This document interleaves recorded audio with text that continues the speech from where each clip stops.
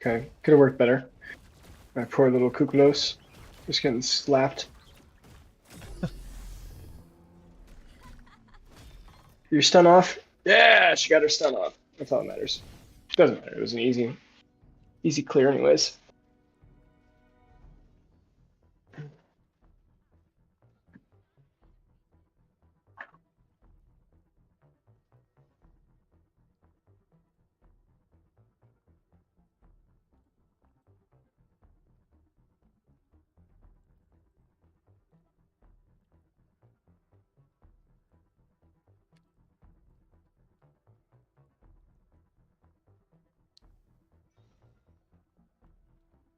I'm still kind of confused whenever I go live on YouTube.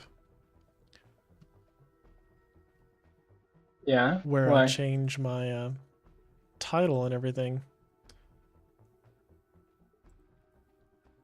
Because I'm using this restream to go live on Twitch and YouTube at the same time. Mm-hmm. But it doesn't exactly update both Twitch and YouTube. I have to Yeah. do it. I think I have to do it manually every time. Okay. It's really weird.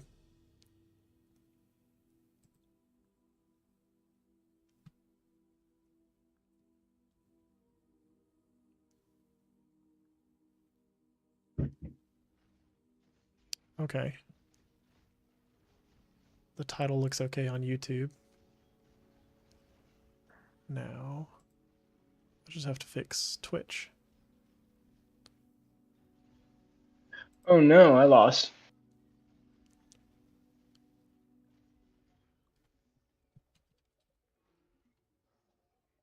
Alright. Sad face. Don't know what I did wrong there. Oh, and I'm not even top 10 anymore. People are climbing. Okay. Well, that's all I wrote there. Okay, out.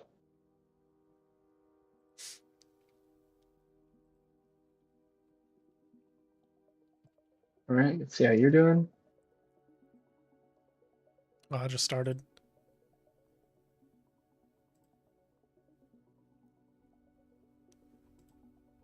Okay.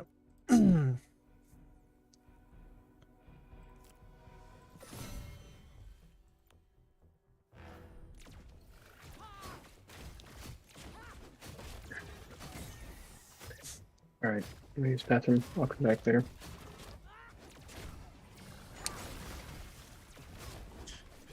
We'll see. Do you ever take your screenshots of your waves so that you can get back to that certain wave, or are you not big on Yeah, that? I mean, yeah, I do it every once in a while. I feel like I'm on a hard grind day. Today was pretty casual though, so Not as big, not as important. yeah, today wasn't a big day. No. If you can like today, I think I understand the cool stuff. Eventually, you're gonna have Titan Ore and Goliath, so you can use Granite to the extreme. And then at one point, you're also going to transition to having Dulef and Sinelf, so you can have 3 invokers. And that's the key to getting past like checkpoints 21 and 20 something else. I think it was 24. So those are pretty cool. Yeah. It's hard to see, but there's like one point where you can't get to the backline access, and there's 2 guys that are in the back corners. And so to get them, So you can get you'll both have to of have them. like, yeah, so you have a dual lift on one side and a sin off on the other, and then that's how you're able to tag both of them. So Okay. it's kind of cool. But yeah, but then I think you actually have to transition back to Kukulos from the sin elf, and I just didn't do that, and that's why I lost on 26. So, anyways, I wish you the best. I'm gonna head off. All right. See you, man. See ya.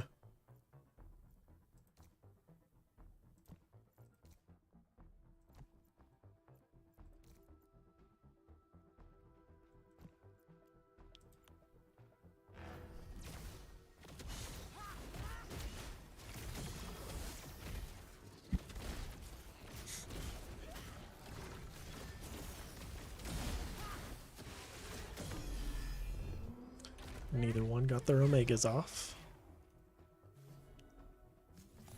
Good there. Now we'll add back in Exxon. Get the water Scion bonus.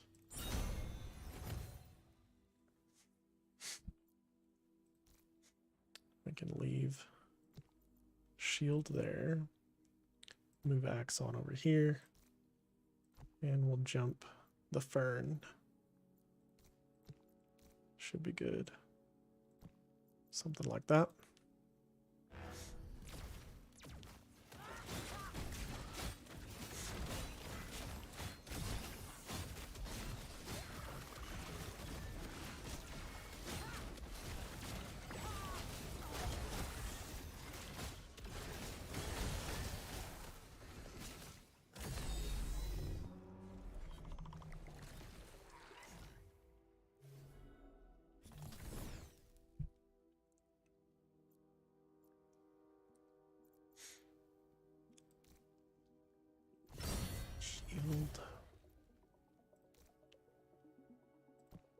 Actually, we're probably going to keep the same setup.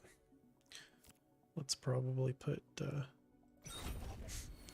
Atlas out there just because.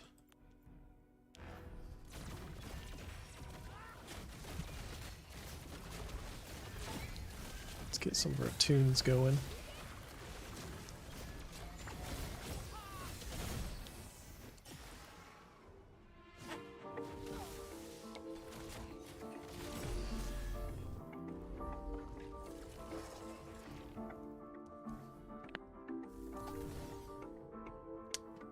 All right.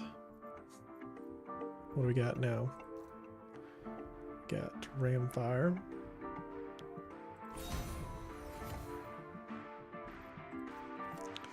Sell him for Riptorus, Kukuraf.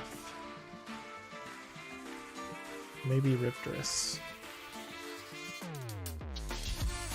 Kukuraf would give me 6 Scion, actually. I like that. We'll do 6 Scion. So we're gonna do Dash on Fernites.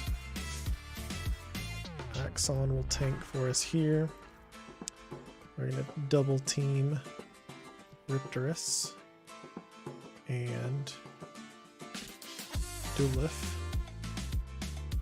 We'll smash that bird. Something like that.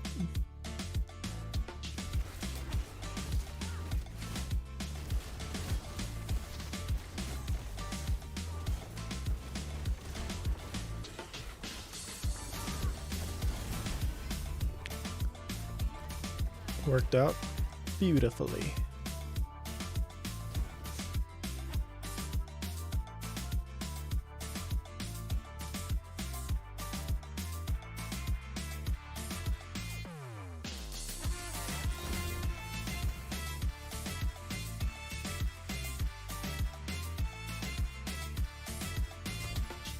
Put another Axon in there just because.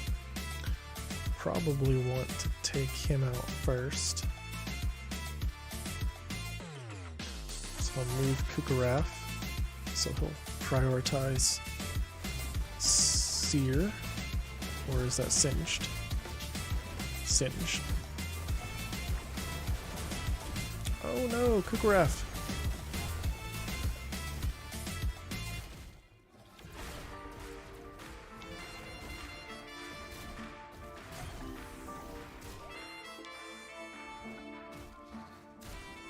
Am I gonna lose? He's about to shield again. No! What the hell? How did Kukuraf die? Like, he wasn't even near anybody. He just, like, exploded. What the hell was that? I know Steam gives off an AoE, but not that much.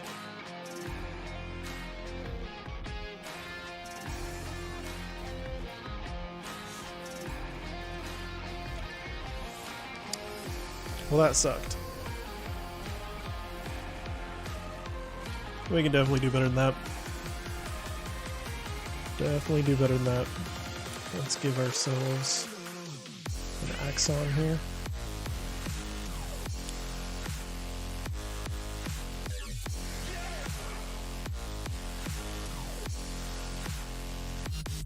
Something like that.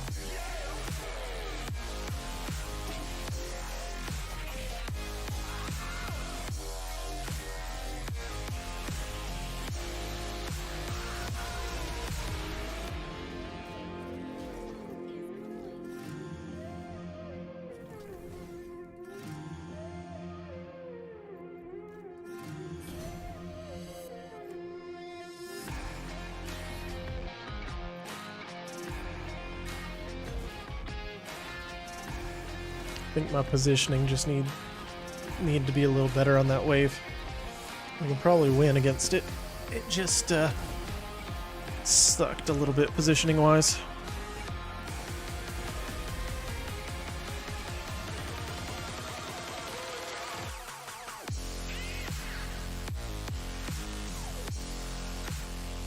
What did we do here? I think I put dash in, jump in.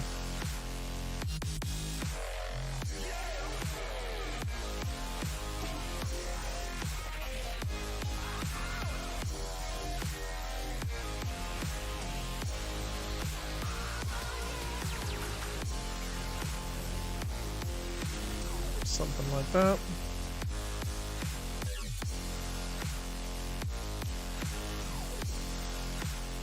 So we got 2 rogues again.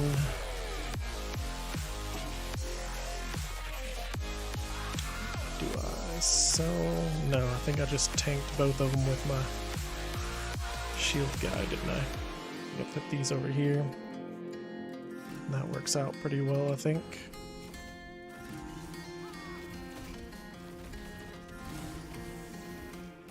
Just like that. Take out Ramfire before he even gets a cast off.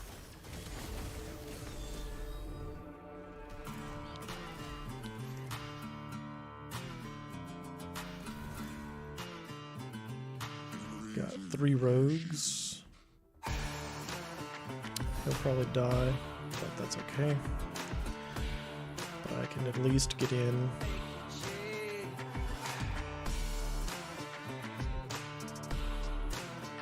Axon.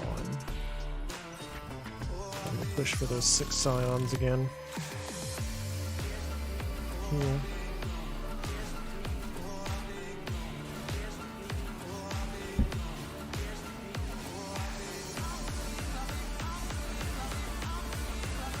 Was it wave 9 that I lost on? I think. I don't think I lost Cephirus last time. We were a little closer, maybe, to Cephirus this time around.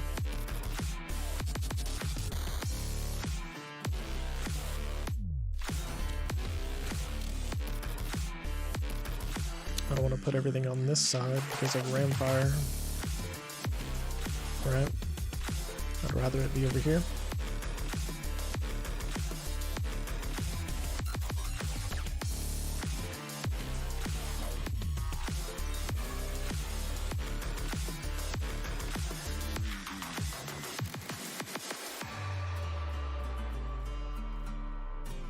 Yeah, something like that.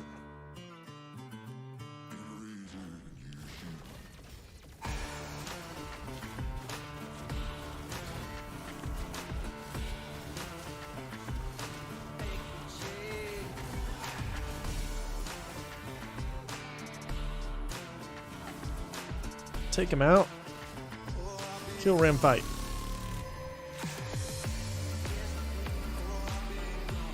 Okay. Now, you want to sell Atlas? Yeah, sell Atlas and get the Kugaraf, right? That was what we did. I think that's what we did.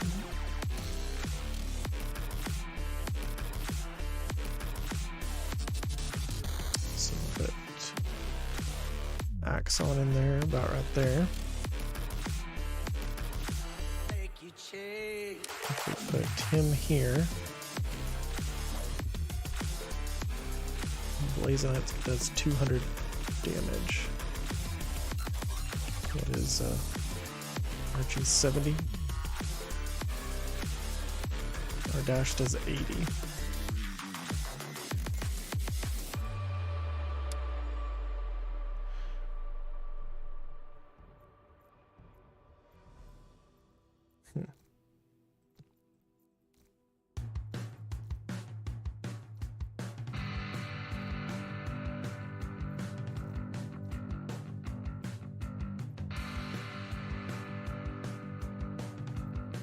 Seafirst is actually pretty weak. He literally only has 1,000 health. Duelif actually has more health, so I'm going to put Duelif on the inside here. I'm going to practice with that positioning. I think we win this one. Pretty sure. I think it's the next wave that I screwed up my positioning on.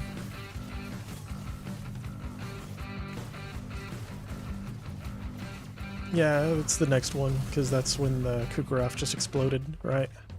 Wave 9. So we got back to wave 9. We'll see. What can we do better here? I think I positioned on the right, but it would be better if we just positioned on the left. I think. Okay, I'm back. How you doing? I screwed up my positioning once. And now I'm back to wave 9, where I screwed up at. Nice. So, okay. I think if I can drag these away a little bit, kill Duelif, and make it over there, we'll be good. Distract them.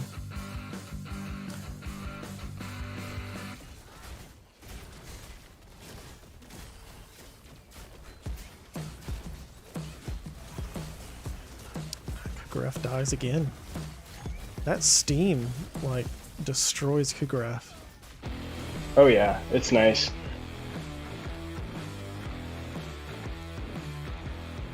Like, both times now, Kukuraf, like, just explodes whenever Umbre, or what is that, the Rake gets off his steam. Yep. It's different. I've never seen it like that, like hit that hard, that fast. Yeah. So one thing you need to be really conscious of is where he lands, it'll actually have the potential to hit 3 other enemies.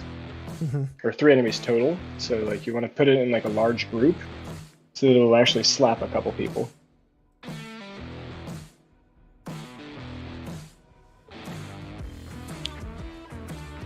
Maybe I do want to jump Duelif, because my Duelif will attack him and Rake will be there to clean him up. And I can probably pull the aggro of all 3 of these. Take out Scoriox real quick.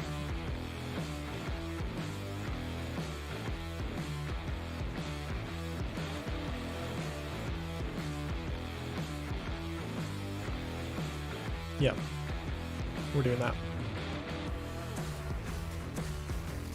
Good.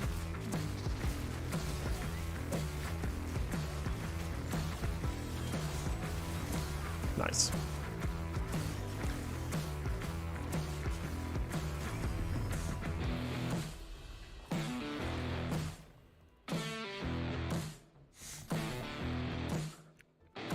So we got 30.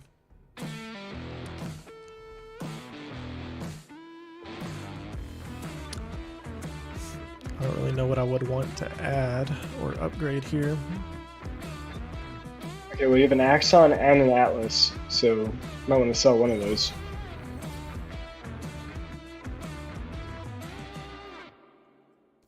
I got 40 from him.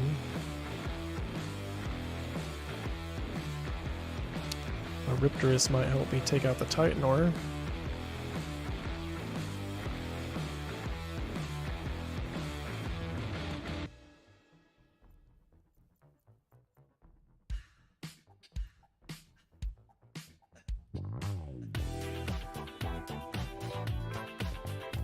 Actually, I like Riptorus. We'll kill the Rampy.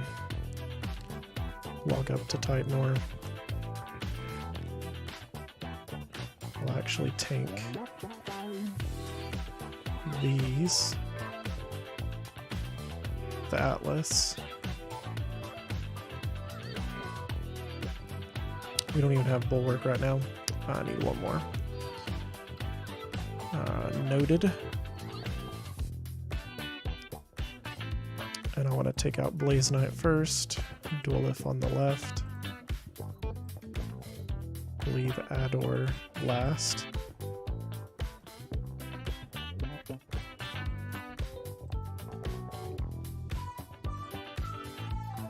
Both of them are ranged, so it doesn't really matter how far he is away. I'm gonna move him closer.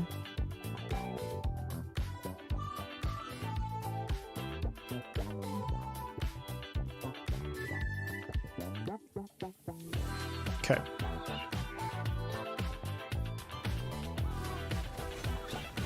And of course, Riptorus just walks away. I needed to put him further in the corner. Does Duelif die? Yep.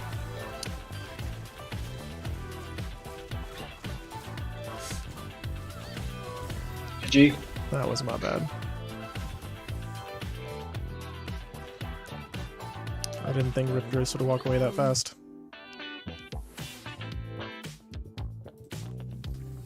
Oh shit.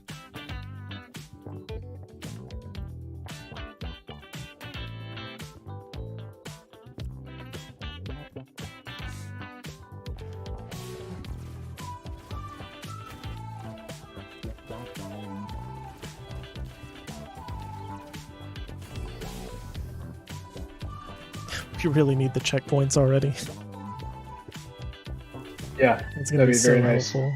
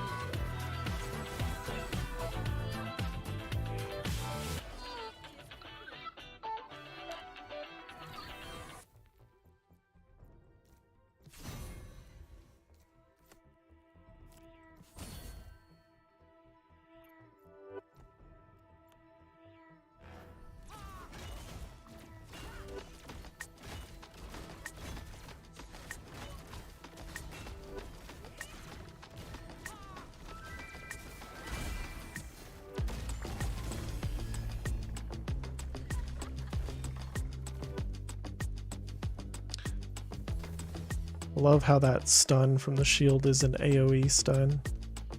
Mm-hmm. It's definitely fun to play with.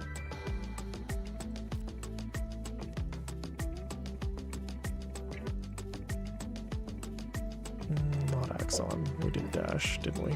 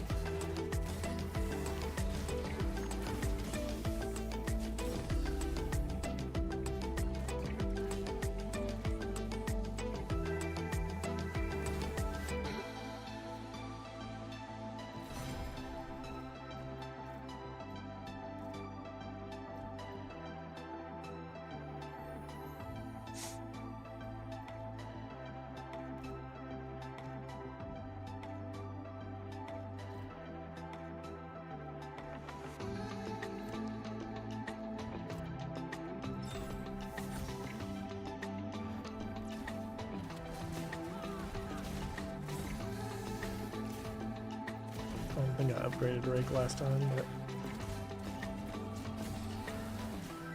I'll probably jump that wave with the extra 25 mastery points just sitting there.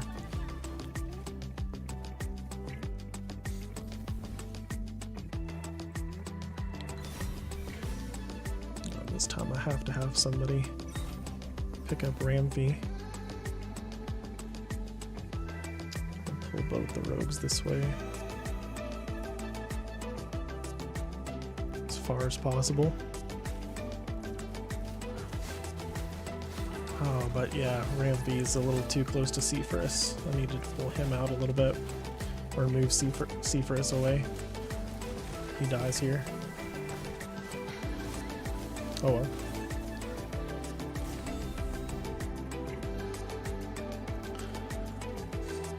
I forget Seaforus has only 1,000 health. Kinda sucks. Does lead to death very often.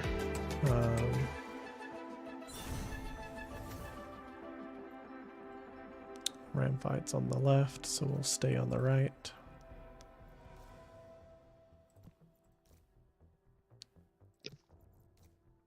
Move him in the corner maybe a bit more. Protect him with dual F. Make sure we pick up dash. Actually, I could upgrade him. Upgrade to...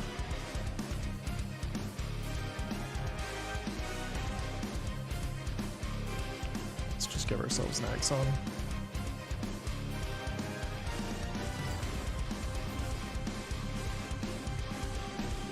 Should be good. There we go.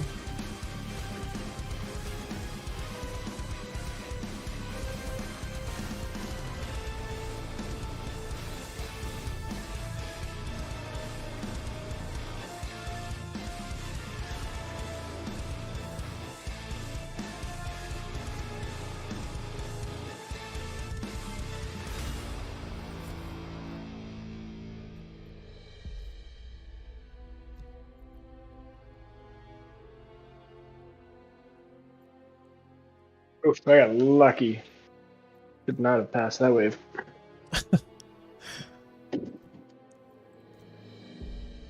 And I knew it was jacked up too, because I'm missing a key unit right now.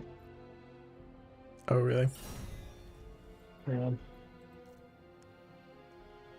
Let's put dual F here.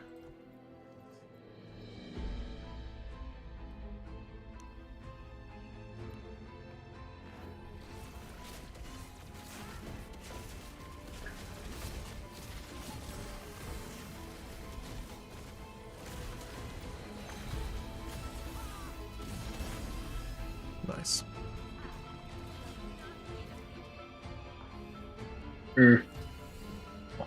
That's not great.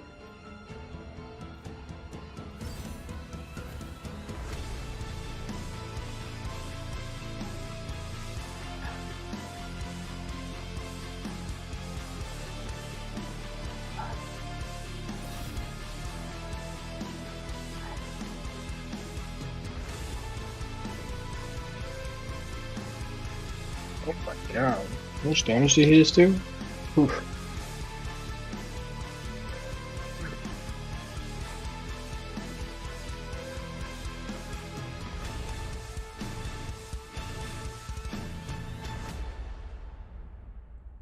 I think I can get Umbre and the Singed here.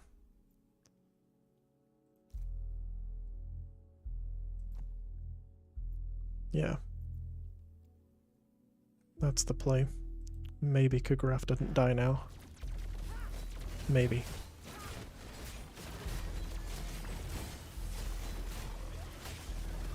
Nice.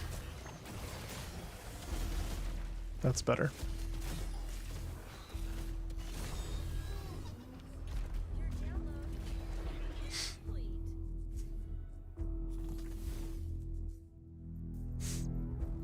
Is this the one that I messed up? No, this I messed up with the Ram V positioning. That's what's the next wave, I think. This one should be good.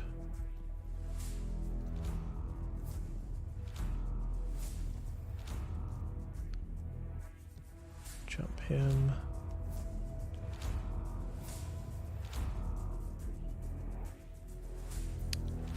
I do have the Atlas. We'll play that the same way.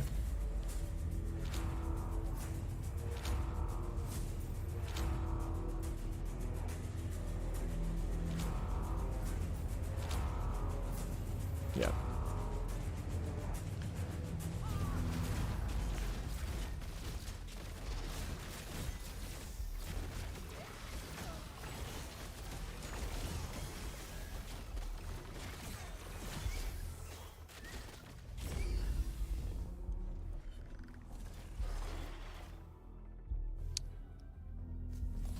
Alright, wave 12. This is the one that I screwed up my positioning on.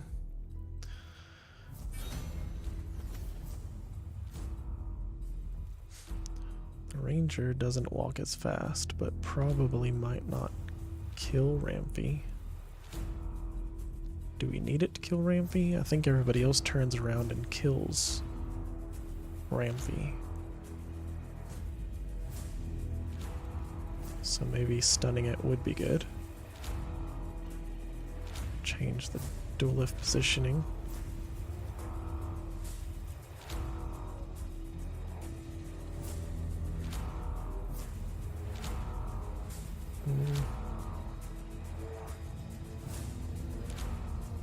Let's put Atlas there instead.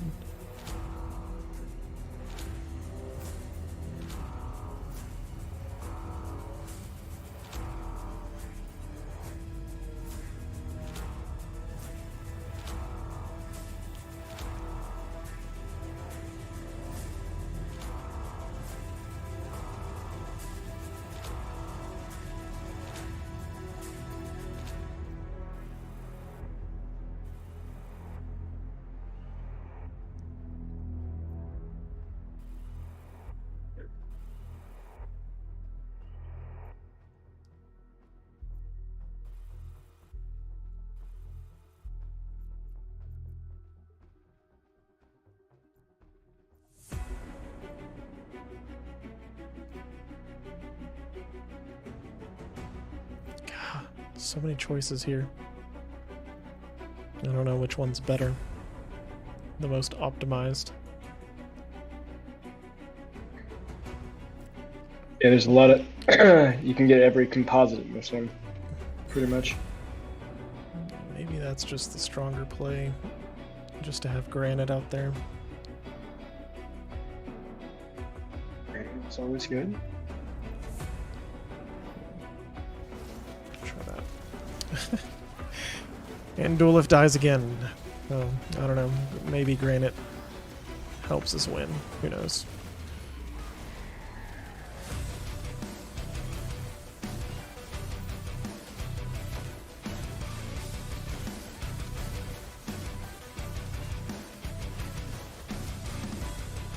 Probably not. They have too many heals.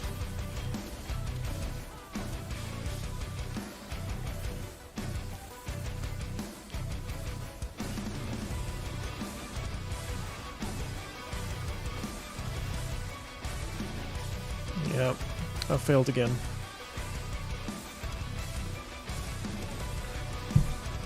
I don't know. I suck at this game. Watch other people play. Like, feel free to watch my stream, and I can tell you more of like how it position it, and you can learn how to play there.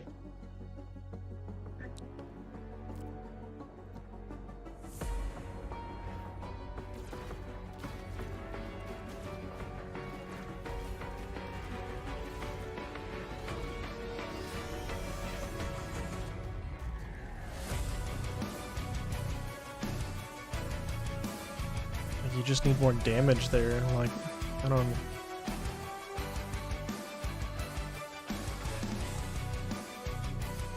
Are you watching me, or did you lose another wave? Yeah. Or restarting? I have to start over.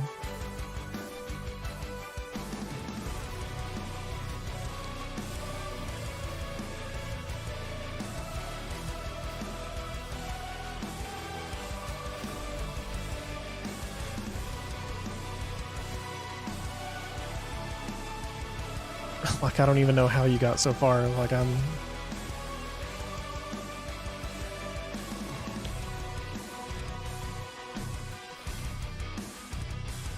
I don't understand how I didn't have enough damage to kill some of the healers on that wave. Blaze Knight should have died, but didn't. Well, I mean, Duelif died. Rampy fucking kills me every time because I can't pick him up with any of my backliners. So, I just have to fucking pick up the Rampy.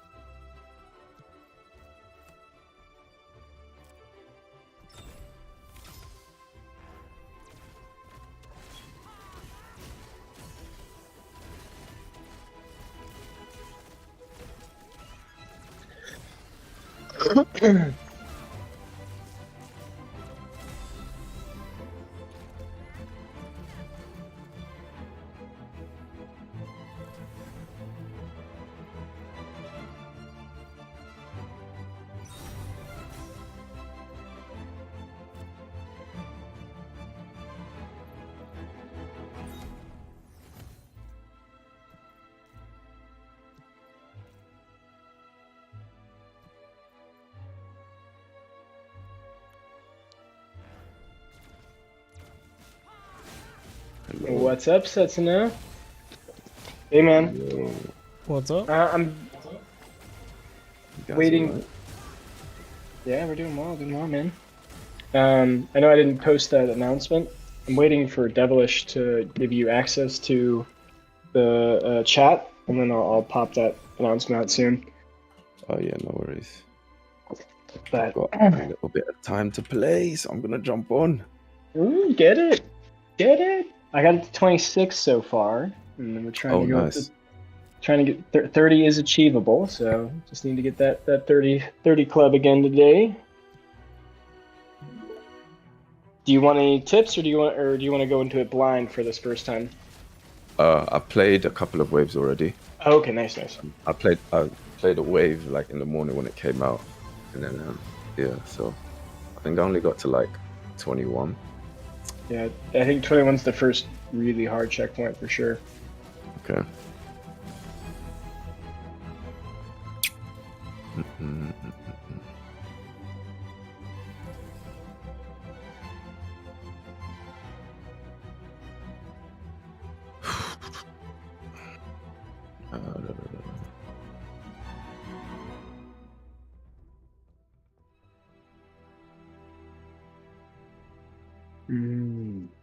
I remember now. Definitely positioned here. Yeah. Let me slap that Scoriox right there.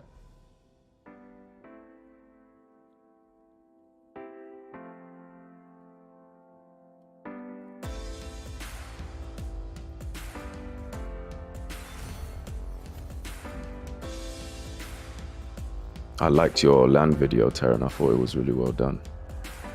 Thank you. Appreciate it. Yeah. Yeah, a lot of effort into those land videos, man. Not sure I win anything for it, but yeah, I think that'll be a good one in my channel for like a good year or two. It's gonna stay relevant for quite a while. Yeah. Perfect. That's how I wanted it to go. Beyblade.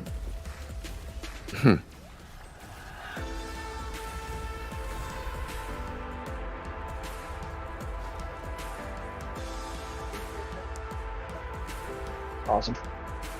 All right, wave 20.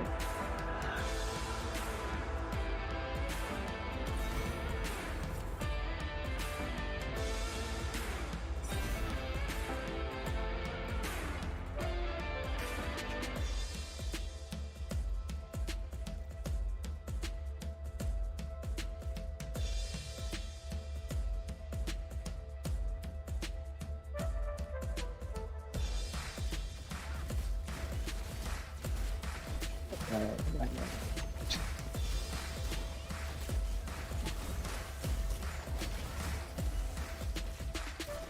I think they nerfed Seer. Really? Like, he just gets shredded by Rose. Really quickly. Like, I haven't been able to get him to Beyblade very well in the back line. I don't know what it is, but he's definitely struggling to do his job back there. Depends on what rogues. Yeah. A Ramfire, a Ramfight, and an Umber will kill him very quickly.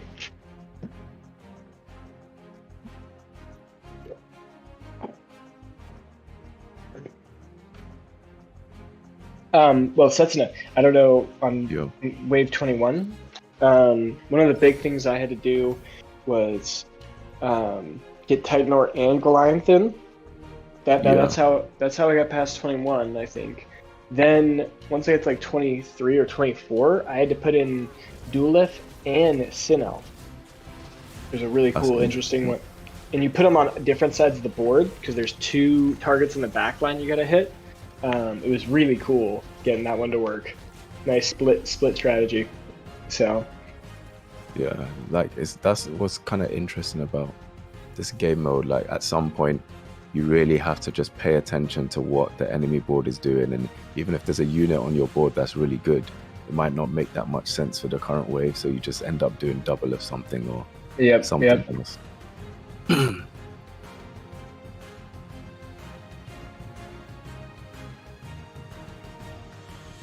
lot of rogues. A lot of daddy rogues.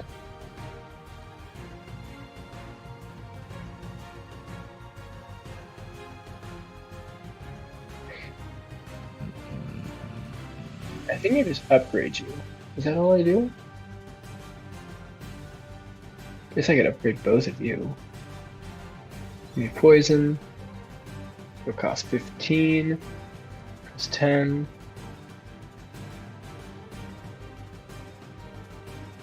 Nah, we're gonna upgrade you. Nuke him with Umba.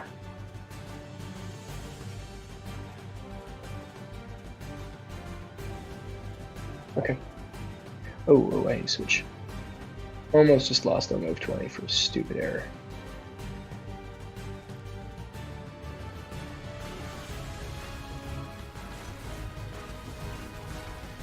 Finally, I picked up the Ram theme, but I don't know if it helps any.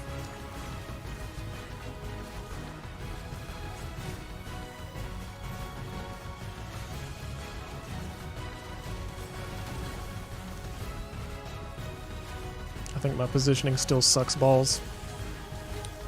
I lose the same damn wave every time. I don't know what to fucking do. What wave? 11. Oh, he got nuked. He got absolutely nuked. Okay.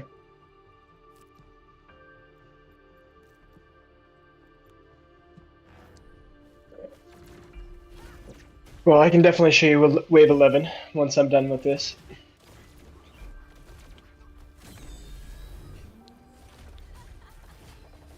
I don't know. It looks very beatable, and I feel like what I have on the board should fucking beat it, but I lose every damn time, so I'm obviously dumb, so.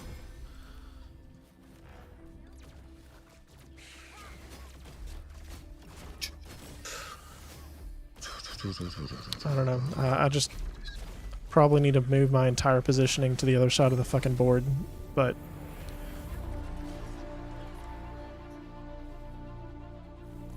this thing That dies happens. instantly.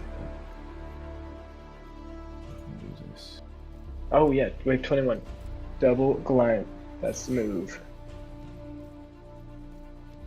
Oh, I keep you. What did I just do? I might have just lost everything by doing that. Fucking idiot. 40. Tell you. Okay. That was stupid. Almost just lost. Alright, cool. Okay. I remember. We did half of last.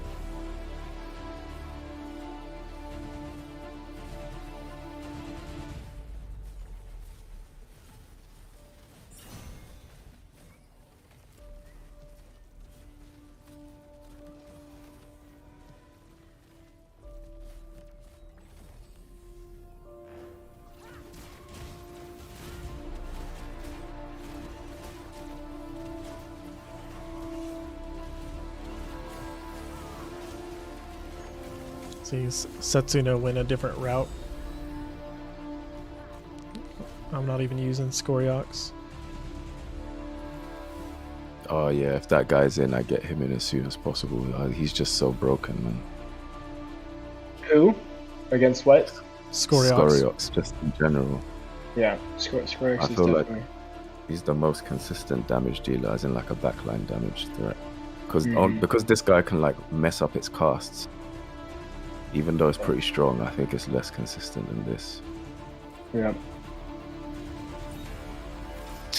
Go. What does this wave look like?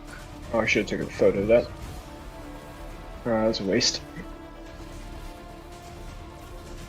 Oh, you're on 21. Beyblade, Beyblade. Beyblade, Beyblade. Okay, that worked okay. Oh, interesting. You've only gone with one rogue. Yeah, I never touch Vermilion. But I think I lose because I didn't kill this Umber, and he is going to hurt my freaking Thinking maybe people. Umber Rake. You gotta kill the Umber. The Umber is the only one, and he just didn't die. At the beginning, my shield bearer like walked forward instead of stunning him. Fuck me. Fuck. I feel like it's definitely like a tricky wave though, for sure. Oh, it is. It is. So frustrating that I had that one. Like literally, the Umber had like 2 HP. Okay. All right.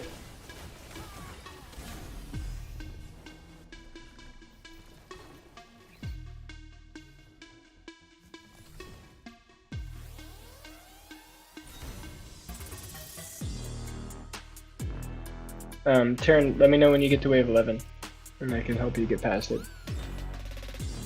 Alright. And Stetson is doing wave 11 now, so you could look at it, what he had after the fight. No, I didn't get thingy to stun the Blaze Knight. It's full HP. That's not good.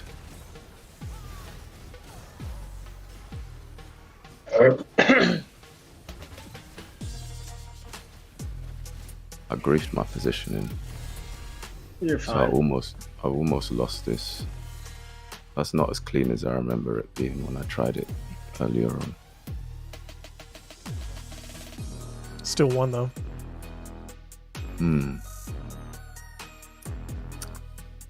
So you just had the damage, and your damage dealers were protected.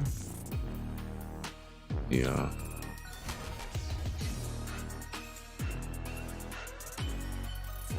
Need to get you here. What's this here? You can go here. I guess I could run this. And that. Then maybe I'll do this instead.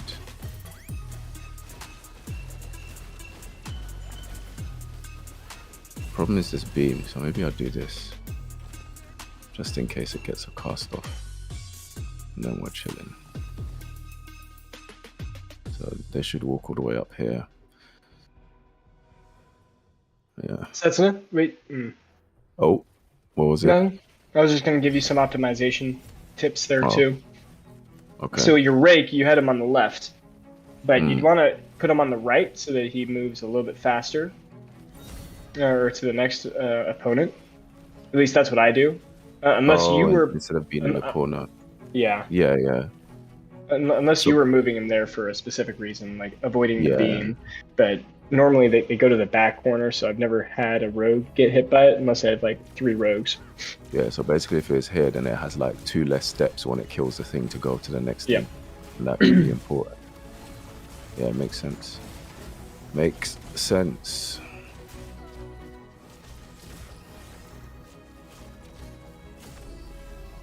Those will block that for me. We got an Umber here. I can like catch this guy like this maybe, but this will probably die.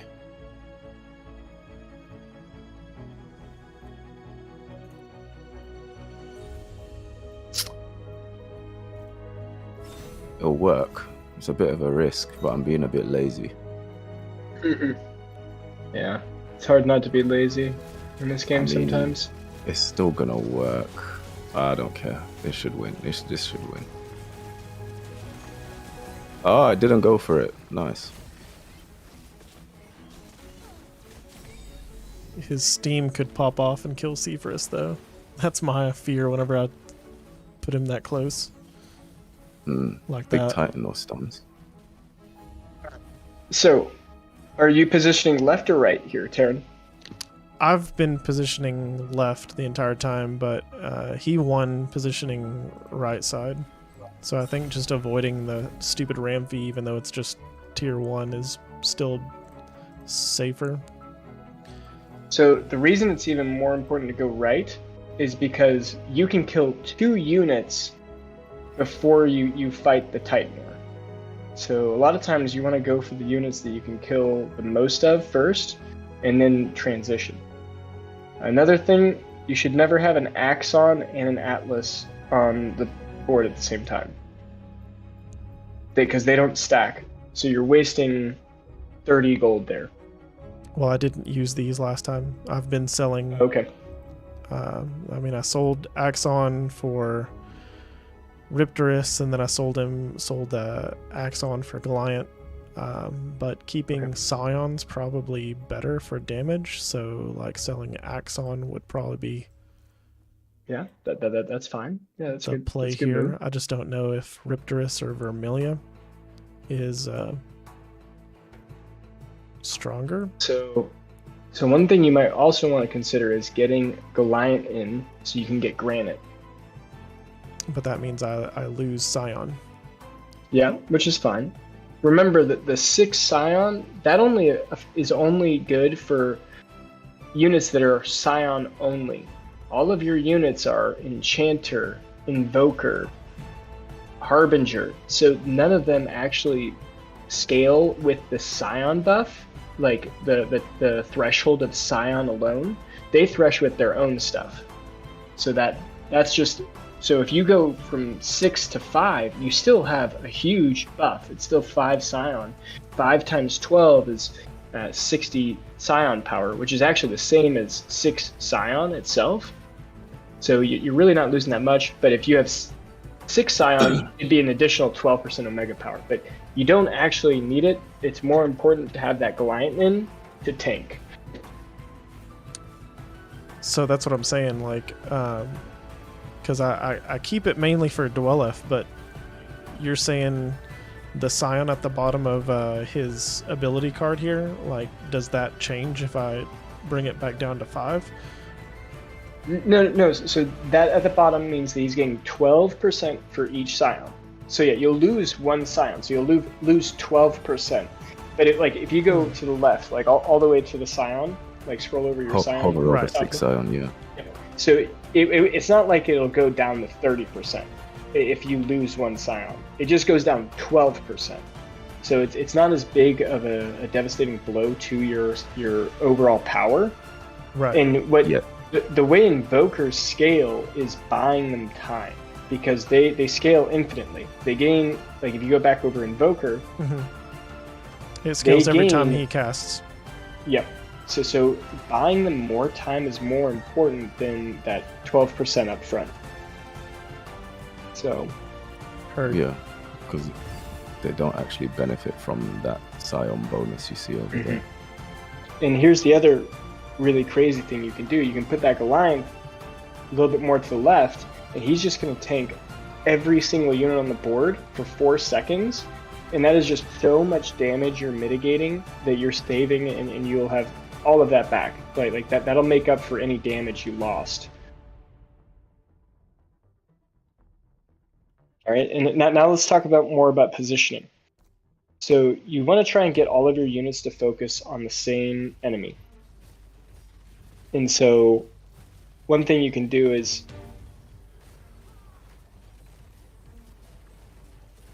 Yeah, so your Atlas, what is your Atlas doing over there? He's going to distract Ramvi. He's also going to pick up the other Atlas, and that'll be 2 units on him that damage is actually hitting. So instead, you could actually shift your Goliath more to the left and just let him tank all of those units. Maybe not all the way. There's just like left of the Arcos. Yep. And then I put your Atlas back up to the right of the Goliath, and waste that ram feed like all the way up front to the front line right of the Goliath.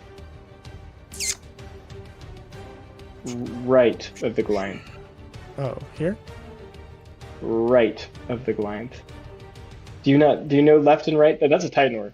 Yeah, okay. So there we go. Yeah, I'm sorry. I'm focused on the enemy. I'm not focused on mine. Okay, Sorry. Gotcha. So and I would shift the Axon even a little bit more to the right so the Arcos doesn't attack it.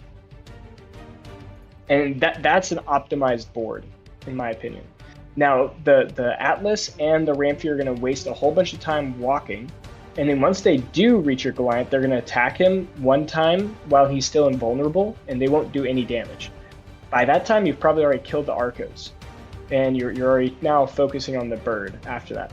So that's how you can really focus on it. I'd also shift your Duelith closer. There's no reason to have it that far back, because then you'll actually have to walk forward eventually to get in range, and so this will save you a couple steps of it having to walk further. And there you go. That if you press play, I can guarantee that this will win. And this isn't even my build. I never have Kugaraf in. Atlas I rarely have in. But you see how your Goliath is still holding everything? He also got a stun off. You might not even lose a single unit here. Yeah. So honestly, your board is actually better than mine because that Kugaraf gives a huge shield, so literally you didn't lose a single unit. Do you see how powerful Granite is? If you can get everyone to focus on the Granite, it saves a shit ton of damage. Yeah, it's really important to make those little minor adjustments to try and get as many people wasting their first few auto attacks on the Granite unit, for sure.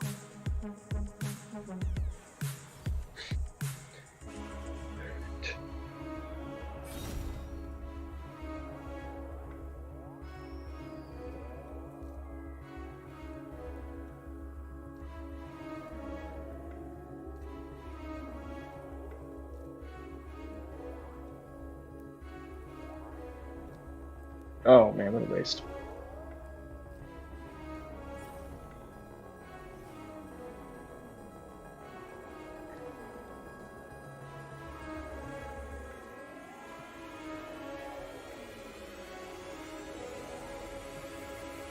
I also just noticed your Twitch stream, Terran. Are you streaming right now? Yeah.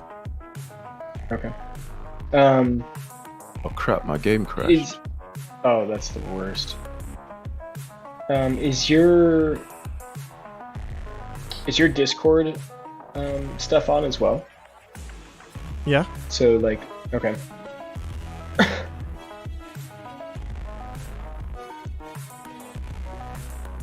Just wondering. That's annoying. That's super annoying. I'm sorry, Setsunu. How far were you? What wave were you on? 18 or 19. Oh god, that's brutal. That's like actually brutal. On these days where it gets to wave 30, it's like, it's so painful. There's just so much you have to recover and redo.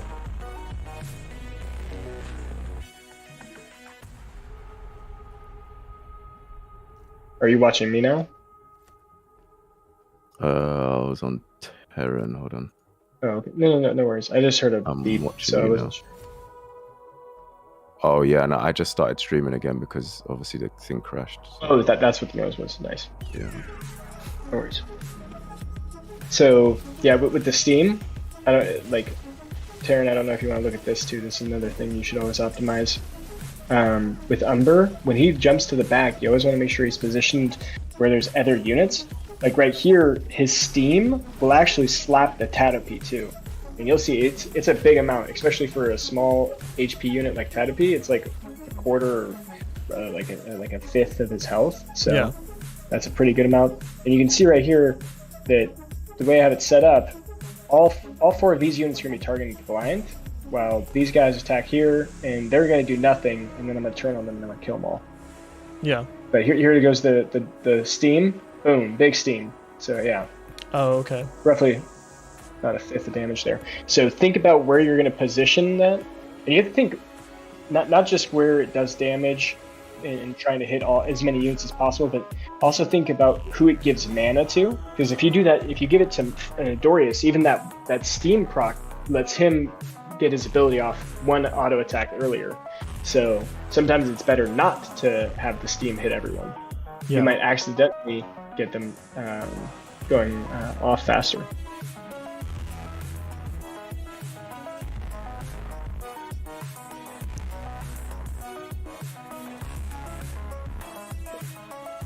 But if you're still watching me, I'm not always optimizing because these earlier waves, I don't try to optimize too much. Lazy. Yeah. Yeah.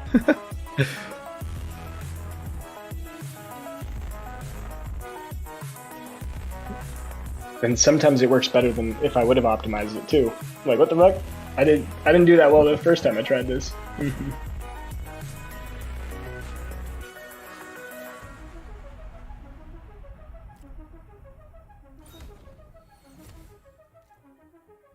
I'm gonna play with Kukrath on wave 11 though, because you showed me that worked a lot better. Didn't lose a single unit there. You're welcome. I love Kukrath.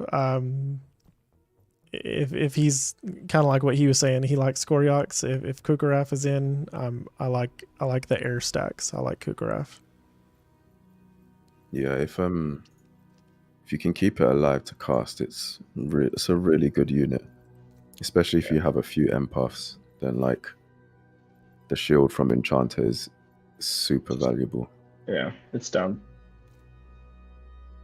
And it also works really well with Scion type units. Yep. Because it Once you increases their get the activation and give the AP, the Omega power. AP, baby. We've been playing way too much League, huh?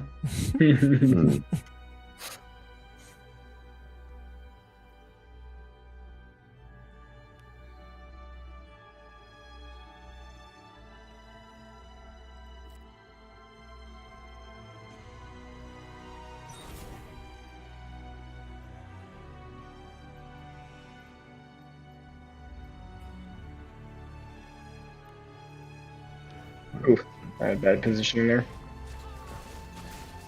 What do we have here? I might honestly lose. Oh, I got lucky. I didn't get lucky. Just Umber. Fucking Umber smacks. I love Umber. Yep. Umber is my favorite unit. That's why he's my Twitter unit. Your Twitter unit? I think he's so amazing, man. Honestly. My favorite part is when he ults and on a single target unit, like an Adorius that's left over, it'll actually proc 3 times, and that's just 1500 damage, just boom. If not more, because of Scion stacks.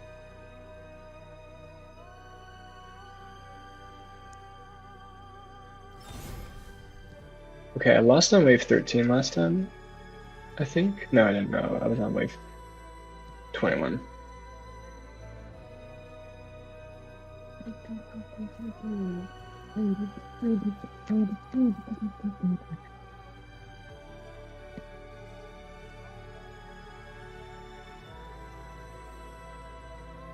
Where are you now? Like 13?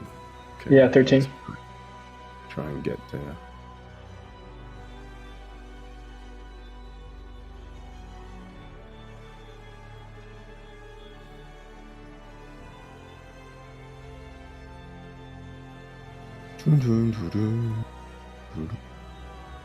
It's fine.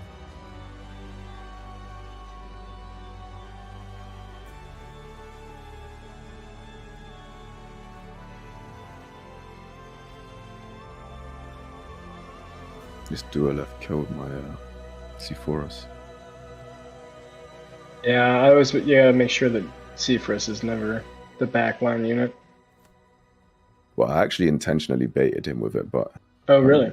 I didn't expect it to fully outright kill it. I think maybe Umber casted on it at the same time. Yeah, because I'd rather C4S take the damage than Skoriox. I want to keep Skoriox alive the whole time. Because he can like 1v3, 1v like because of Magma, if he ults and people like wrap around him, he can just kill everything if they're low HP. Yeah, I guess I value the invokers in this comp. Generally, I'd say that's a good rule of thumb, but because today invokers. Oh yeah, generally for sure. To get the stacks going. Yeah, I'm not playing invoker at the moment. Okay. As in 2, I'm just playing the 1.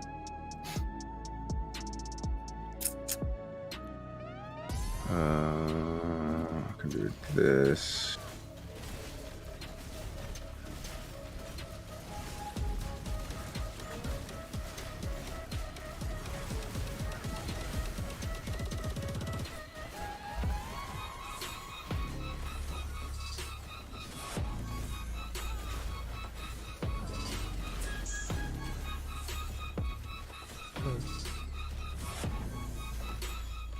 Shit. I still didn't target this. Interesting.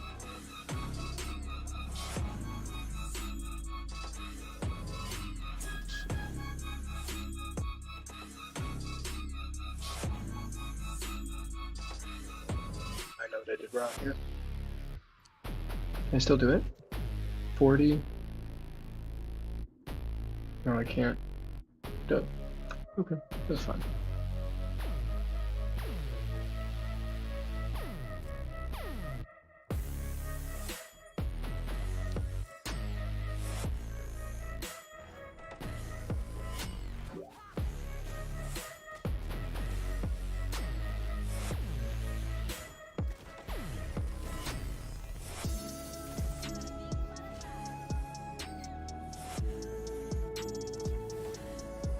Probably better than what I did last time. Something like this. Didn't get it off.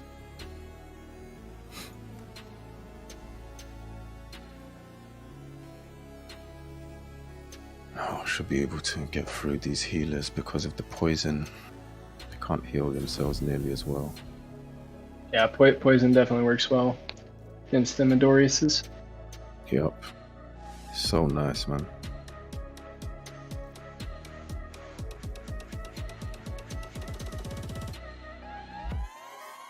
Okay, I need Daddy Skoryatzen, because I don't have him, and I feel weak without him. I'm trying Skoryox instead of Duelif this time.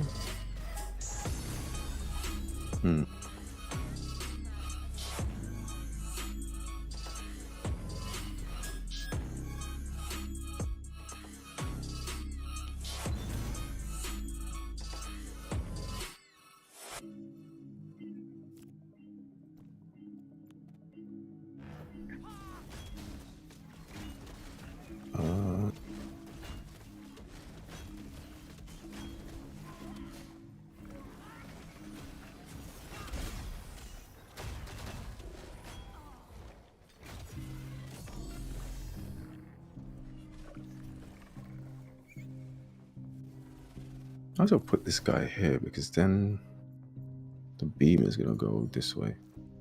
Yeah.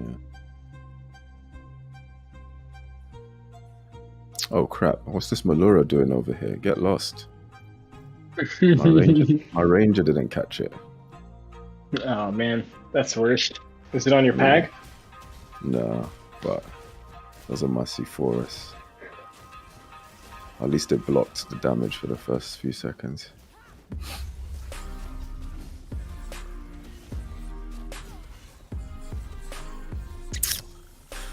Oh, this was that wave where I was being lazy in it, but it worked out.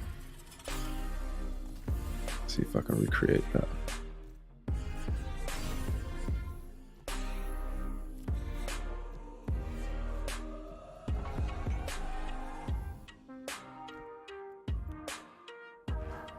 You go over here.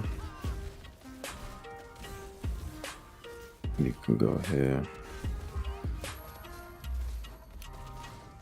70.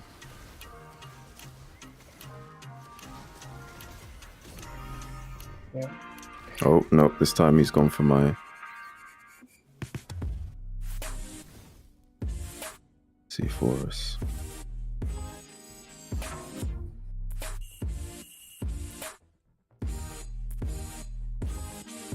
Might have been better though, because his Titan didn't stun my clump this time.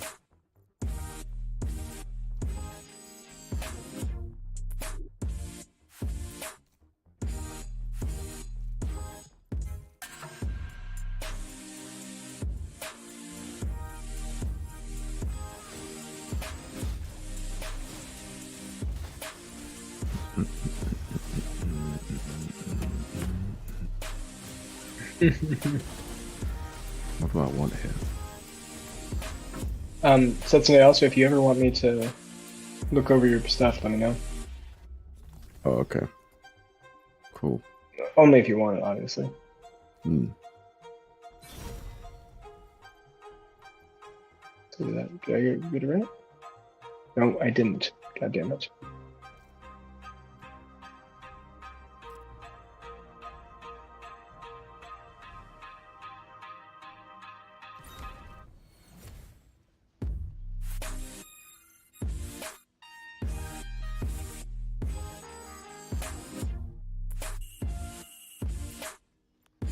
$184 Omega power. Let's go. How much damage did that do? 300. How many projectiles? 5. 300 times. Yeah. See, for us to be doing 3,000 damage at the end of that. That's nice.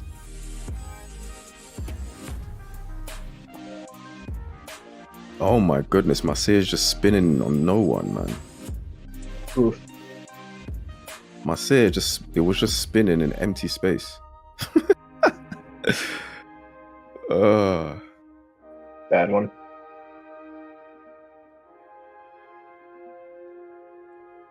Asterios is so broken, man. We got in What here. is that damage, bro? Positivity, how we doing?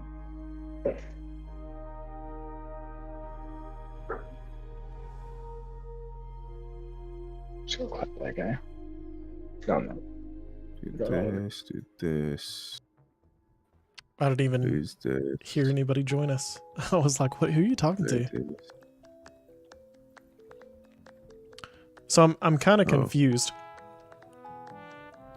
Yeah? I see the attack speed on Scoriox increase as the battle draws out, but how exactly does that work? I mean, is it increasing every time he uses his ability, just like Duelif? Yeah. So if you look at his ability, that's just that's a base speed. But I also think that Arcanite, they get a speed buff as they reach hyper too. So they slowly gain speed. I know that's how Ramfire works. I just don't know how the Arcanite hyper works exactly.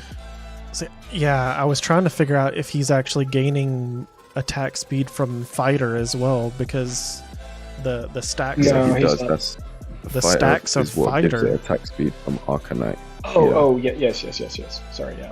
So the second half of the Arcanite passive, he gains attack speed based off of his max energy. Max energy. Once it casts.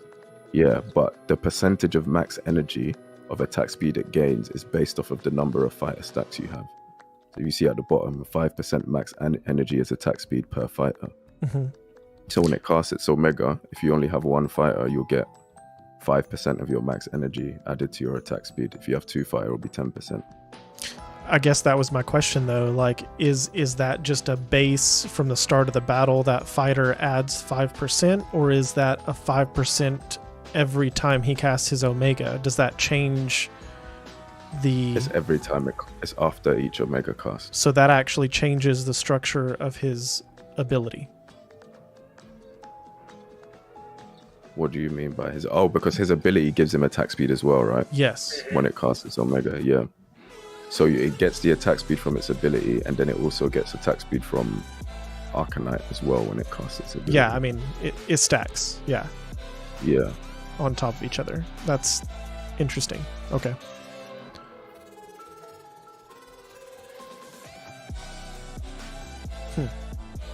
Wow. I didn't think I realized that before. That changes the whole dynamic around him.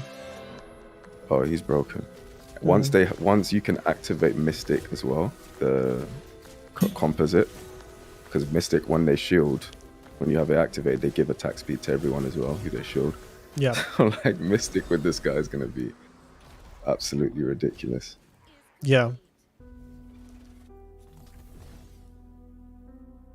Is this fine? I think this is fine. Yes. We don't even have many Mystic Illuvials right now, do we? No, it's just Adorius. It's the only one. Wow.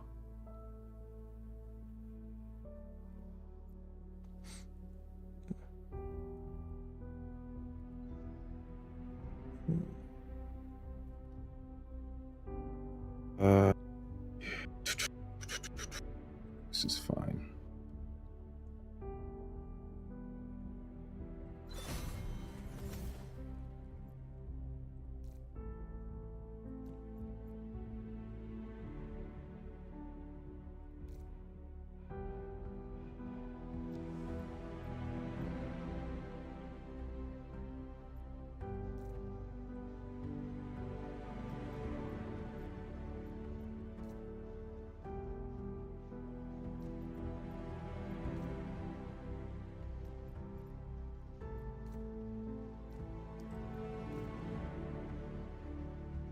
Ugh.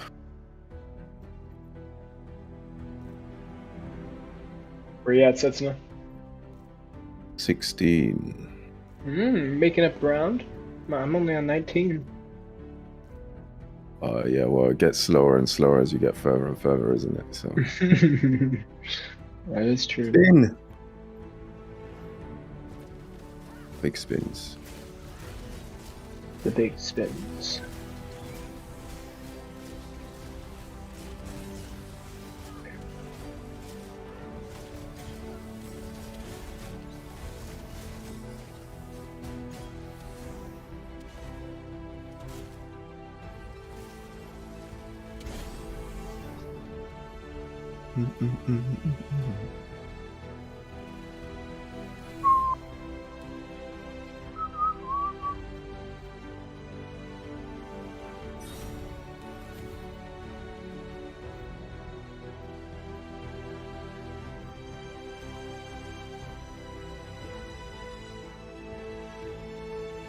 I don't really want Duelef here because I don't want it to beam this Adorius. It would actually just grief me.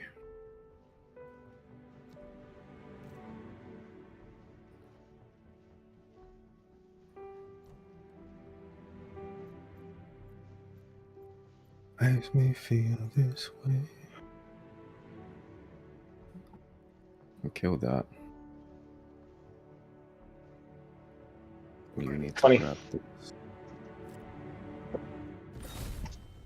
Alright, I need to get a screenshot this time. I'm tired of losing on the stupid waves.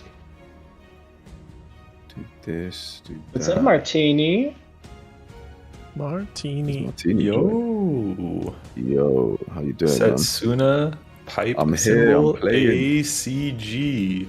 Oh, yeah, it hasn't been announced, but you might see him in our chat coming very soon to a store near you. And drop this guy. How much is this? This gives me what, 75? I posted in wave screenshot if anybody wants to cheat. I don't want to cheat. I don't need your help. Where are wave screenshots? Or do you have like a secret chat that I'm not a part of? What is this? Oh shit, I wasn't supposed to say anything. Shh. Forget I said that. Damn you. We do have a pro chat for the Um, Illuvium pros. Oh, okay. I'm not pro enough for you. I see how it is. So I'm sorry, Terran. Oh no, he's gonna kill one of my units! Maxia died. How dare you? What do I do here? Oh, what do we have here? I don't think I need this anymore. I think we got this and complete this.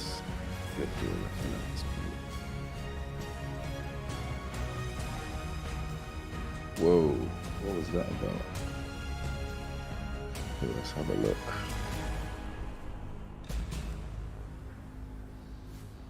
I can kill that, kill this. Focus that. Go like this, this. So it's a lot of damage. But I should actually keep these guys around here so that this guy will end up stunning this way.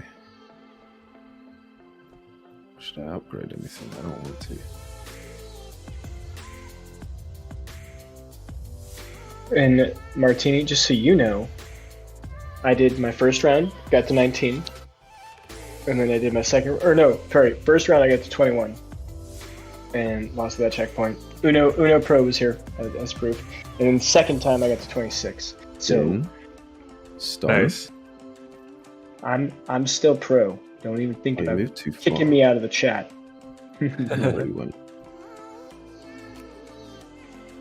Oh, I normally do this. Yes, I think that's the move. And I do this. Lock you in, Seer. You don't move. Okay, boom. I love this deck so much, by the way. I know, I love this deck too. All the composites. Oh, it yeah, feels so all the good. composites feel so good. I realized after the fact, the end board is like every unit is a composite, like an active composite. It's so good. Yeah. Dude, Seer gets shredded by rogues though. It's like silly. Like he dies so fast lately. I don't know why. But even with 5 bulwark and 6 earth, He needs a buddy. he needs a buddy. He needs a ranger buddy. He needs a ranger it's the buddy. same kind of idea behind the axolotl line as well. Like the earlier ones are tankier than the late ones. The late ones become bruisers, and the earlier ones are tanks, and they both scale.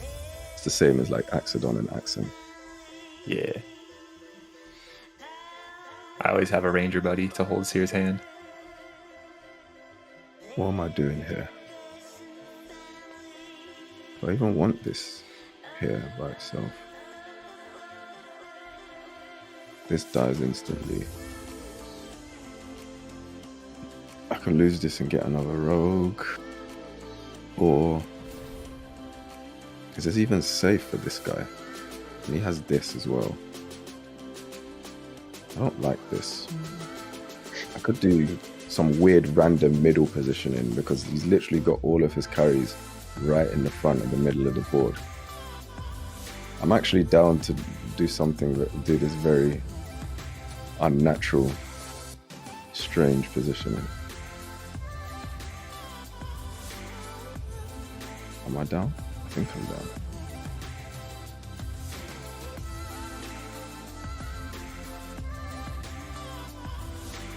Okay. Vermirator. Water Fighter. Empath. I don't really want to upgrade this guy because I want more tankiness. So that's what I did. What did I? Something feels off. Something feels wrong. Feels horribly wrong. Just run it. No, we're not just running If it. I get punished, I don't care.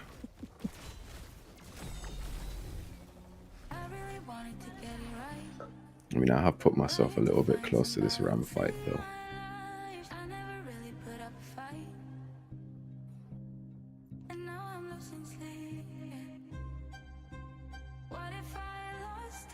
I believe this is how it goes. I believe this is how it goes. Maybe I. That was I just hit for weird. 1,000. Wait, what'd you say? Scoriox with 6 scions is ridiculous. He just hit for 1,000 on Blazonite with 1 hit. Yep.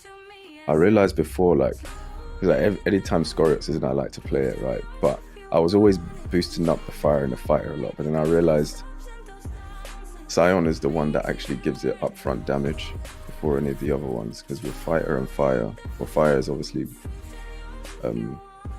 was it multiple? Is it on Fire is splash damage, right? Yeah. And then How does magma benefit from fire? Max energy is damage on. Yes, only when they ult. Right? Molten ground under them. Yeah. So like earth makes him tankier after casting. Good result. Fire makes him do damage. And then fighter gives attack speed when it's as well. So it's all like ult based, but the actual Scion Scion is actually the most important for his damage, yeah. gives it upfront attack damage, Yep. which is nice. Oh, I lose. I lose bad here. What the fuck do I keep doing wrong on 21? I'm one wave away from there now. Ah, what the fuck? I think this is a upgrade to Titan or angle on this wave. I don't need this anymore. I'm gonna upgrade to Titan and play something else as well. I think 21 is the first hard wave, Yeah. and 26 is the next one after the next Play hard one. Cooker After list, that. as long as Actually, it I think costs. it's 24. 24 is kind of hard too, but 26 is like extra. Is What do I 24? kill? I guess I can kill this. Is 24 the one where you throw in the Sin Elf also? What the? I think I tried with Sinelf. No, I tried with Sinelf earlier. Scoriox No, I was think halfway Ray- across Ray. the board and just somehow imploded. Oh no, I use Rake over Sinelf.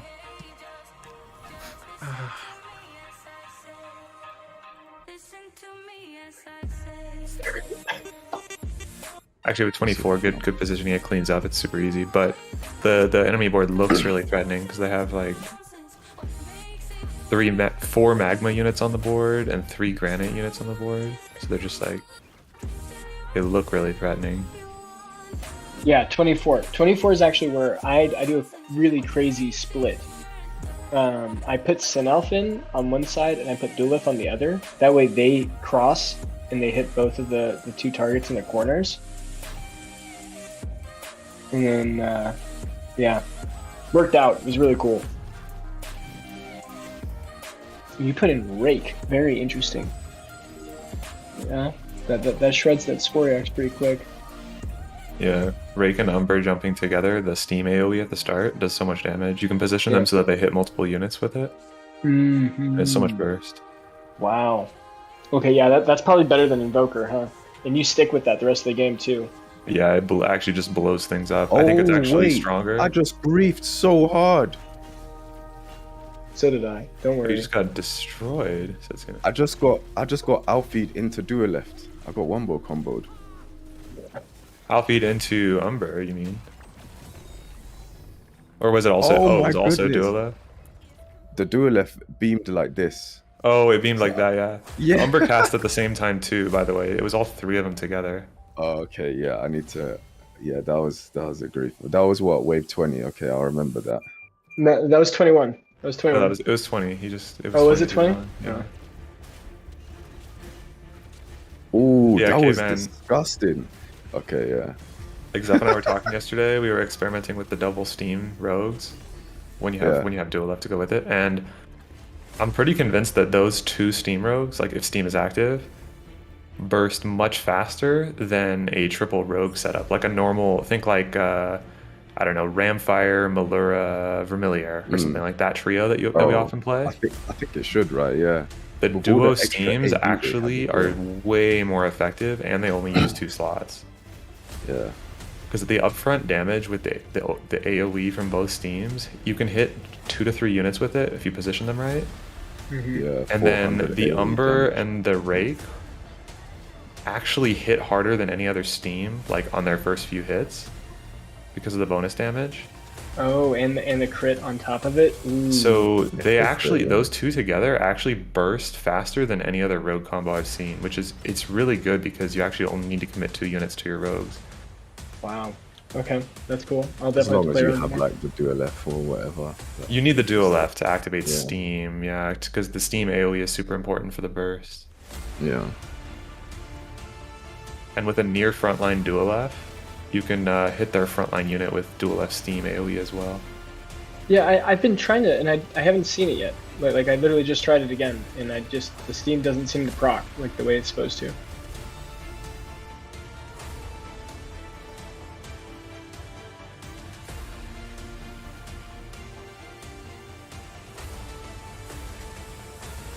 Oh, why did I grief like that,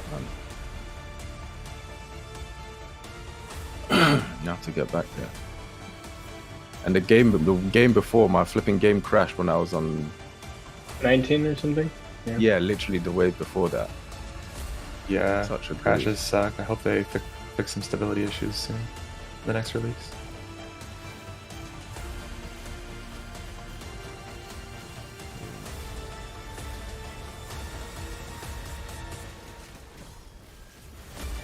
Oh, I wonder if there was a new champion teaser for LLR today.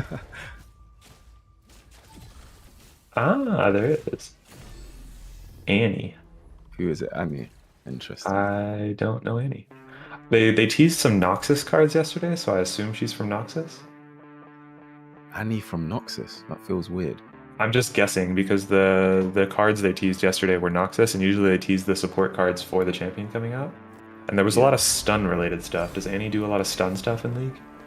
She can. Yeah, she has it's like her core thing. After 4 spells, or on her 4th spell, her next spell card stuns.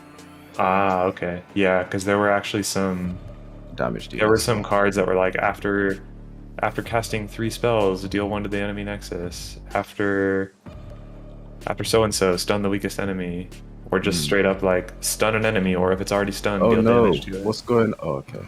These were the support cards, so that makes sense. Yeah. There were no enemies on the board. I was like, what's going on here?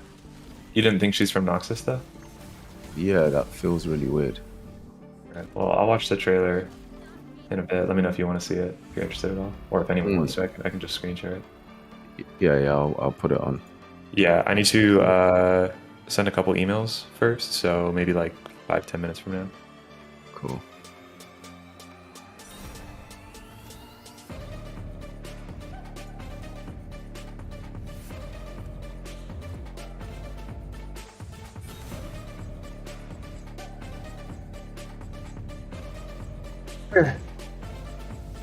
Oh yeah, I'm loving this double steam. Dude, I'm opening with this. It's popping pretty nice, dude. I'm opening with this. It's like actually dumb, like how successful it is. And then because of Umber, even if the number of units goes down, now you're basically getting 5 Omega attacks on 1 unit towards the end. Just deletes people. Hmm.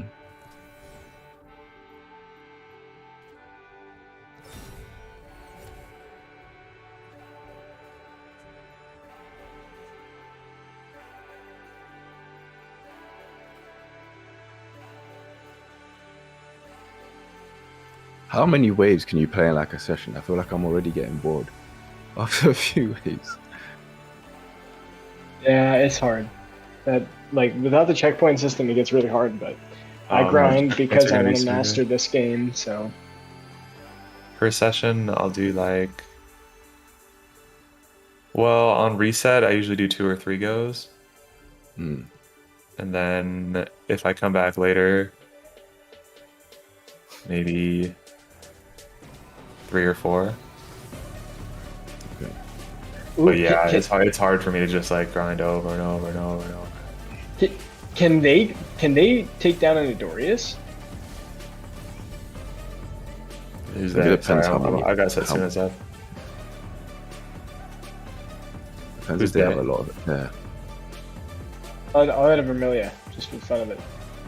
Oh wait, are you talking about the rogues? Yeah, Oh, I don't know. The double steam. yeah. I'm not sure. I never tried. I mean, Testing. I positioned so that Dorius got clipped by the steam, so he took some damage, but I never started. I never started on a Dorius. Oh, Got him. success. Yeah. Yep. I might lose because of this, but He never Get right. never cast. I'll pull up multi-stream so I can see both you guys. oh yeah, we win. We win. Okay, that's cool. You can do that on wave 11. That's pretty interesting. Yeah, when you position the double steam rogues, try pushing them both a little instead of having them say like surround the unit like one on each side. You can put them both slightly on one side of the unit so they both hop on the same side. Based on where you want the steam AoE to hit. So like if there's an important target to the right of the unit or like down into the right of the unit, you can position both of them slightly on the right side so that they clip the important unit with the AoE. Yep. Nice.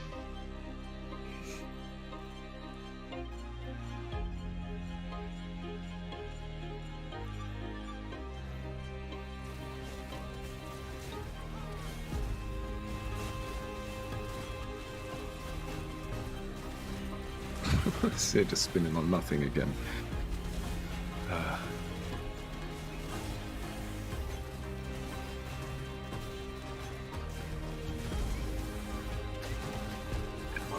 Just gone. I love it.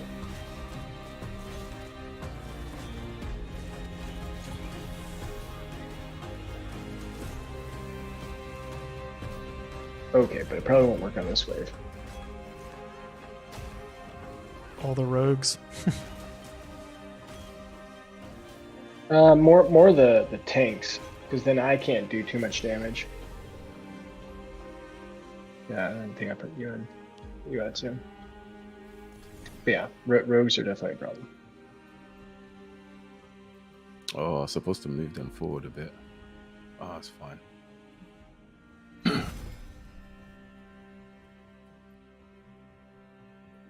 I need to move this back a bit. I keep forgetting.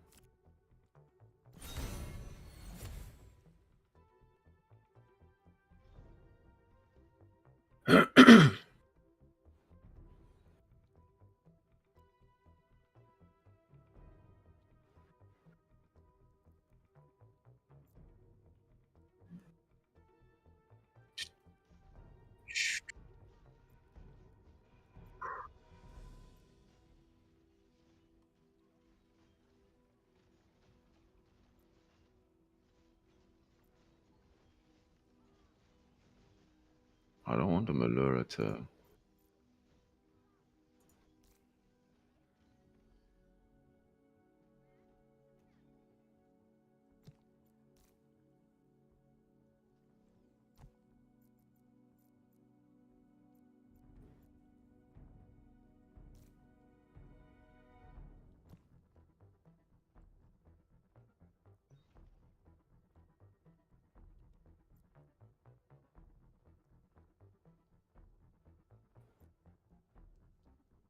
RC4 is just losing its casts, man. It's really annoying. My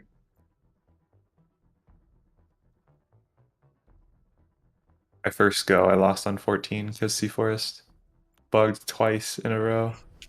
Disgusting. I mean, I'm not gonna say bugged, but like, yeah, I missed it. It's funny because that effect is not specific to Sea Forest. Any unit Yeah. can get their cast canceled if the target disappears. Yep. The problem is Sea Forest targets 5 units, so it's so much more likely for any one of those 5 units to disappear while it's charging its cast, as opposed to a unit who only targets like 1 or 2 things. It's a lot less likely for that individual thing to disappear. It's just very noticeable with Sea Forest. Yeah.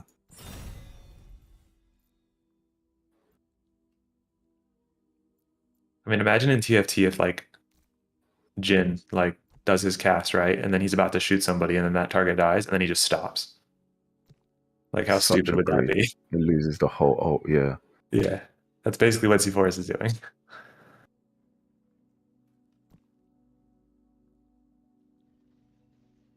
Spin to win. Oh, my game's lagging like crazy. Yeah, I see that. Oh, I see, Caveman. You're running pretty high settings. You got your water looks all fancy. I mean, I don't even look at the water while I'm playing. While I'm spectating, I just notice it though. But like, I just want the game to run smoothly. I don't care what the water looks like when I'm playing. I don't care what the arena looks like either. I'd be perfectly fine if it was just a square. Yeah. But that's just me. It's better for content creation and spectating when things look pretty. Oh yeah.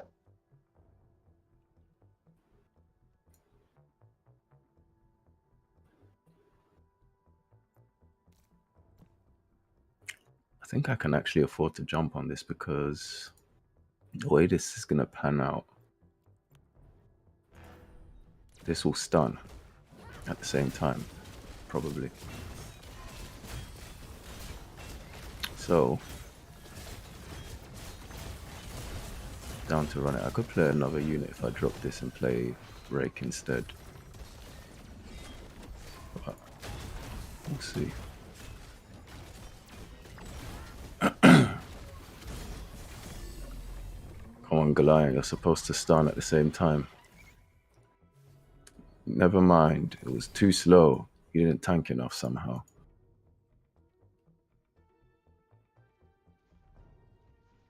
What is going on, man? Oh, I can't even move through the menus. Should I put everything on low? Why is this happening? Sorry, I didn't see my chat. Let me mute them for a second so I can talk. But hi Menthil 007. I actually enjoy this game. This game has been pretty fun. It's obviously still in beta, and there's a lot of bugs. There's a lot of alluvials they have yet to release. We don't have everything available to us. But, I mean, the game feels good. The game plays really well.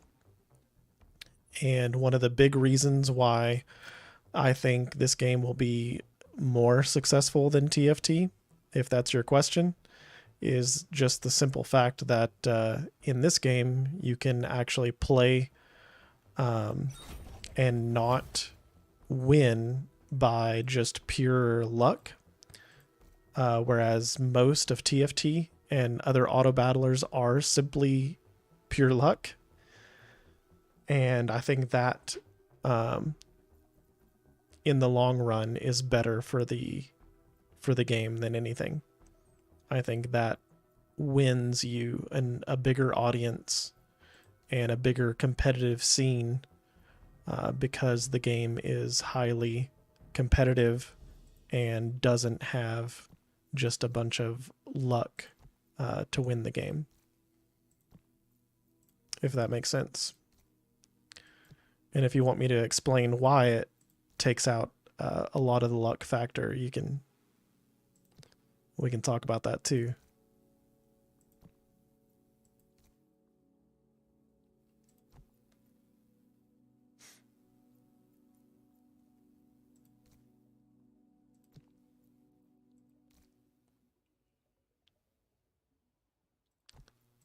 Trying to position so that dual lift doesn't take too much heat here, but still focuses on Scoriox, hopefully.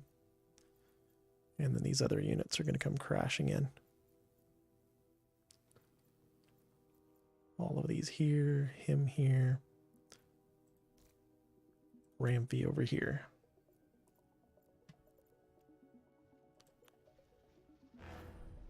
I don't know if you're actually still here, but yeah, we'll continue chatting if you respond.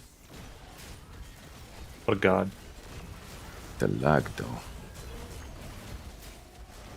Alright, I finished my emails. I'm gonna watch this video now. I'll turn on screen share if anyone wants to see it, if anyone cares. To look at a children's card game. Is this the new TFT set, or what is it? Oh, this is the new expansion for Legends of Runeterra, the Riot card game. Oh, okay, gotcha. It comes out the same day as TFT. But I'm not sure I'm gonna even play TFT. Maybe check it out a little bit, but I'll at least be playing for the first week or so of LOR.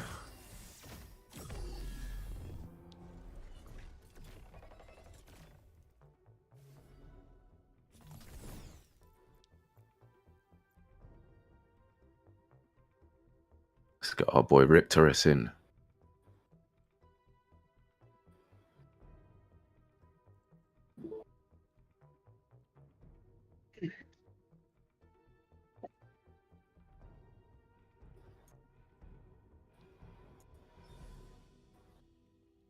Maybe this is better. Oh, let me watch.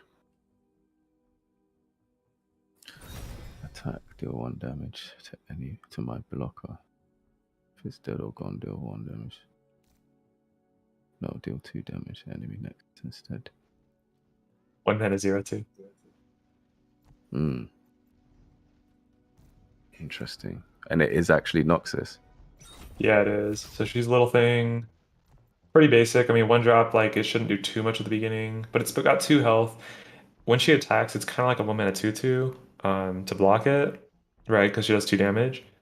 Hmm. And I was saying 1 mana 2/2 is like your base 1-drop stat line. So her stat line is good for a 1-drop, even though she has 0. She doesn't block very well, though, right? Because she doesn't have any power, but she doesn't really want to be blocking. She's a champion. Usually they want to stay alive and try to level up. But attacking, she's actually slightly better than a 2/2 because if the opponent has 2 or less health, she's not going to get damaged. Because, you know, this 2 damage will kill the enemy before they have a chance to strike her. So she's a little better than a 2/2 while attacking, and much worse than a 2/2 for blocking. But yeah, here's this condition, right? Like, when you play a certain number of spells, that's kind of like what you were saying, right? Like, after she does a certain number of spells, she stuns. So Yeah. this is a similar effect to that. So my guess is that once she levels up, she'll have some effect with stuns based on skills, things you play.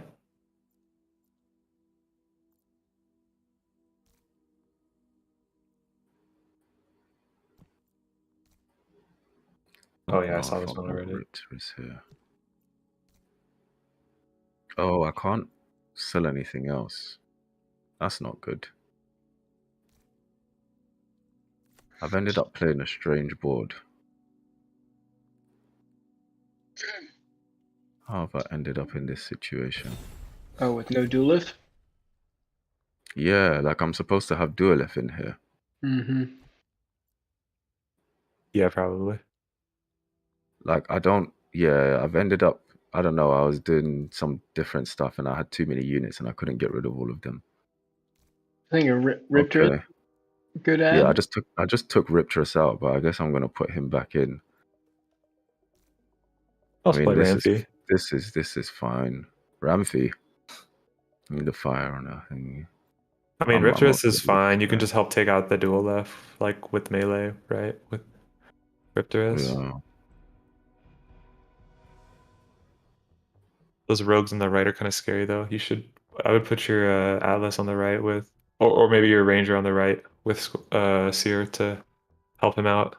You don't need any more help in the front line. Yeah. Your But Seer's I gonna get want them to wrap murdered. around him.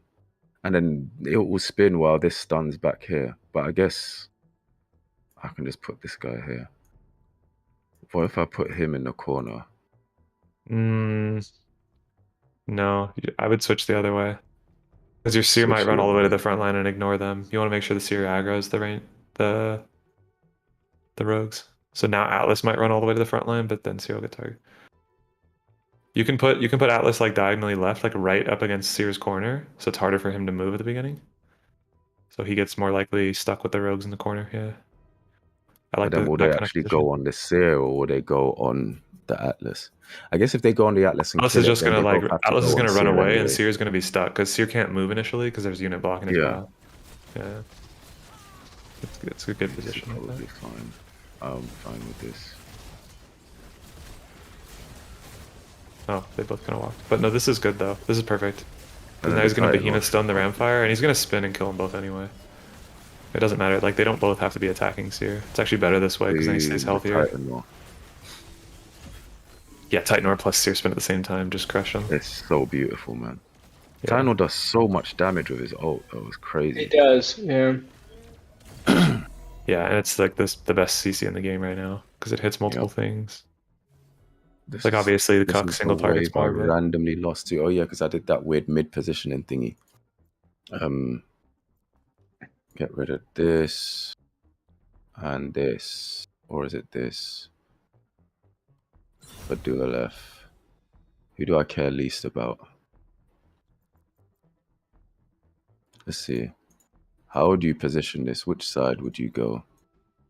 Left. I need to catch this guy. left.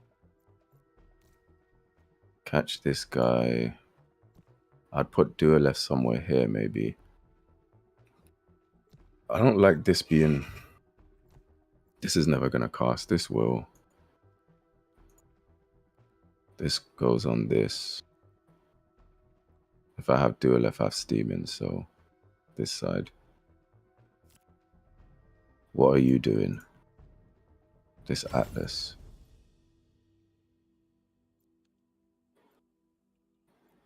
I don't need the Atlas. How many units can I play? 2 if I sell this. How much is this? Oh, I don't have the money anyway, so it's just going to be dual F over this, I guess. Okay, about this.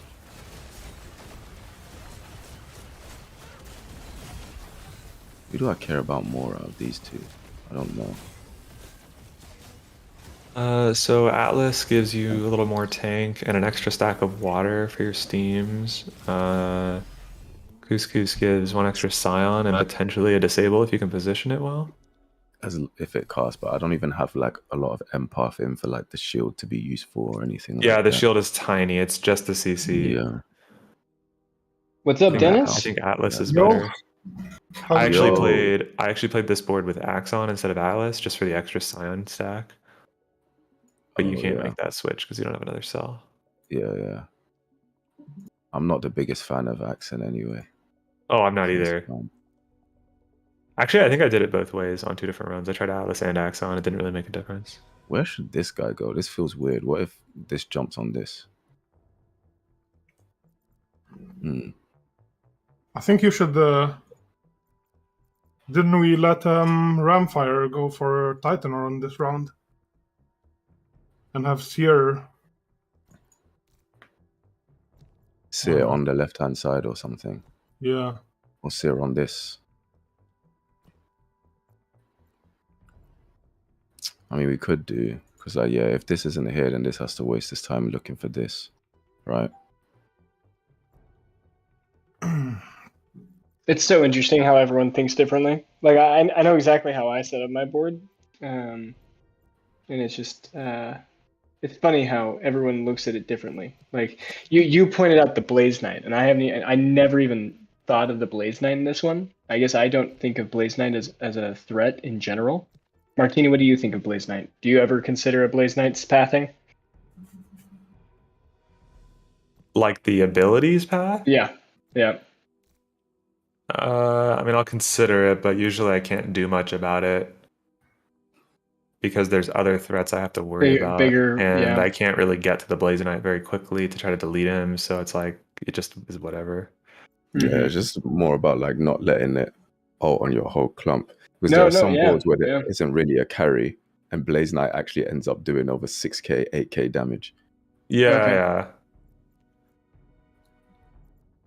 No, that's a good consideration. I like the way you had it set up. You were trying to get him to miss your Scoriox and dual left when he cast it on Sephirus, instead of putting Sephirus right next to them and having it hit all of them. Yeah, it's a good point. I'll kill this guy. Kill this guy. Dennis, how far have you gotten today?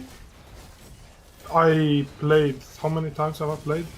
I got to, I don't know, 22 or 20. I don't know which one it is. It is the one where. The same way, 21. It's the one after this one. Yeah. Yeah. I mean. Let me think about this. I can beat it. I just need to position better. Oh, wait. Right. No. This was the wave where I just played. I just played this game, yeah. And what happened was I positioned something like this. Hold on. I positioned something like this, yeah. I don't know. I don't care where these guys were. But this casted, and this casted like this, and this casted at the same time, and all 3 of these just got deleted. There's also a Rake, right? So you have like Rake, Umber, and both ships casting at the same time, roughly, and it just blew up everything. And the steam. That's why Seer gets shredded so hard on this one. Yeah. That's why. Because they're doing the double proc of steam. That I was like, there's no way Seer should die so fast on this one. So quickly. But it's the steam. 100% If he takes both of them, they shred him, yeah. I could grab these guys and grab these guys like this, but then to be honest, there isn't really a lot of damage threat in front. There is here though. All right, I'm Martini, not I think sure. I'm gonna cheat when I get to Nah, 26. I'm gonna take your screenshot. Sure, I don't care. I mean, that's why I posted it. Wait, can you reliably beat 21? Not reliably, but I've gotten past it 2 times. I haven't played enough, but it seemed kind of if you mess How up a do I little bit, position you this just to lose. not get wrecked by the for duelist sure. and the Alfie?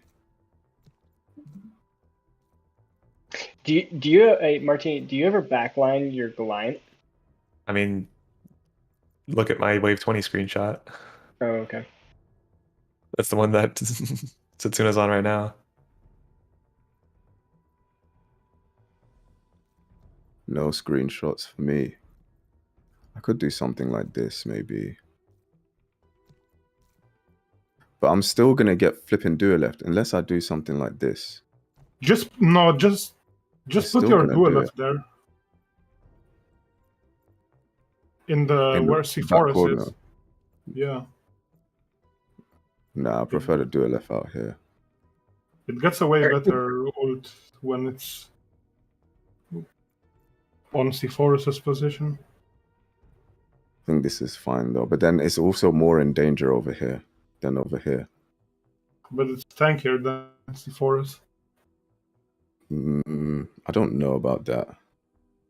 C4 doesn't take damage at the start of the fight, and when it casts, it gets resistances, and it deals AoE damage around it when something jumps on it.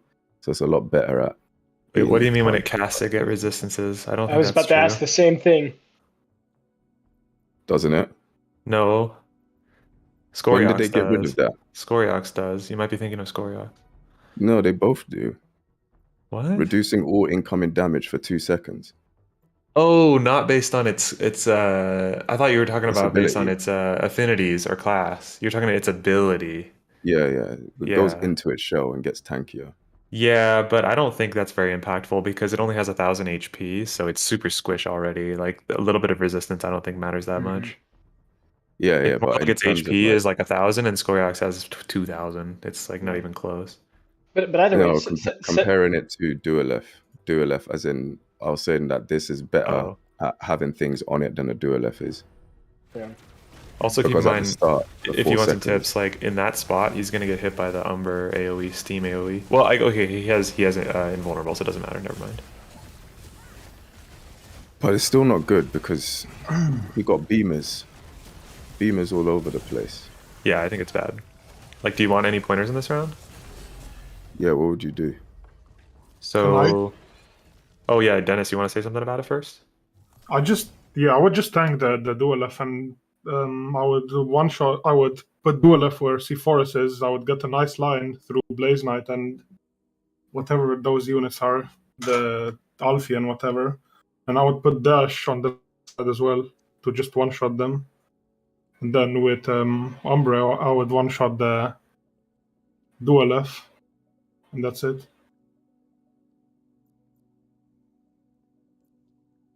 Hello? You want to put Hello? Dash on this? If I'm going to put Dash, I'd rather put it on this with the Umber Why? to kill it quickly. It's Sin Elf's almost always cast, unless you can get like 3 or 4 rows on them. So going for the dual F, I think, is better in just that theory. So do you want to just ignore the left side carries then? Yeah, because I've got this 4 seconds here. They're just going to waste all their time on this. And once this is dead, I don't really care about these guys as much. I guess it's this that needs to die. This round is not that hard. Like, you can... Yeah, no. Like, I've literally only lost to it once, but I want to understand, like, why I lost that time. And I don't just want to do the same thing. Because normally I just position, like, something like this. And then I have, like, Dash on this as well.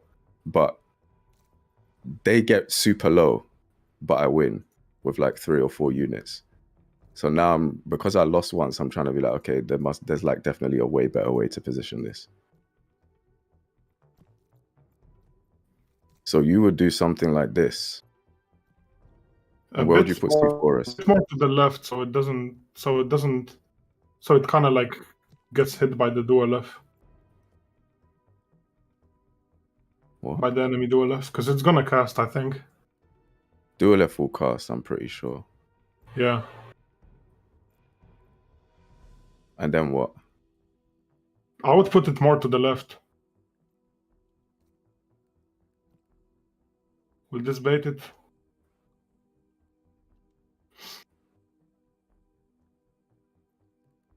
Let's see. And then where do you put C4S? Like in the front line, kind of. Well, have Atlas in front of it. Like, yeah, put Scoriox a bit down. And the C4S.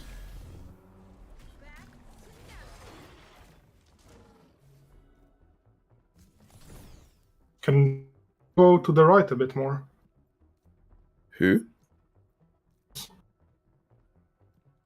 Who? C4S a bit more to the right. Can it not? Okay, yeah, that's fine.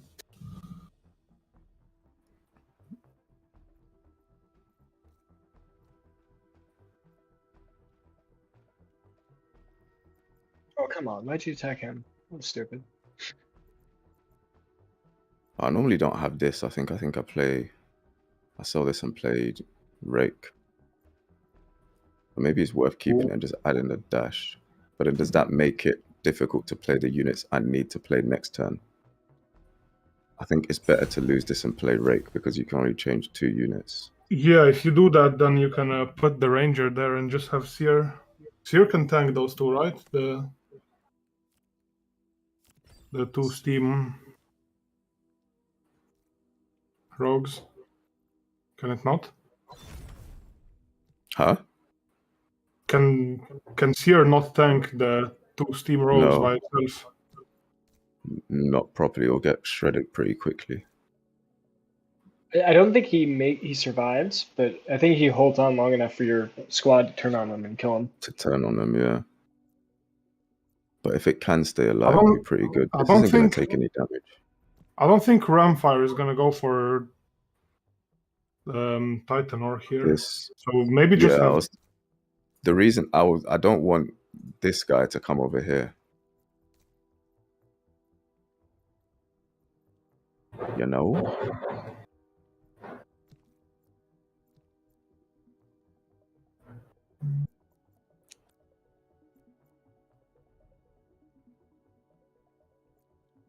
So do you think this is fine?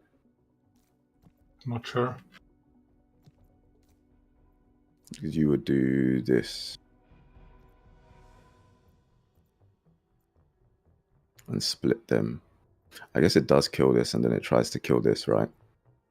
Yeah, it kills all 3 of those, the Blaze Knight as well. With the dual F beam. Haven't been studying your position super carefully, but just on the rake thing with Steam, like if you're gonna do that, you should jump them on the right side of the shrimp so that just to make sure that AoE hits Scoriox too. Doesn't have to be like super far to the right, just like a little bit on the right side. Yeah. Does this look okay? What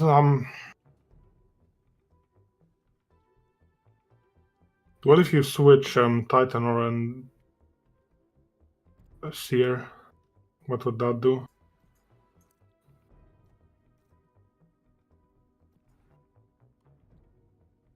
I don't like it.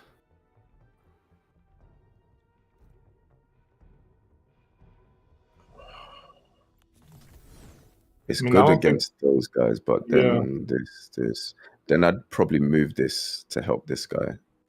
Like I'd use this up front as well and just have this at the back by itself. Mm-hmm. I got to 22 and lost. Hey, good job. Nice.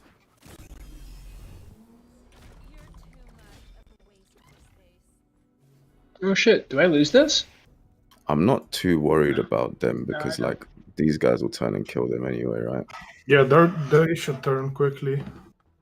At least Scoriox.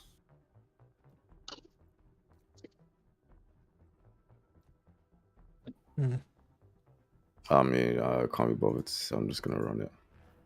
Oh no. Some really great new screenshots and character leaks now.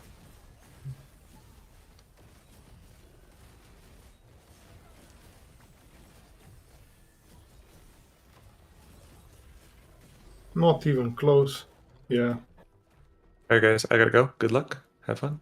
See ya. Alright, catch you Yeah. later, man.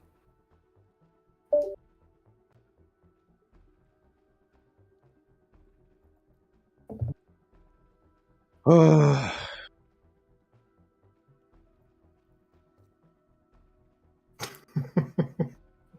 This one is so disgusting. I hate it. the last time I was thinking, should I have just like position right side instead of left side? Because these two are so annoying to deal with. Yeah. Yeah. They're so annoying, but then I have to deal with these, which is also annoying. Ah.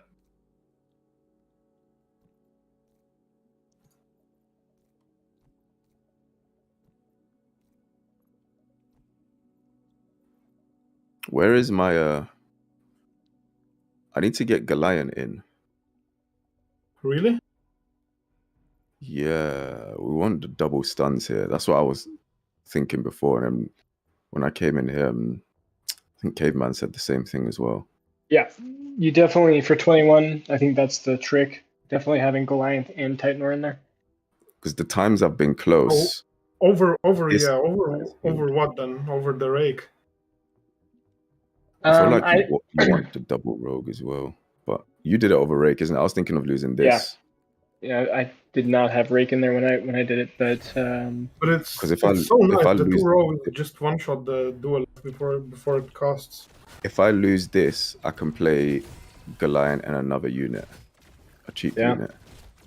that might be a better build, honestly. I haven't looked into that one.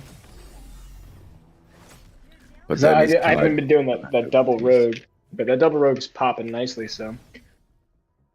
The double rogue gets rid of Duelif and Sporiox. yeah. Then I can play like Kukurov, Riptorus. I don't Ooh, I know. kind of like. Huh? I think I kind of like Riptorus. I think so. Or- Maybe I can use it on one of the rogues, right? Yeah. Or should I use Goliath on one of the rogues? Oh, definitely. I think. Do you want to position right side? I don't know. Right side has been really awkward for me because of this. Yeah. And this. It takes so Yeah. long to get through them. I mean, sorry, being left side. I've done left side all the time, and I'm thinking maybe I should just try right side once. I think right side just looks a lot squishier. You can take out more of those quicker. I Yeah. typically go right side too. Okay. So how do you deal with these guys then? That's the question. I had Seer in, and I had Seer tank that whole right side for me.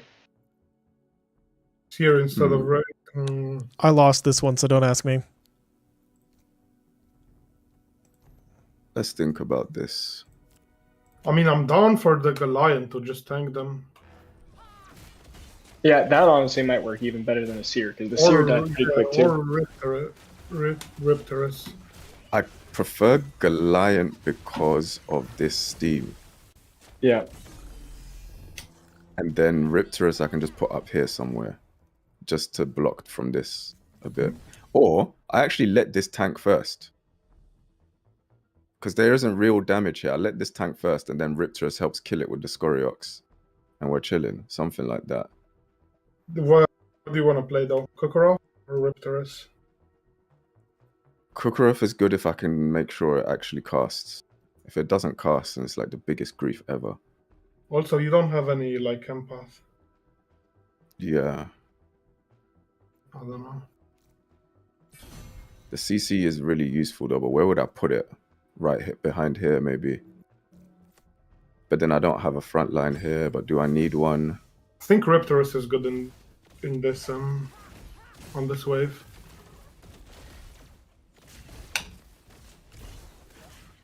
I can't figure out where to put these guys. I definitely don't want it on this, because this can kill with magma. Maybe, I don't know. Maybe it's fine.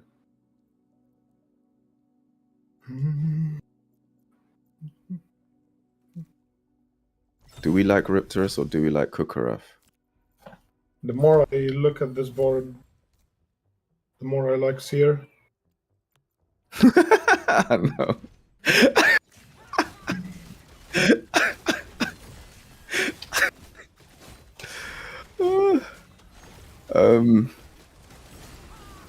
This is also water for the steam units that they cast more often. Air for who? Well, I'm almost there, so I can. You can always use me to test out one of them. No, we don't cheat. I think it has to be this. Yeah, The water is going to be really good for this, you just this, have too and many this. tank units, right? You could position it on the Titan, or maybe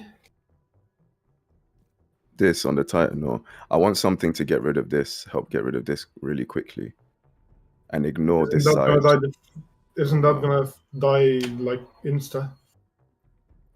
Because everyone's gonna be on it. Maybe, but like these are gonna turn onto this. So maybe, I don't know. They'll take out your Scorpion first. I think you move Seaforus a little to the left and put the Scorpion in its place on the right side, so that Seaforus takes initial aggro, and they help kill the Kukaraf in front of it and the Scorpion. And Seaforus probably doesn't die in 6 seconds. And then the only other thing over there attacking Seaforus would be the Atlas. I think this is definitely better, because now at least if this comes closer to this, it's gonna get magma'd and then burn down. Yeah, that's a thought. Just make sure the rogues actually kill they focus the same thing, because Yeah, man. What I'm still undecided about who I'm actually trying to kill here. I'm just getting in the middle of them, so the steam is on both. has to be dual left first, right? This guy is the scary guy, though. But hopefully, the idea is that because I've you can kill both of them here, now I can get to it. Because when I'm positioned left side, I can't get to this at all, and it just kills everything. Yeah. But I want to make sure they jump on the right hand side of Dualef, though, for sure. Yeah. I'm okay with this, I think.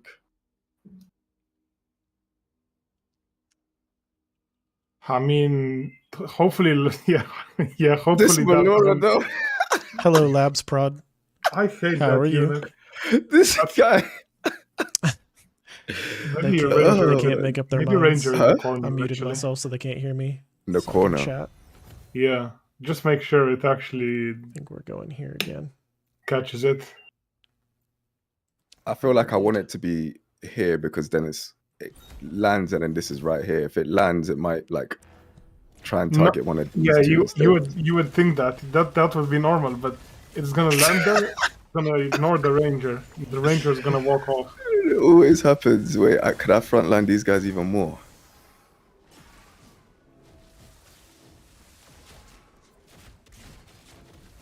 I'm watching them try to set up their board.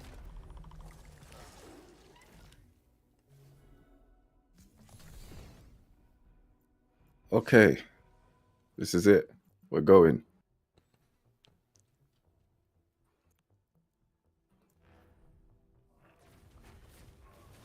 Let's see if he actually beats wave 21 real quick. Nice. Beams, Oh, no. kill the Scoriox. No, the Scoriox is gonna survive. Boom, big beams. I'm about to get survived. Titanord. I'm about to get Titanord. Oh, I Titanord him. It survived. It's still alive. Wait, why is it alive? Adorius. Oh my goodness. No, he Oh lost. man, this guy just never wants to die, Oh man. my goodness. GG. I'm telling you, that guy is too important, man. He's so Yeah. broken. Like I'm he's gonna mute them for a second. Now that he lost, I'll catch up to wave 21 with. Yeah, you're waiting for the land sale. I think everybody's waiting for the land sale. I'm probably not gonna be able to participate. I don't have money for that, but I would love if I had money for land sale. That'd be big. I'm guessing. Have you seen my land sale video? Have you caught up on all the land sale details? I'm sure. There's a bunch of new land sale content out there. But yeah, I spent a lot of time and effort on that video that I posted.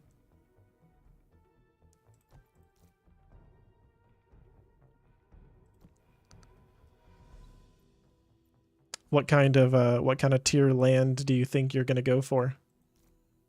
What can you afford, if that's not too personal of a question?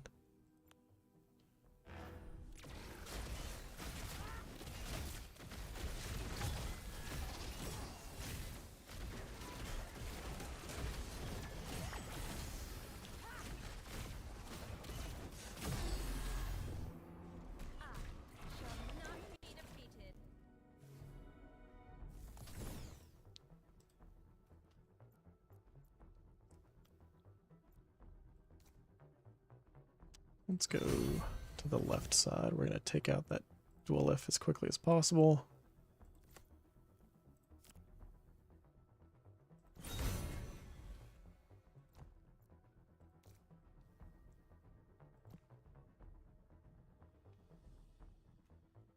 Only got 1 ETH to spend. I mean, hopefully I can scrounge up enough for at least the same, right?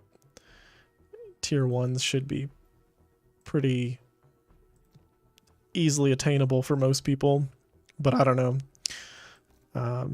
With the way the market's been lately and the investments that I have in crypto, I'm not sure that I have even that. So I'm being a little pessimistic, but we'll see. Maybe I get lucky and I've got enough to buy some SIL V2 or something, enough to get a tier 1. It'd be nice. My goal at the beginning of the year was tier 3, but then I got hacked, so 70% of my portfolio was stolen. Otherwise, I'd be aiming for tier 3. Feels bad. Feels real bad. I'm gonna do this. I think this is what I did last time. I'm not gonna sugarcoat it. I'm sure I could do something better, but I at least win this wave, I know.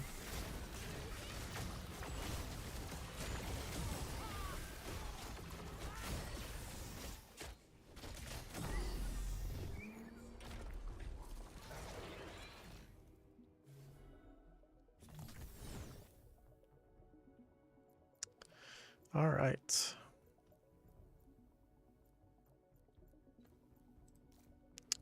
We're gonna stack on the right, because I can get rid of Axon, get Goliath. We're gonna put everything else here.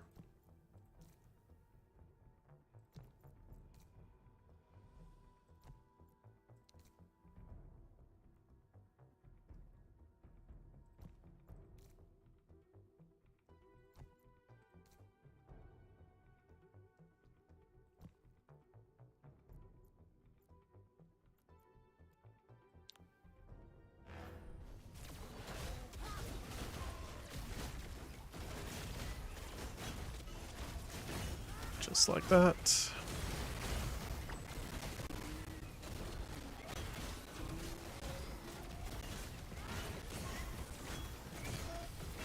Oh, come on. Take out Rampy.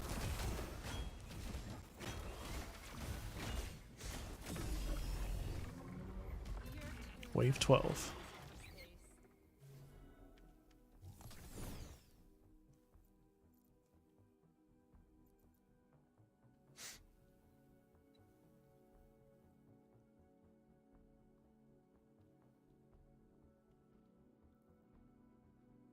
Part ETH and part SILV2?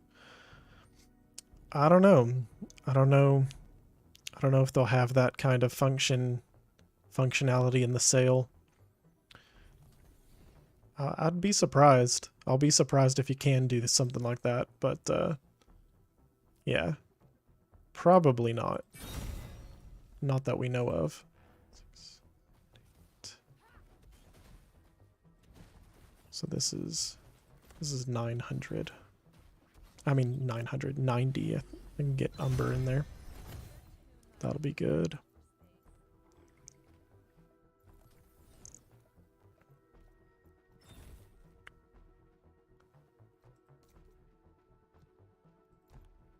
Got Dash.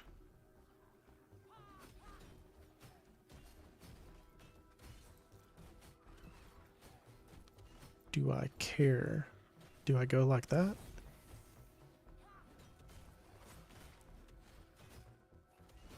I don't know.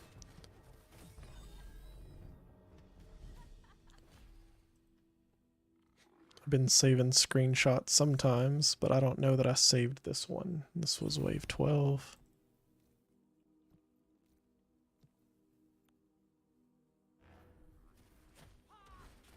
This is not the same wave 12.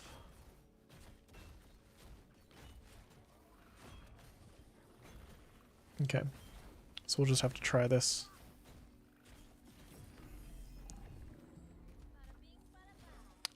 I think I win here, but we'll see.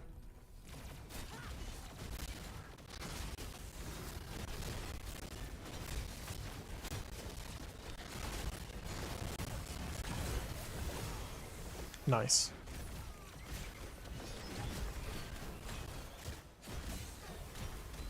Yeah, we definitely win, right?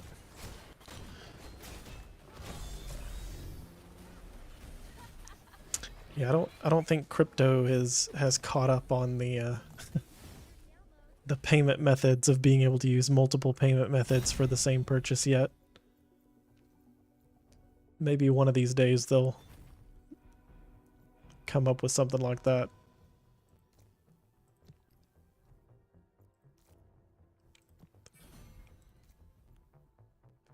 $55.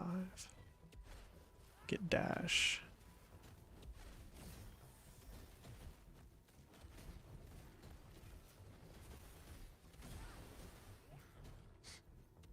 I get Riptorus. That's it. That's the play. I get Riptorus. Take out Ramfire. Move everything over here.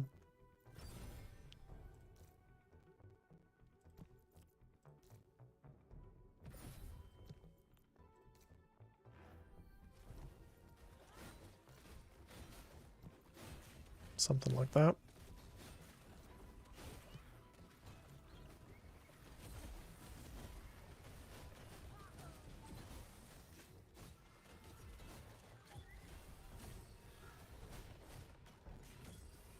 Some altcoin project. I mean, you would think some of the other protocols like Dash or Litecoin or something would probably benefit for creating something like that. But I'm not sure anybody really sees the need for it yet. It hasn't been a big priority for anybody to do that. That Malura is big. We win.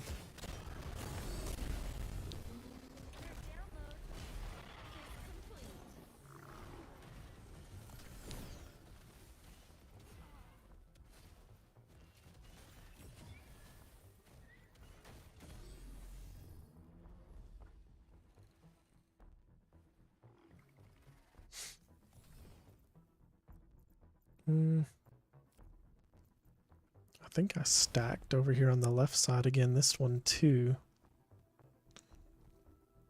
Oh no, he goes there.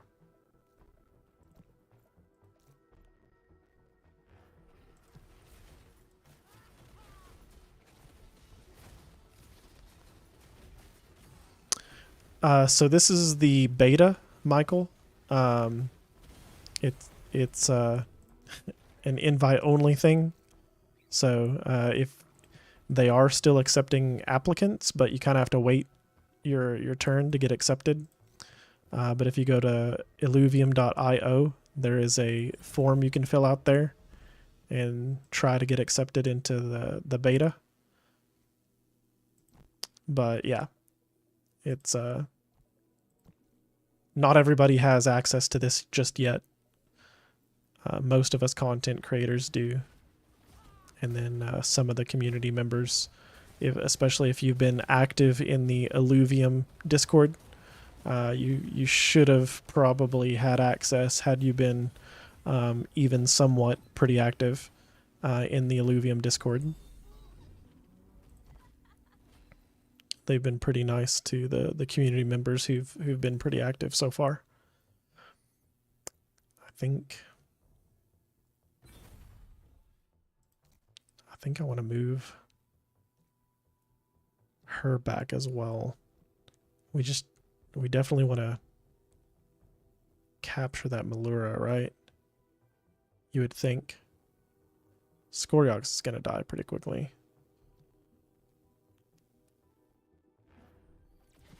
And we don't want Riptorus to immediately get taken out by everything back here, the Rampy and the Malura.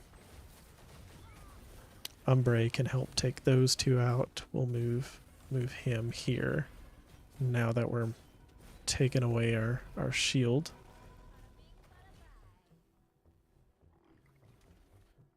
We'll play that. Oh, this is wave 14. I think I actually like saved that wave. Let's see. I think I won with a different setup. Maybe not. Maybe I didn't save this one. Oh, I think I lost. Yep.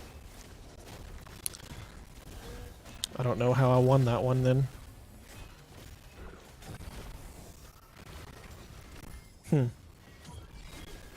I think I barely won that one last time.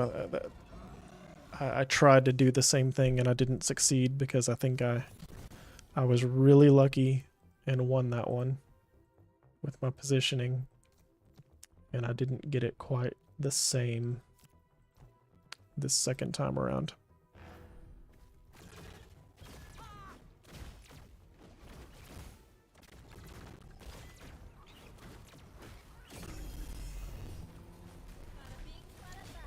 At least wave 14 didn't take too long to get back to. Not like some of the other ones.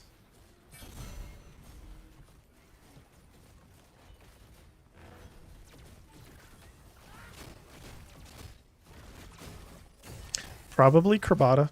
I haven't done a step-in video yet. I would love to do a step-in video, but I'm not going to make a content video on step-in unless I actually have the NFT and can participate.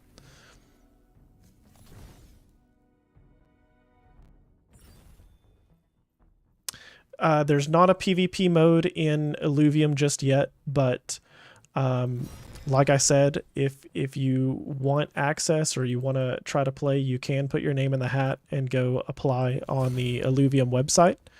Yeah, there's actually 2 people in chat. Labs Pro still here. But the developers have stated that hopefully by June, so by the end of the month, they'll include a lot more of the people who have applied for this beta and give them access. And sometime in June or by June, they're supposed to add 2 things.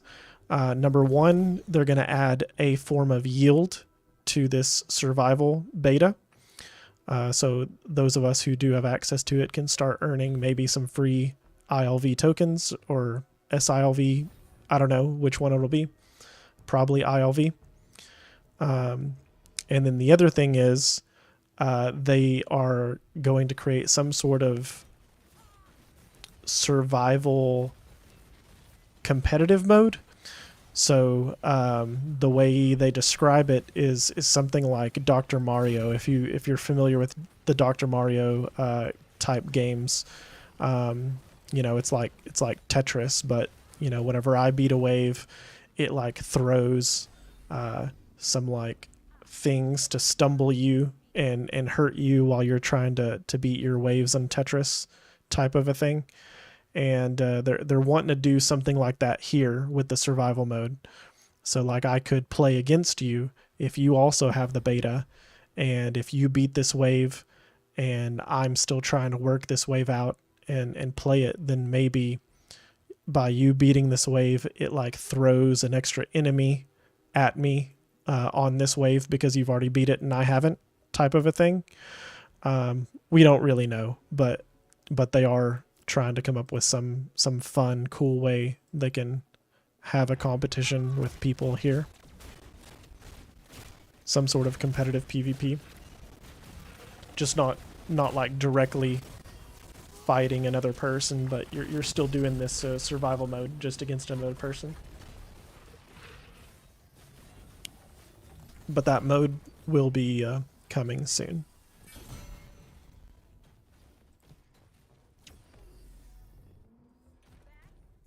To every landowners, I mean, honestly, that probably is a thing.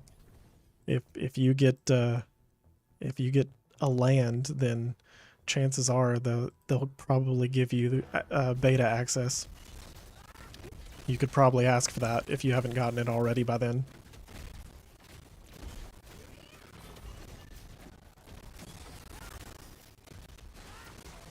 I appreciate you guys watching my videos, by the way. Like, I don't think you guys, I don't think people really understand sometimes how much effort it takes to build content and be a content creator. So every view helps.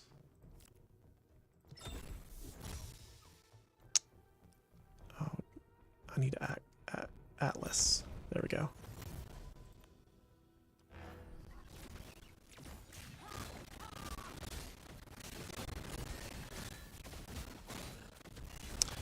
Yeah.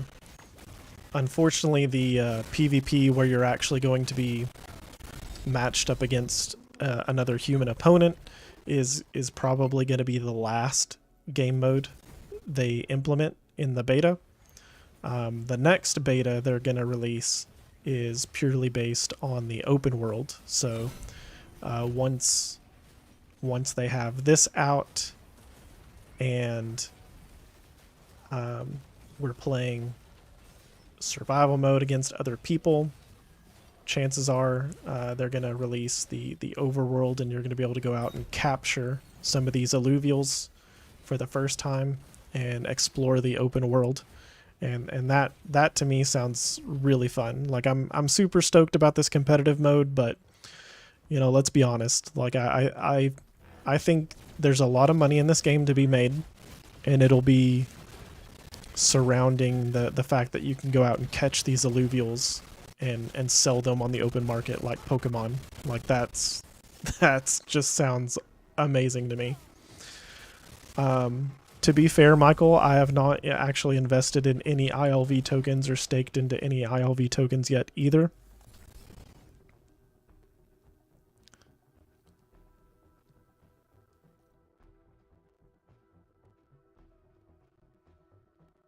Oh, you haven't even heard of the overworld until now? Yeah. So this game that you're seeing right now is basically just training mode. That's what this is.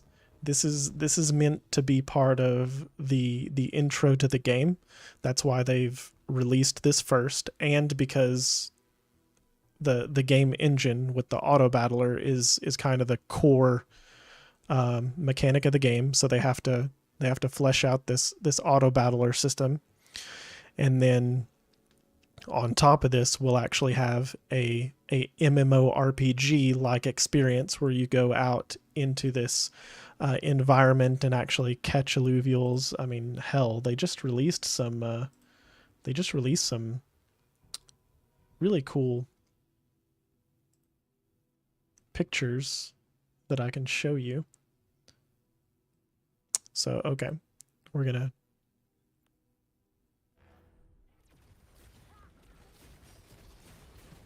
change scenes here.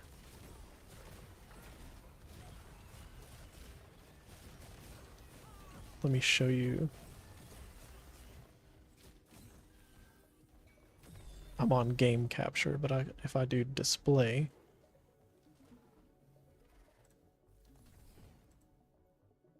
yeah,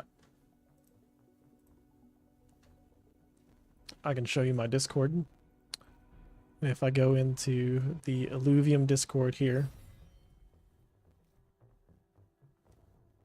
under character leaks, like, look at some of these screenshots, bro.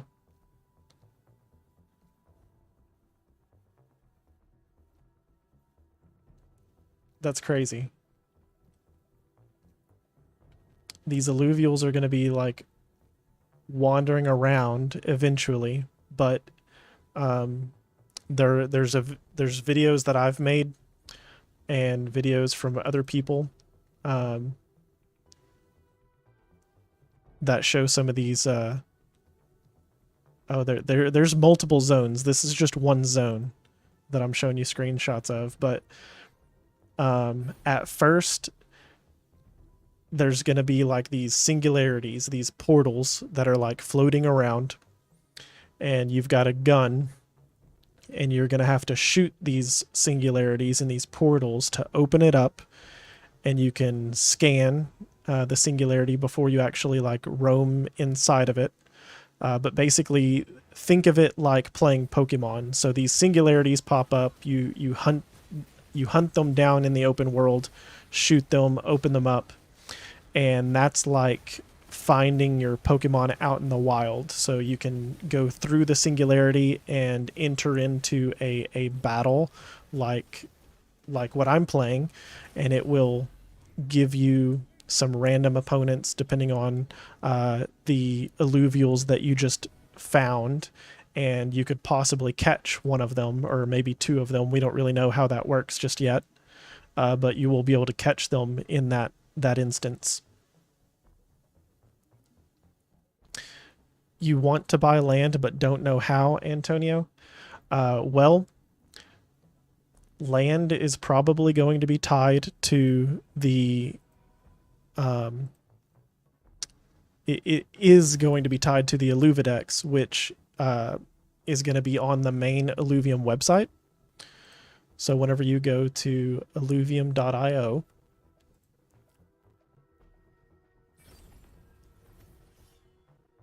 see, here's the 7 regions we were just talking about.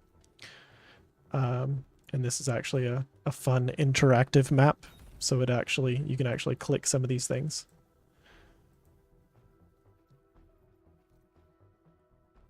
Yeah, so eventually they want the overworld to be like an MMORPG. You'll see alluvials like running around, and you can actually like enter into a battle with them in the open world where you're at. But that's going to take some upgrading to the game and the game mechanics. So in order to get the game out quicker and let us be able to play it, they're basically just going to use those singularities as a way, like Pokemon, to enter into an instanced zone where you like get matched up against some random alluvials, and then you can catch some of them, and then whenever the battle's over, you'll get ported back out of the instance, just like on Pokemon. You enter in your little battle scene, battle UI, and then you get kicked out of it whenever the battle's over. So for land, Antonio, if you just go to the illuvium.io, one of their tabs up here will actually take you straight to the Alluvidex, and as it says, it's coming soon. So all of these things are just going to be direct links from their website. And so once you have your wallet with your ETH or SILV2 that you plan on purchasing your land with, whenever they do have the land sale, this is where you can come. This is where they'll have it. This is where it'll be hosted at. And so for the 3 days that the land sale is going to happen, you're going to have to come here and click this button, and this will open up an entirely new marketplace UI that we haven't seen yet as a community. They're still putting it. Well, I mean, apparently it's finished, but they're still putting it together for the land sale, anyways. And so on June 2nd, whenever that starts, you'll be able to go here, connect your wallet, and see all the sales and when they're happening, what's going on right now with the land sale. So I hope that answers your question. I hope that's what you're talking about.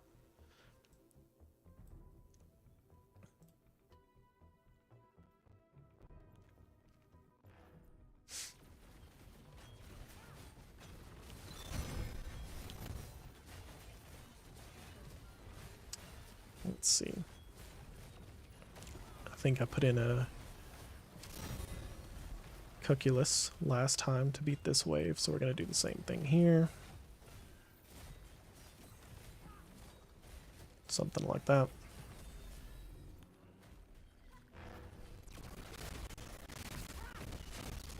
And if y'all want to take a closer look at some of these, I can actually zoom in, so this is actually fun as a content creator. I can give y'all,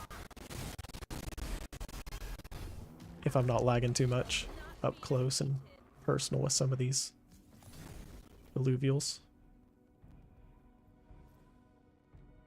See the designs of them.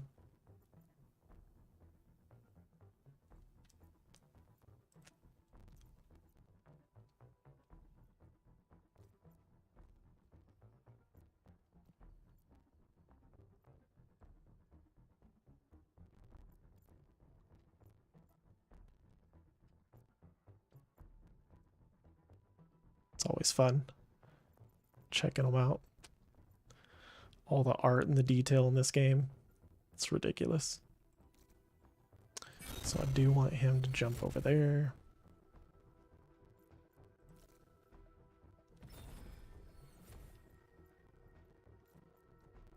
I don't think I normally start on the left side, but I think it's okay to start over here, actually. No, these are not simple designs by any means. So if you're a fan of all these other NFT games, this is definitely not your typical NFT game, right? Oh, you know what? I could have upgraded Rake. I think I lose, maybe, because I didn't upgrade Rake. I'll lose on wave 9.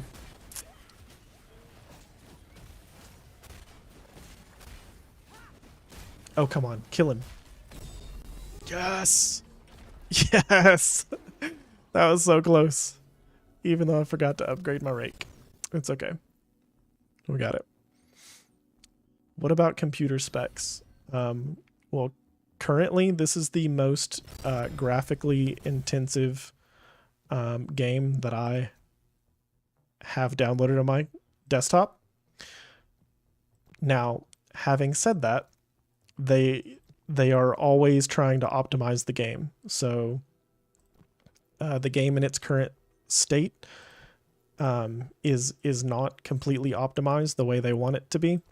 And by the time it actually releases the full game and it's not in beta anymore, they will have baked down a lot of the characters, the models, the environments, and so you'll have the ability to play this game for sure with a lot lower graphic settings and a lot cheaper hardware.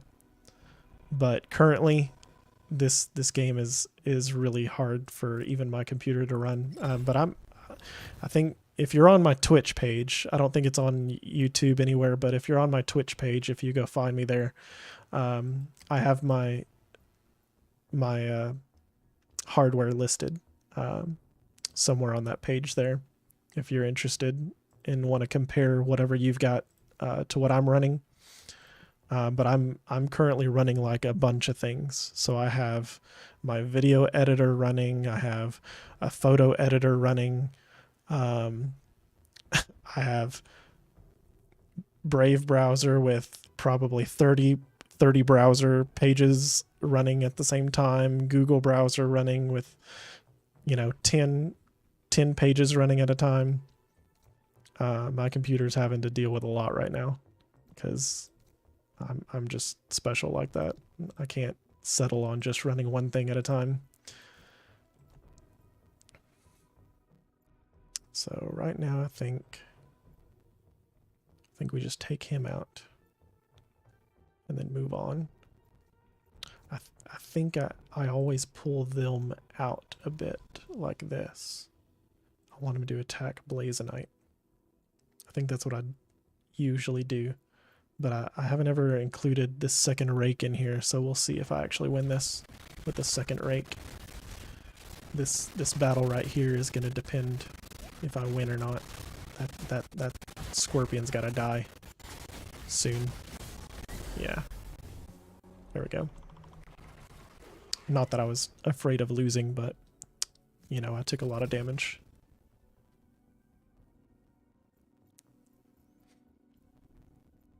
Here we move to the right. Yeah. And if I sell him, I can get Goliath.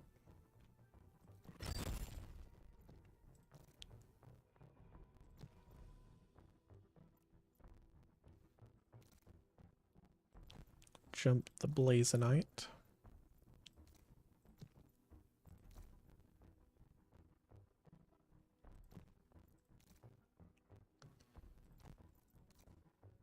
Something like that.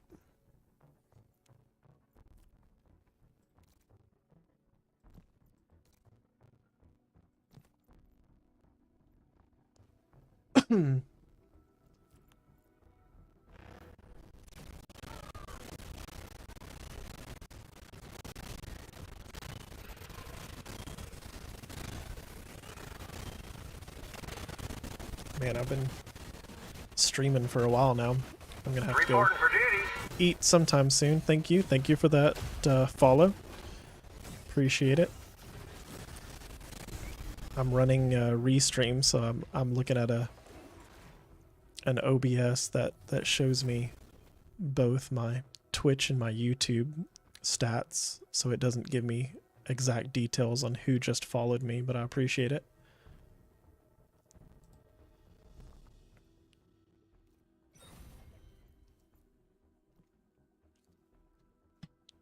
I have to like pull up Twitch to find out.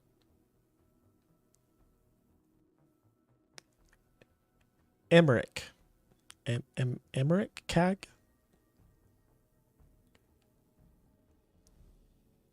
Thank you.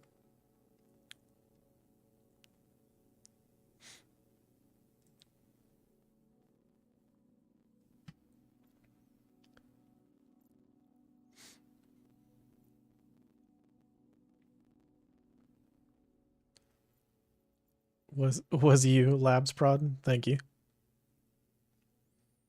All right, well, appreciate it. Yeah, stay tuned. If you're interested in Illuvium, for sure. I'm one of the Illuvium content creators, but there's others out there. I encourage you to look up other Illuvium content creators as well. We're all pretty much friends, so there's some other people with some good stuff.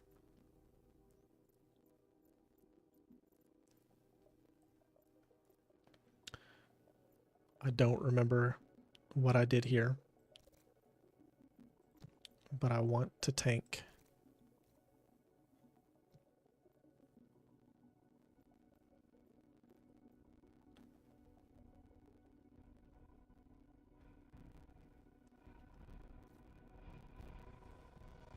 In my YouTube description. Do I not link my Twitch from my YouTube? I don't think I have a description for my live stream. No, you're right. I don't think I put a description here whenever I went live. I could do that.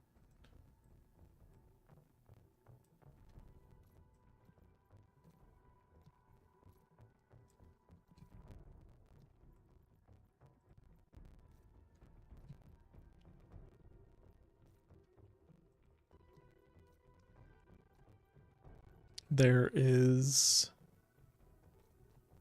all of my socials and more. Go check that out.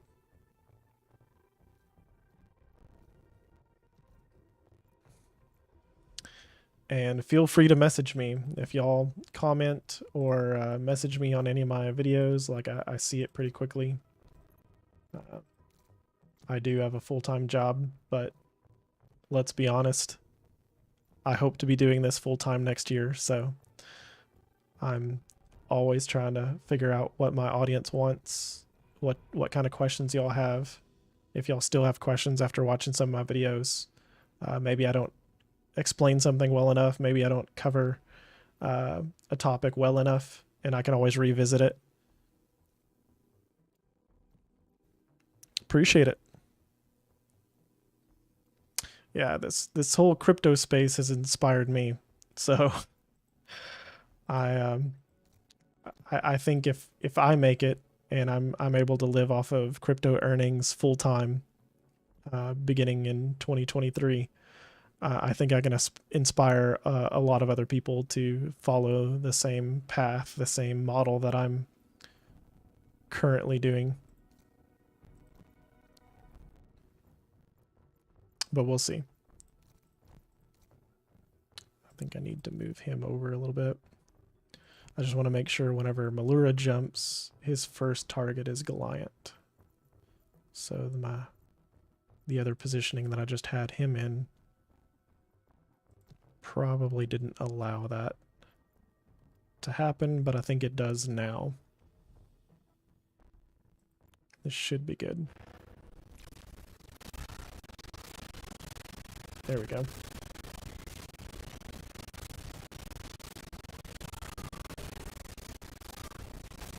Reporting for duty. All right. Thank you. Thank you for that follow. You guys are awesome. And I may lose. No, maybe. No, we're good. We're good. We're good.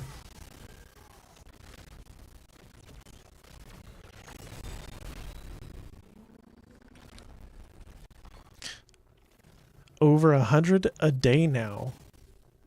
Nice. Well, you started with 5,000 though. That's steep. It's basically a Ponzi with an incentive to exercise.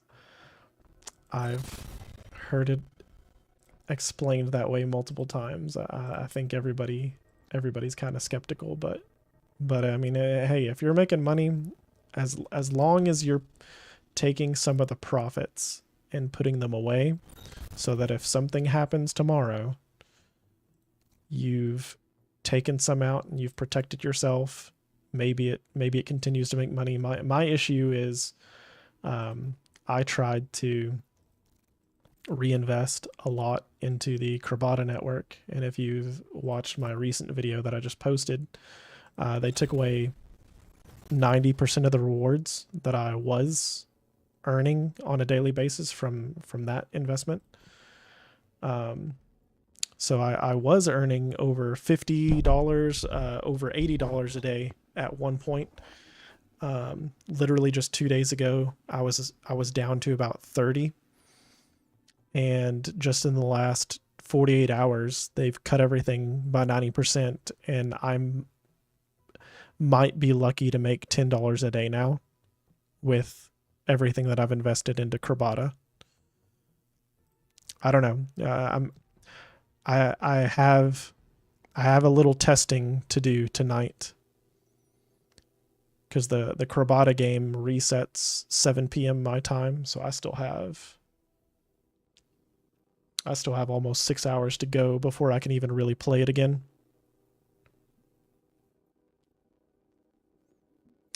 Well, no, they upgraded the game. So the thing is, I was playing the idle game, and I was able to do like these automated battles that you don't even see. You just click a button and it just does a thing, and you don't get to witness that thing. And then you get a bunch of rewards for doing it over and over and over again. And I could literally start this battle once every 3.5 hours. And that was earning me like 335 treasures under the sea every single day, plus whatever Krabata coins were were given out as well. Renting the Krabata has always earned you less.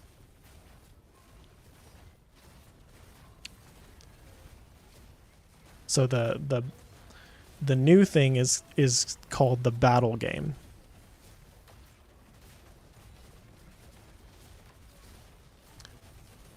I'm kind of embarrassed to tell you how much I initially invested. So one of the crabs, my most expensive one, I spent $2,200 on.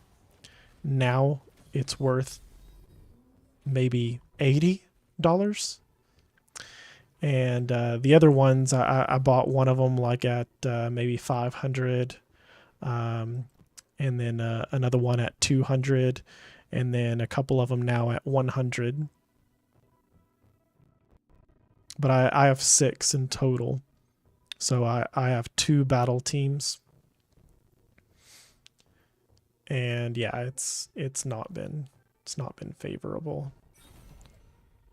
I still make money with it, so I mean, as long as I'm still making something, and the good thing is now that they've switched everything from Avalanche to the Swimmers Network, you're burning treasures under the sea instead of Avalanche as your gas token for the network. So that's good, because treasures under the sea, you could really care less for it. You're going to earn more of it anyways. But whenever you import your crabs into the battle game, you can basically play the battle game for free from your mobile device. So the app that you download, everything you import into the battle game plays on the battle game for free. It's just energy based at that point in time. So instead of a timer, you actually have energy every day that gets reset depending on how many crabs, for each crab that you own. And so each crab has a certain amount of energy you can use every single day. It's interesting. But yeah, I'm not sure that it's as profitable as it was. It's definitely hurts my profits. The one game I've been surprised about has been my Era 7 game. And if I lose this again, I'll probably switch over to Era 7, to be honest, and play that till I'm out of energy there. But Era 7 has actually been, and I lose right now. Okay. But Era 7 has actually been pretty profitable, and I just keep reinvesting into it.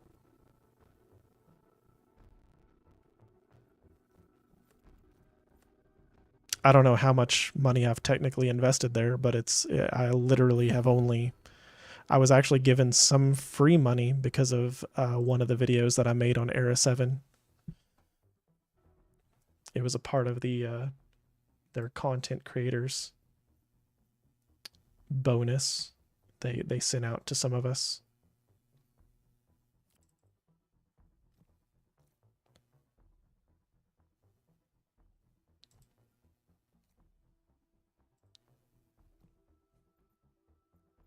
But yeah, let's see. Krabata.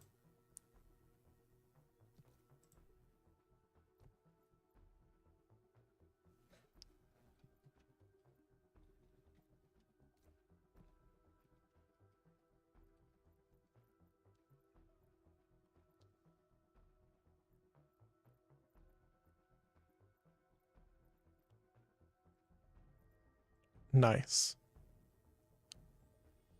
I got into crypto over 5 years ago, and I bought some Bitcoin miners, and that's what brought me to crypto, was the fact that I could buy a piece of hardware and earn a passive income off of it for literally just paying its energy bill. That strategy massively appealed to me.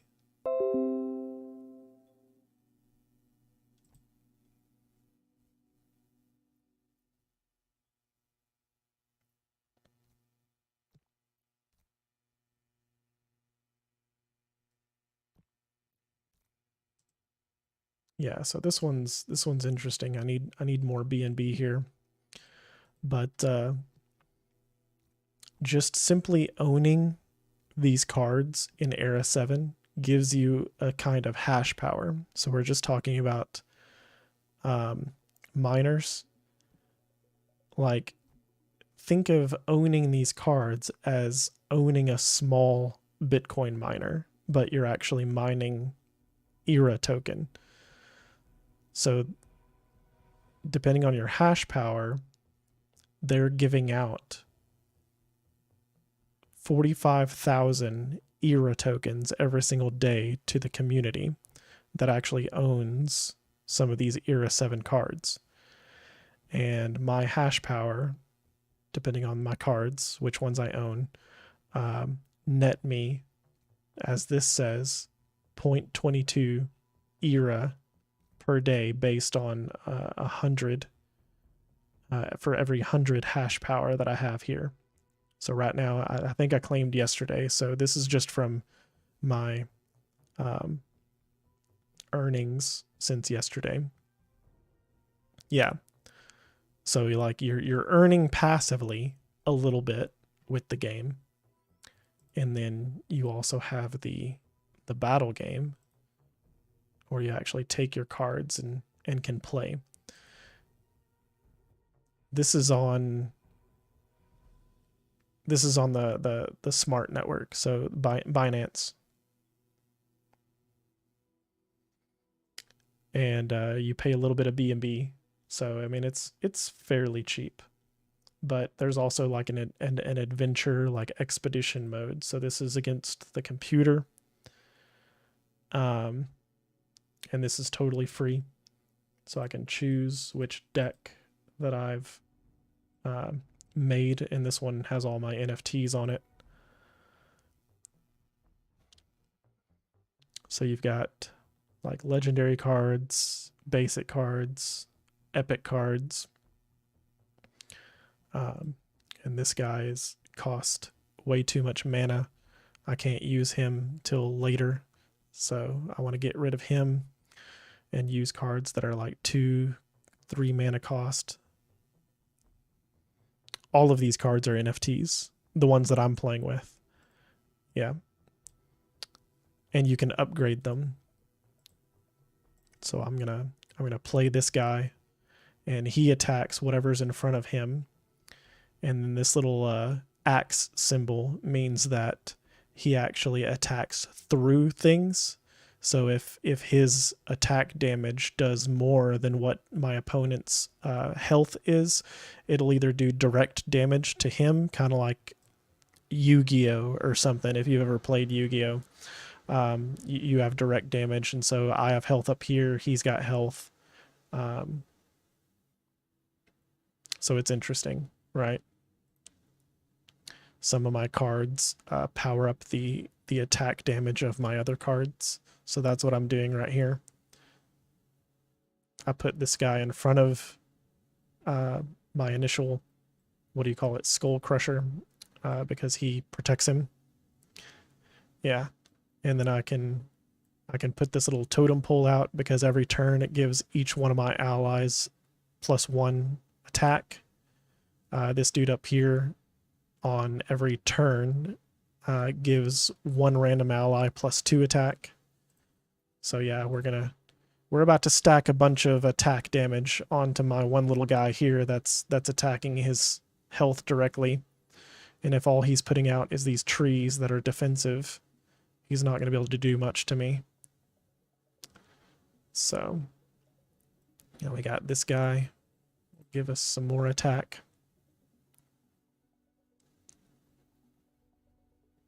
And there's a lot of different strategies to win. My strategy just fits the types of cards that I can play really well. So you've got different champions you can buy in this game. It's very interesting. Inscription and Pocket Crystal League, I've never played either one of those. But whenever you are forming your own deck, you have like Empires of Light cards, which, kind of look like these guys. Basic human-looking characters, knights. And then you've got Rough Rock Wield, which are part of my deck. These are like Indians, wolves, monster, not like hippopotamus type stuff, boars, plants, an ogre, minotaur, mammoth, things like this. And then you've got Zin Valley, who are more interesting characters. Pigs, trees, turtles, rabbits, a fox, maybe. And then, so I would say this one was really profitable. It's kind of expensive to get involved with now. But let's see. Let me look at this one again. Because you can still buy some of these champions for pretty cheap, but I bought a sealed champion. So let's see if we can find a sealed champion. I'll explain how this one works. I've got videos on it too. Where's our sealed champions? We're getting up to $100 now. Okay, so here's some sealed champions. So basically what this means is you're spending about $119 USD on Binance, $120. And whenever you buy this champion, it comes with 2 classes, 2 races. So out of the 7 different races you could have of different cards, this one has pirates and then the Rough Rock Wield. This one's got the Empires of Light and the Inferno demons, like what I use. And then this one over here got pirates and then the Frozen Necropolis. Between you and me, I feel like Frozen Necropolis is actually kind of broken. If I restarted, I would probably buy a card pack that minted those cards. And so that's what this is. This champion actually mints you cards. So whenever you buy it and unseal it, like this one over here has a power level of 70 of 70, but it's not sealed. So somebody actually bought this guy and opened it up, but hasn't taken the initial 10 cards. So whenever you buy a sealed champion, or this one, I guess, you start out with 10 cards that you can immediately mint, and then every 8 hours, I think it is, he will mint an additional card after you mint your first 10. So if I look at my champion, I can go in here because I've actually refreshed my champion so it can mint additional cards. So I have 3 available summons right now. So I can mint 3 different cards based on these right here. And it'll even tell me, here's my summoning probability. So I have 70% likely chance of summoning a Rough Rock Wield, or 30% chance of summoning the Inferno cards. And I have a 93.5% chance of it being rare, or 6.5% of it being epic. And so I can basically just wait. So I don't want to pay too many fees. I could pay a fee right now, mint my 3 cards, and just let it keep going. But what I've been doing before I refreshed and everything is I wait for this thing to, I have to wait like multiple days, right? But after multiple days, eventually this number will reach 10, and then the timer keeps going, but it doesn't actually add more than 10 available summons. So at 10 summons, I'll probably summon more and then let it build up 10 more until it gets down to 20. And here's some of my cards. So I actually bought this one off the marketplace. Well, most of these here I did. So this is a legendary card. Here's some epic cards. And as you see here in the middle of it, this is the mining power that each of these cards offers you for the passive bonus that you get just from owning the cards. So all of these mining powers basically stack up and get you more era tokens every single day just from owning them. And then as I mentioned before, you can actually upgrade your cards. So you see this Skull Crusher here is different from this one over here because this one's a level 1 card by this red button here. And then this one's a level 2 card over here because I've synthesized them. So whenever you own more than one card of the same level, you can actually synthesize them and use some of your GOT tokens and some of your era tokens to synthesize your level 1s into a level 2. And that actually also increases the mining power, as you see here. So it's actually a good thing. Whenever you do combine cards, you actually get a little bit extra mining bonus out of the card. So some of them I've been doing that. I might actually upgrade one of these pagan singers because I've got like 4 of those and I actually use those in my deck. So upgrading one of those would be nice. So not to get too long-winded about it, but if we go back to the marketplace, we found that champion for 120. Let's say you sold every single one of those cards. Let's look at the battle cards for the cheapest price on the market. Yeah, we're looking at the cheaper ones. So 1 BUSD is the cheaper cards. So what do we got here? So we've got 70 possible cards minted. You can obviously sell all of them for at least $1, right? And then it was 6.5.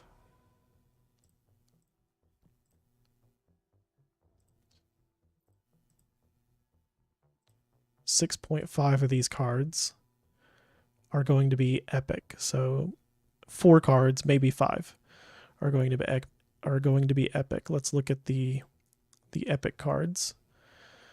So 4 of them you'll at least get $4.40 for. So 4.4 times 4 cards plus what is the other 60 plus 65?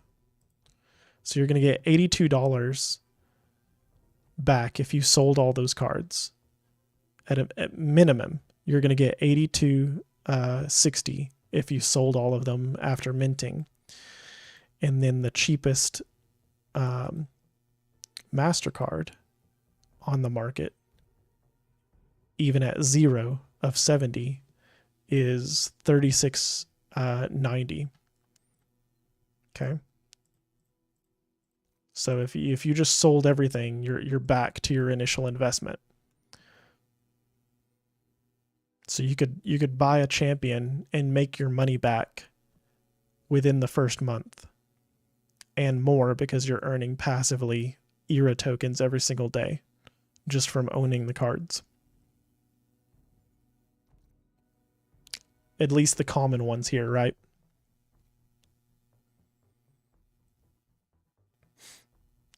True. There is a transaction fee for listing every single card on the marketplace. So if we're interested in selling a card, I'll just click one of these. If I wanted to sell it, I have to actually approve it first. So let's actually, let me make sure I have.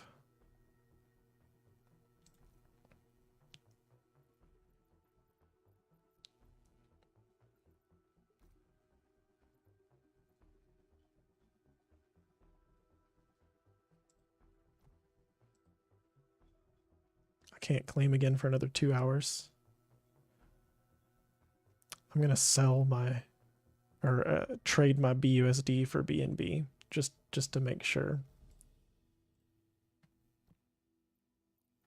I don't like deplete all of my income over here.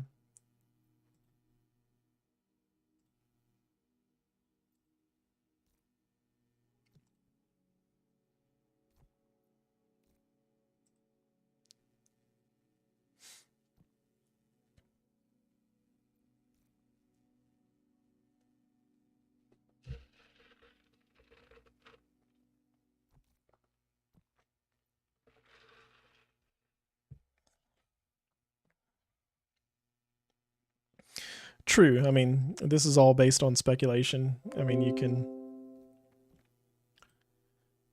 you can risk a little bit of passive rewards here with your money, and at least know that if it doesn't go down too fast.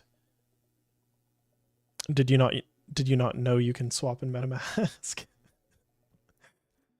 I mean, I could probably go to like Trader Joe's or Pancake Swap or something and actually make that transaction slightly cheaper. But MetaMask is so convenient. It's hard not to use it sometimes. So these guys right here, I don't really use these guys, these wheeled warriors. So let me see what they're going for on the market, and I'll list mine competitively. So okay, they're going for $1.20. So I can list those guys for about $1.20. I don't use them, I don't need them. So let's list one of those, sell it.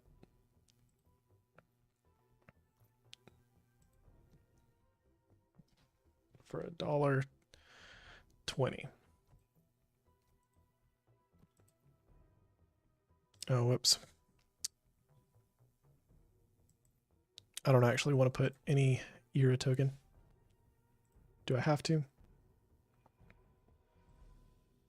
How much is $1.20 in ERA token?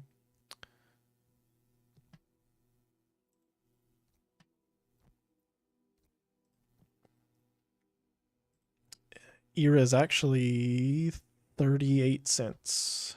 So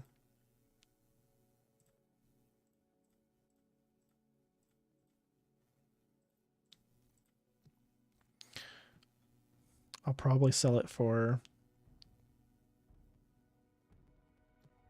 let's say 4 ERA token. Because ERA token's easier to get than USD. So we'll sell it for a little bit more. And if I did that, I pay 0.0012 BNB.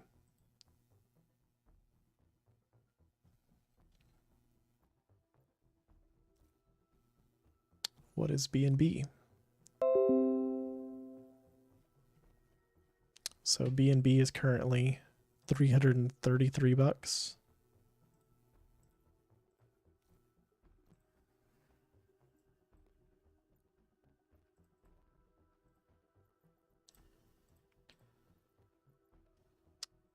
I don't know what just happened to that. That's bugged out. Oh, I clicked something. Standard calculator. There we go. That's what it was. 0.00, what do we say, 13?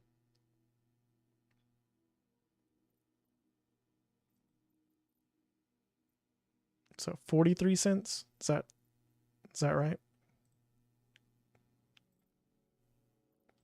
I mean, yeah, that seems a little high. I feel like some of my transactions have been like 30 cents or less.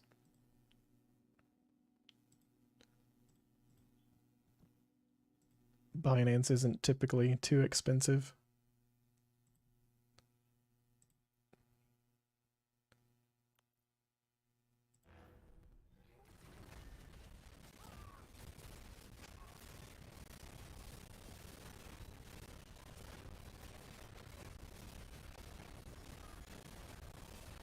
It says here 0.0011, not 13, 112.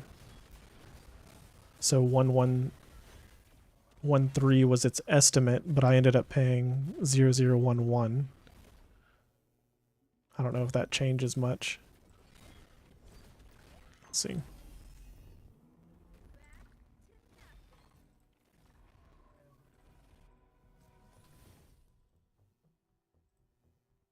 $0.36.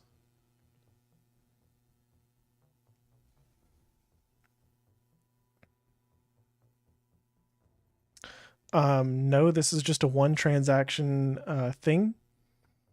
Once it sells, that money goes straight to my wallet. I don't have to pay anything else to receive that money. So that is good, I guess. I didn't think about that. But no, when you do sell stuff, because your wallet is here, it gets added.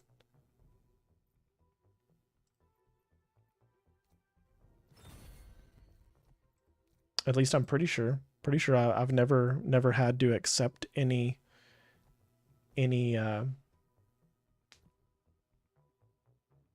tokens or money from the sale of any of my other cards. Whenever I do sell them, the only times I actually pay transactions here are whenever I actually claim my game tokens that I'm earning.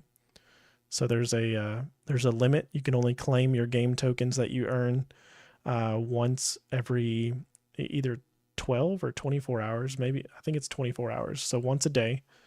And then I can also claim the mining tokens here. So these two are the two big ones.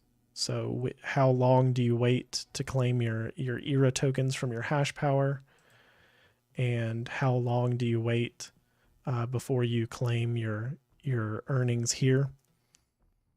The way that I've been able to continue playing this game profitably, I would say, is because while you're doing the ranked mode and you're playing against other people, they give weekly and monthly rank rewards. And so I get 50 free tokens just for placing in the top 1500. And then if I make it into top 1000, I get 90 free GOT tokens. And then every month, the seasons for this game is every month is 100 tokens here.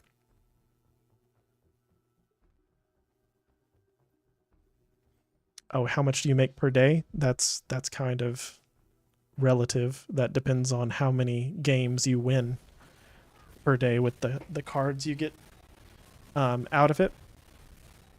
The only thing that I can guarantee is that you can sell the cards for $1 or $1.20. At least the majority of them. Some of them are worth more though. So I mean, chances are you're gonna get a bunch of cards that are worth $1, $2, $1.60. So not all of them will be just worth $1. And then the other guarantee is that each one of those cards will earn you a set amount of hash power. So you'll be earning passively a little bit of a token that helps pay for fees, helps pay for upgrading your cards if you decide to upgrade any of them. And the champion itself increases your health for the game. So you saw me play a match, and it if I used my free deck of cards without a champion, you see my health right here drop to 25. and whenever I click my common champion, it increases back up to 32 because I'm using these two types of cards. So I can technically buy cards from another deck, another race, and use those cards, but if I use them with this champion, he doesn't gain any health because of those cards. You actually give your champion additional health by using the type of cards that belong to that champion, if that makes sense. So it's harder for people to defeat your deck and win each round, the more health you have, obviously. So if I play against some other players here, we'll see just how popular my deck is at winning. So some of my cards are really weak, but I stack my cards pretty well, so they will start earning me power as the match goes on, and it'll be really hard for him to defeat my cards.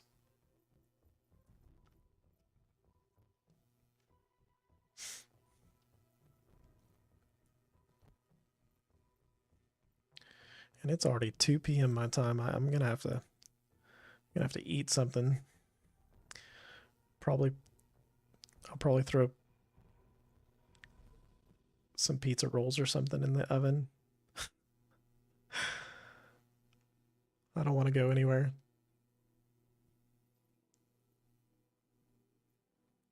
Just hanging out, playing games and making money.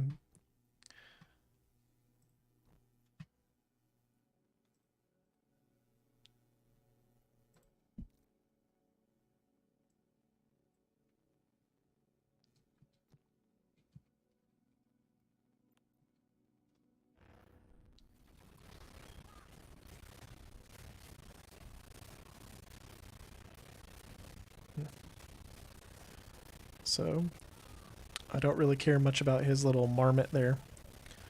I'm actually going to be really tricky, and I'm going to throw this guy up there. I can gain a mana point by discarding one of my cards, but I like this card. I want to play it next turn. But this one I could do without. I will survive. I will live without that one, and I can place this guy up there now too because I have enough mana to play both of them this turn. So now even if he does something like that, my 3 cards are still really strong and put me at a really nice advantage. I almost have enough to play both of these, but if I put this card in front of his marmot, he can no longer do damage to me right there. And I'm attacking him on 3 different fronts, 3 different rows.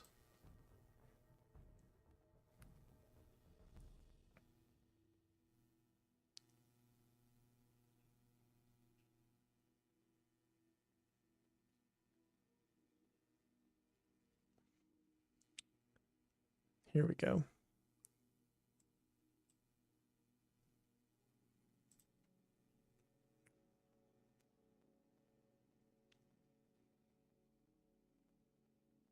Oh man, I wish he would have increased this dude's attack instead of the other attack.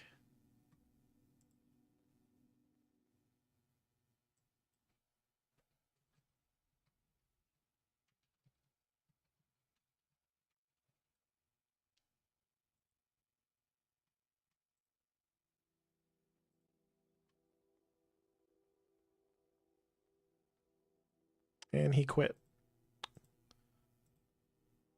So I won because he knew that he was going to lose, basically, and just left the game. So we've got 3 cost cards here, a couple 5s. I'll keep one of those. discard the other ones, and I didn't get anything for it, so I don't want to not play a card. So I'm going to discard with one of those, even though I hate doing that strategy, and at least putting a noisy dancer out there. These guys are really freaking annoying, and that's not good for me. They rejuvenate HP and gain attack and health every time he rejuvenates every turn. So I've kind of forced to try to take him out as quickly as possible, but I'm not going to be able to do that. I'm going to be able to do 2 damage with him to him here, and I'll increase this dude's attack. And I can't even get to him now. He blocked me.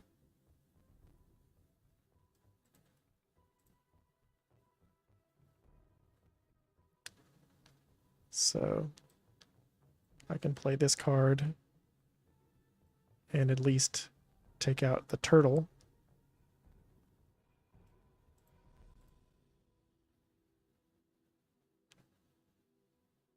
But now he's going to increase his attack and health again.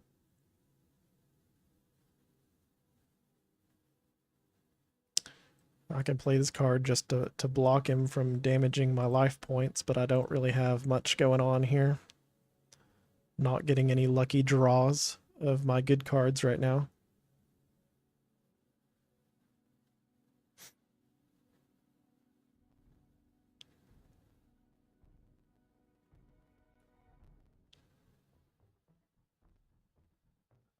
This strategy that he's using is actually really strong, and probably, like, I would say that the cheapest strategy that has a high win rate. So if you're looking at investing in this game, this is the strategy you probably want right here. Because even with my upgraded cards and the money that I've reinvested and stuff here, I'm probably going to lose against this guy.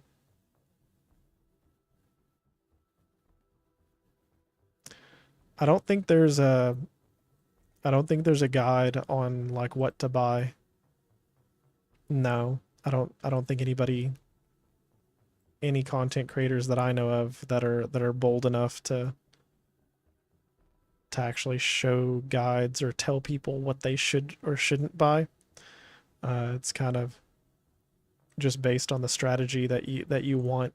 So, like, just looking at his cards that he's playing right now. So this guy has a tree that restores HP each turn. This guy gains 1 attack every turn on the turn end if he survives. And these little marmots gain 1 health and 1 attack every time he restores health. And he wins. And then, like I said, that badger earns 1 attack and 1 health every time he increases his health. So the little marmots are just a weaker version of that badger. And I didn't get any good cards to counter what he was trying to do. So my deck is a lot about what I'm drawing. Yeah. So every time I win, I get 1 GOT token. And that's shown up here at the top. And then if I get any win streaks, so at 3 at 3 wins here at the bottom, if I have 3 wins in a row, I'll earn this 4 GOT tokens. And then if I get 6 wins in a row, I'll earn 5.3, and 10 wins in a row earns you 6.7. And these numbers depend on what rank you are. So the higher rank you are, you'll earn, like where I'm at, 1 GOT token. And I've never seen much higher ranks than where I'm at right now. So I'll tell you right off the bat, like I was around rank 500, but there's been more people getting into this ecosystem, and that's pushed me back down to about the bottom here, which is 1500 now. They've increased these rewards by 500 over the last month. And so all these, the whole reward structure has leveled out a little bit and given access to more people to earn every single week and every single month. But yeah, I mean, if you have a deck of cards that can actually compete in the top 1000 or even 500, and you're consistently around this level every single week, you earn basically a free 150 GOT tokens. And if you're still here at the end of the month, a free 240 ERA tokens. Yeah. And you earn every time you win just your normal games. So that, yeah, I mean, that's why I say this has been pretty profitable, because I at least know that I can sell my cards for more money than what I've invested into it now, because a lot of these cards are actually worth more now than whenever I started investing into it. Sort of depends on what the card is, actually. since ERA token and GOT token are actually down with the rest of the market, but let's see where my legendary card's at. So if I wanted to sell my legendary guy that I have,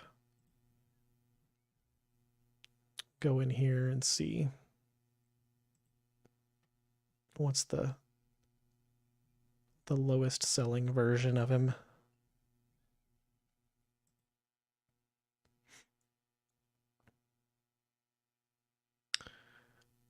You only have a certain amount of energy every single day. So just like every other game, this is based on energy, and you get another attempt every hour and a half, I think it is.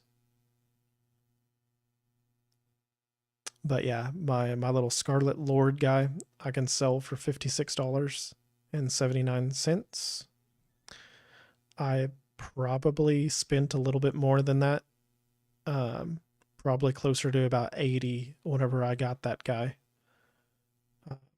But yeah, he's held at least 70% of his value, and I'm earning a little bit, 625 hash power off of him every single day that I own him.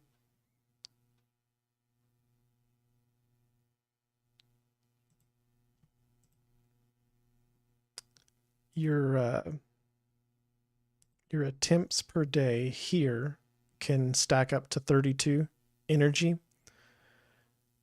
and your energy regenerates at the rate of an hour and a half every single energy, and that just keeps going. So as long as you're playing a little bit, you're regenerating your energy. If it ever reaches 32, then it stops. So yeah, you've got to play daily in order to use some of your energy and make sure you're hopefully winning some of those battles, you're earning a little bit of rewards. And like I was saying, the other way to earn is from this PvE version here that matches you up against the computer, and it shows you how much you earn by beating each one of these decks that you get matched up against.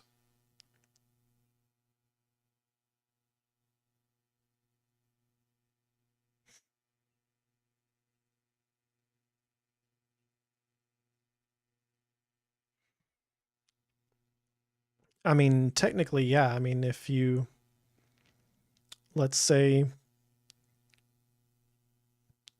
you win 10% of your games, which is probably possible because you start out at the lower levels, right?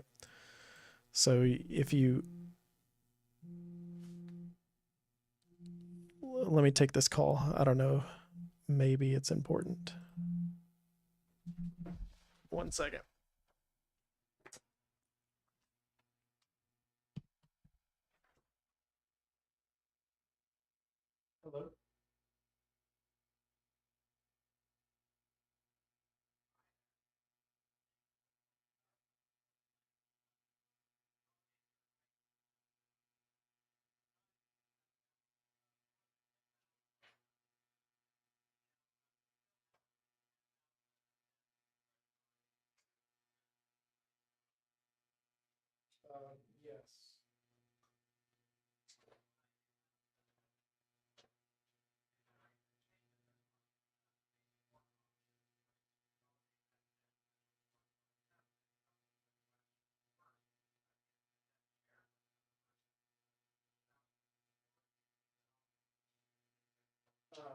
it's all mine. But I actually just recently accepted another offer from somebody else, so I'm not interested in doing anything right now. Yeah, I've already done another loan.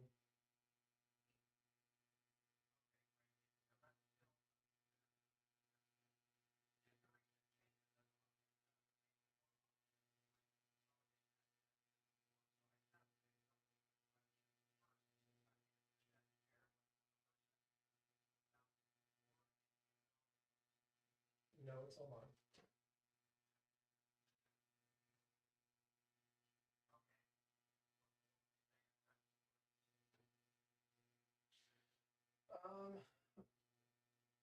I think the last time I checked, it was maybe 600 to 620.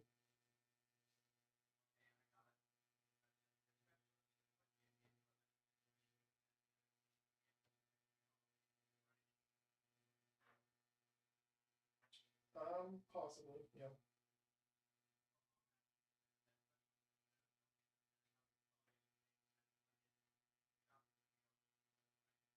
Yeah.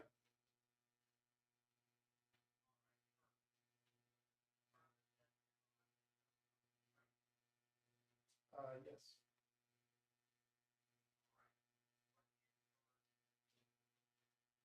Seven nine 413.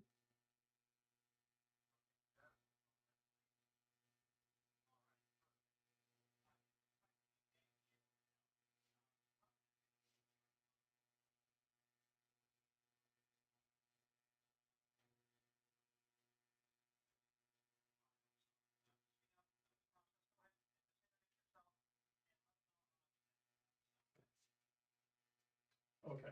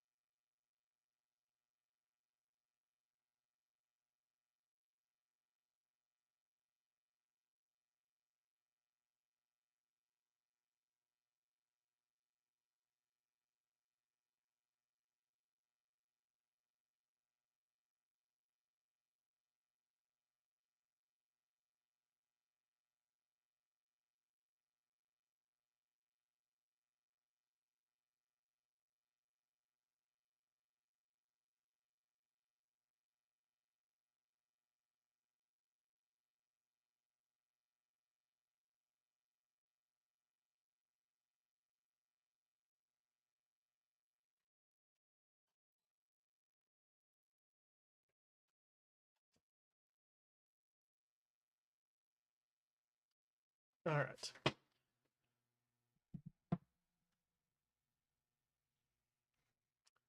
That took forever.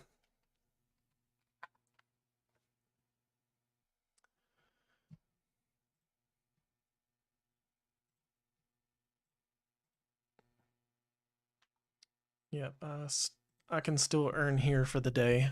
I've got to run through these. See if I can beat the computer.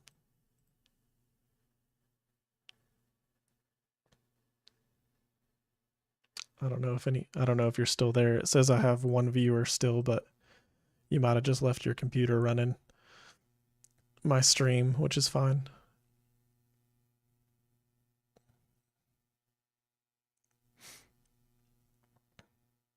Oh, okay. You are there.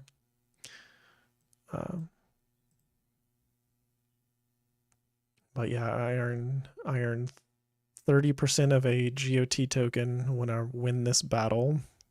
This one should be fairly easy for me to win.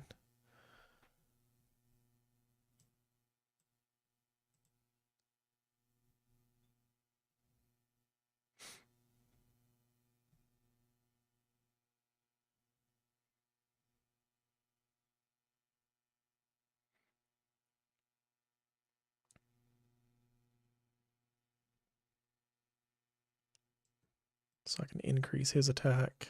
I'll increase his. And this guy increases my attack. Nice. So I'm about to win next turn, basically, is what that means.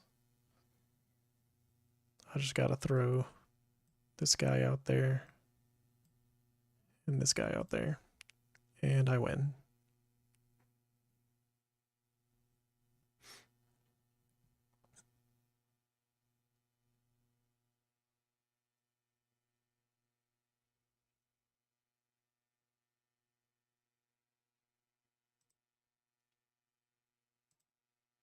All right, so now on to the next one.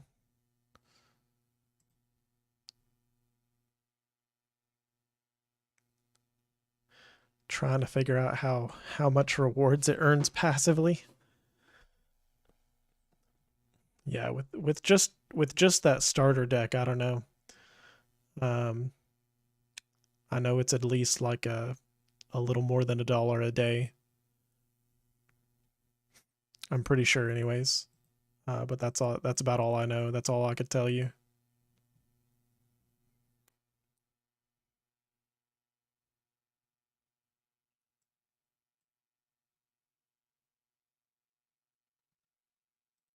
Because at least what was it? Era token is still 38 cents.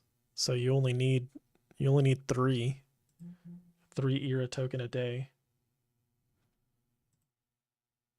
for it to be really worth it, right?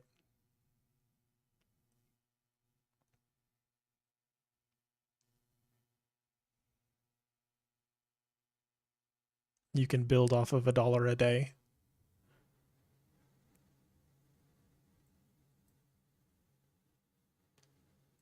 Let's put this one out there instead. He's about to kill my archer, though. That sucks. I really wanted to keep my archer. Oh.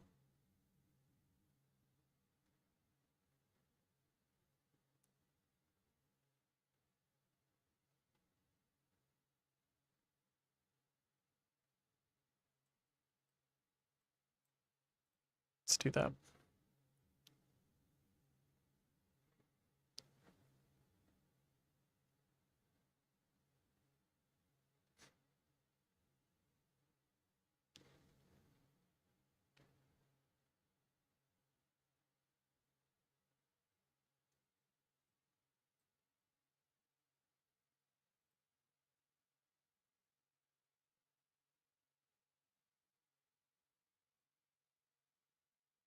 Dang it.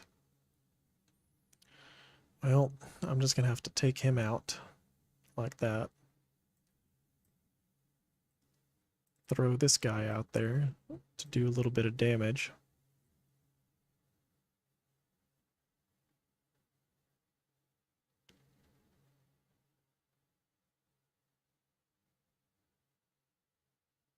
Here we go.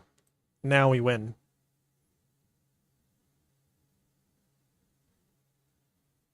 Once I get some of these bigger guys in there, their strengths basically annihilate the opponent.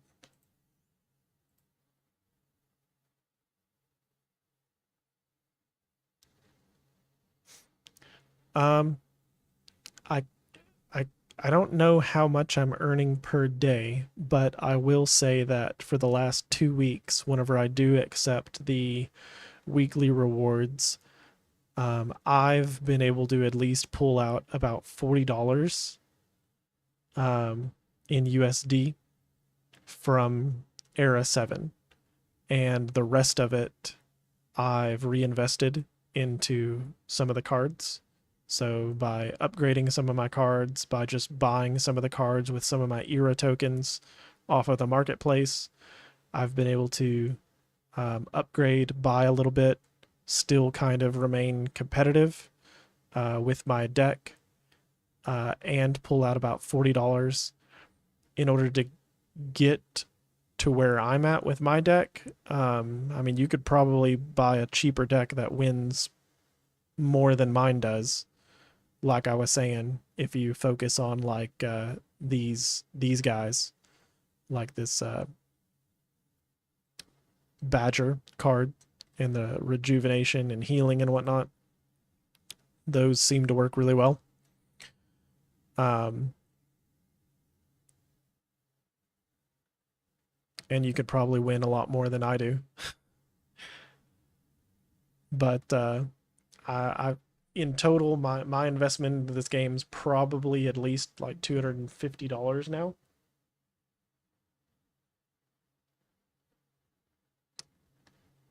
And I earn $40 a week, I think. I think that's about right.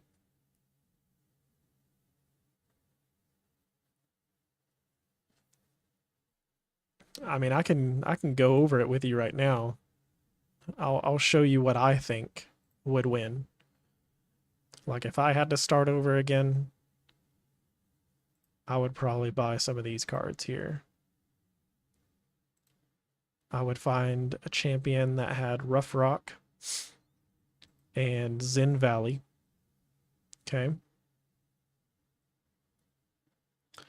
And the main staples of your deck are going to be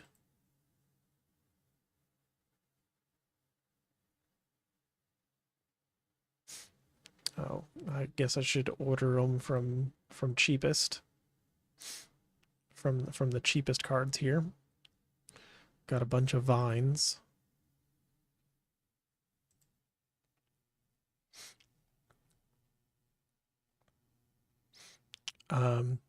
These Rough Rock Blood Lizards seem to be useful. You definitely want like Prime of Life, this card. It seems to be useful. Where's the other ones?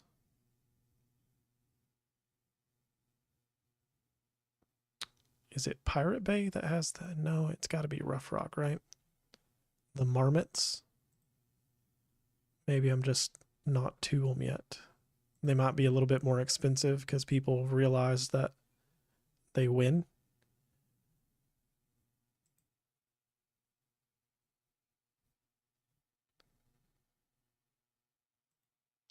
I'm going to add Pirate Bay just in case.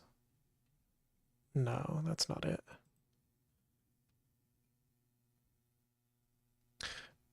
On Twitch it will be. So, well, I mean, I guess it is technically streaming to YouTube. YouTube will save a copy of the live stream as well.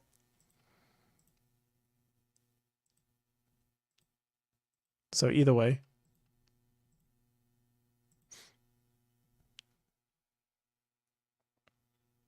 So let's say you can only have 30 cards. If I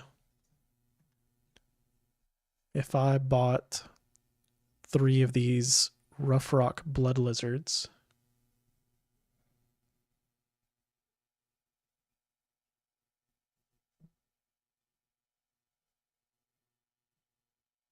That would probably be my first 3 cards.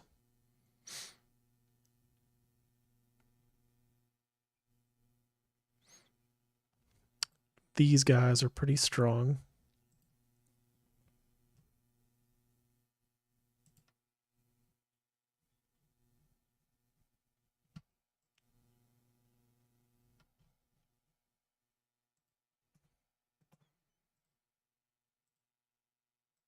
Yeah, I think I just haven't got to it yet. So I'm gonna take off Empire Light again. Let's go up to page, what was it, 8, 9.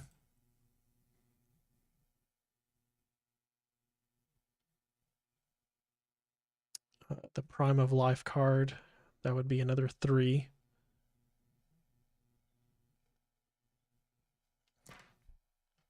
Cards for your deck right there. I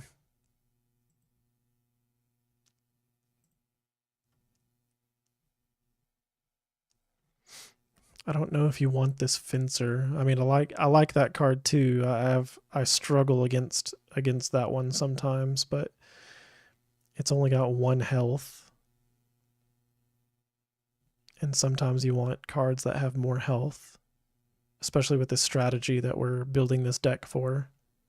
So I think we can find better cards for that. But you want things like this. So you want this Spruce Elder, but it's a 7 cost card. So you can't use that immediately. But it summons a red panda. I don't know.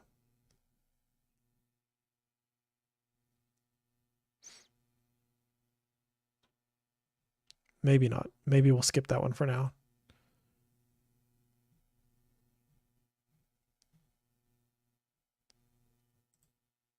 That's not the card we want.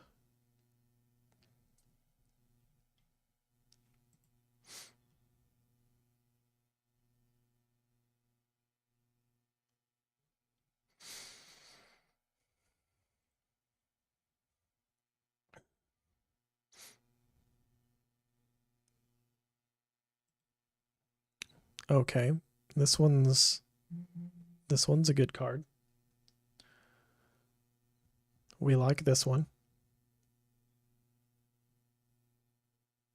So the Barn of Glen, I would probably see myself getting 3 of those. Barn of Glen, that works well with the strategy we would want.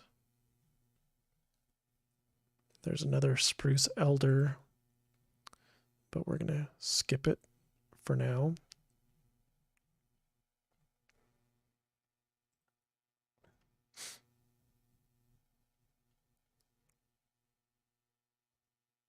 That's a good card. But it doesn't fit with our strategy. I'm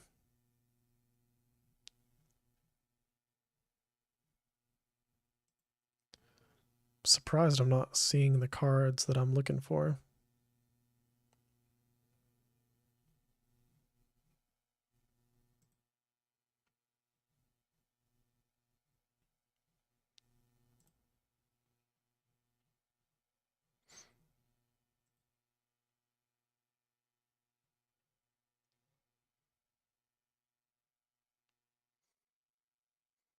Honestly, the Noisy Dancer is probably one that you might want with this type of deck, just like mine.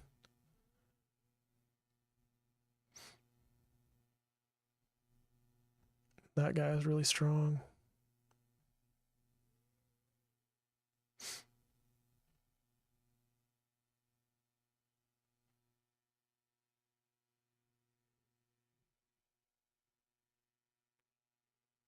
I'm going to write him down, but I'm not sure. He's a 6 cost card.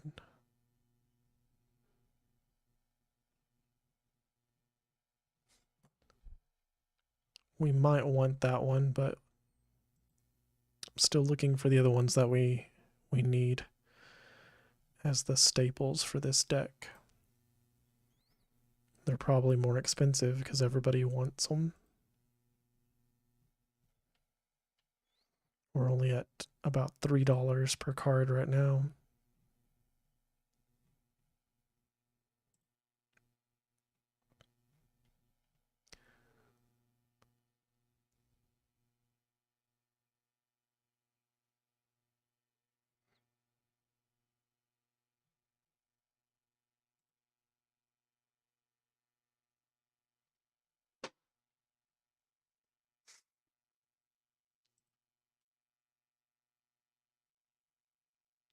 Man, the cards I'm looking for are probably more expensive than I thought they were. Okay. So there's one you want. This Shrewd Peddler.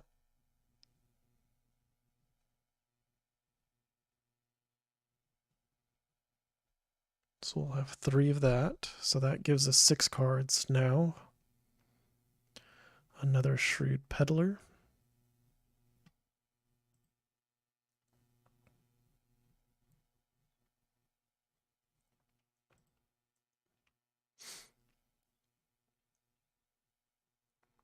And these are all the same. All the same.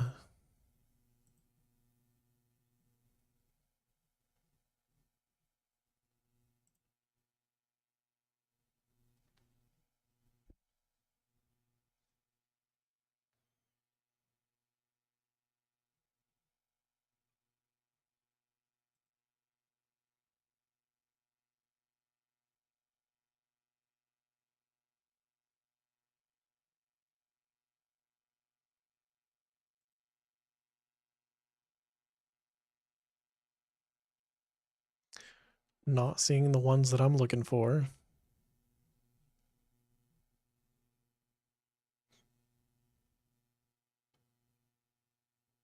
This one is good. Courage Teacher.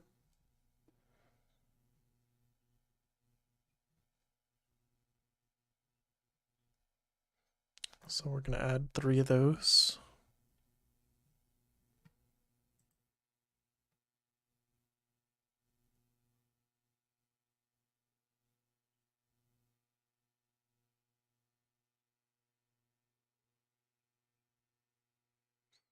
That's really strong.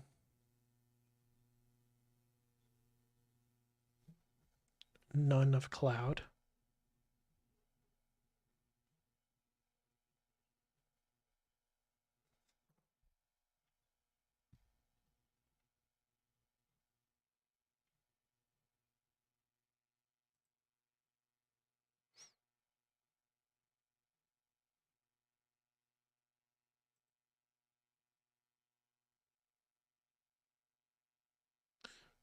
I'm not even seeing like the little fox dude that gives heritage or anything.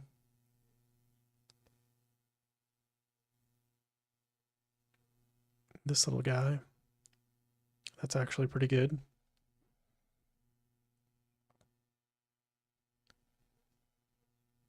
Ascetic Monk.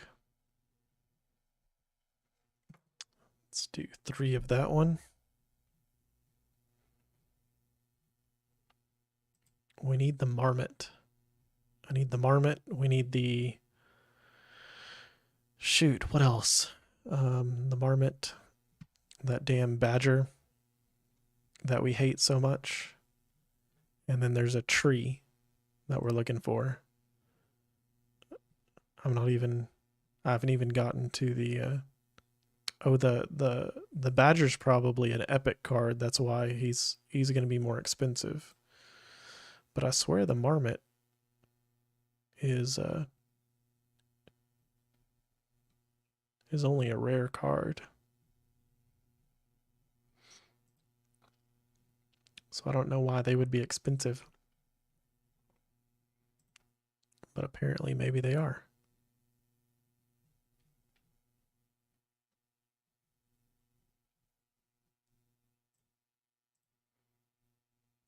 Let's go back.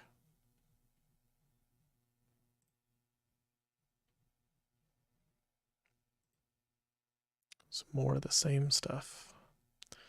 Same.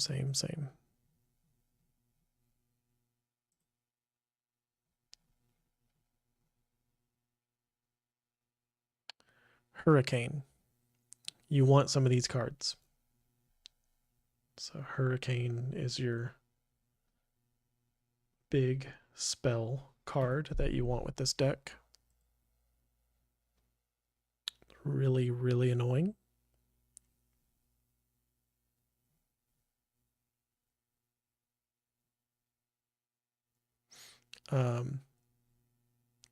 Testudo Monk is really good.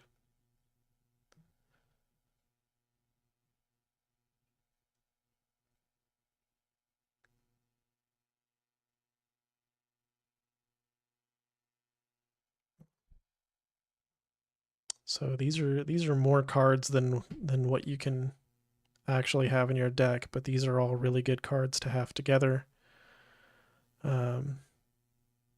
Again, I'm not seeing the big three that I'm looking for. I feel like we found everything but the three that make up the entire deck of what you really want here.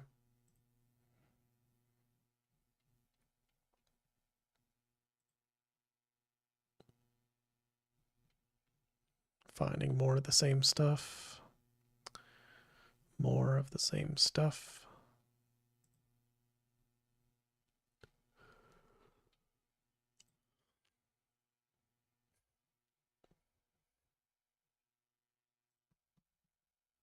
I might just skip ahead and look at the epic cards. Oh, here we go. This one's this one's really strong.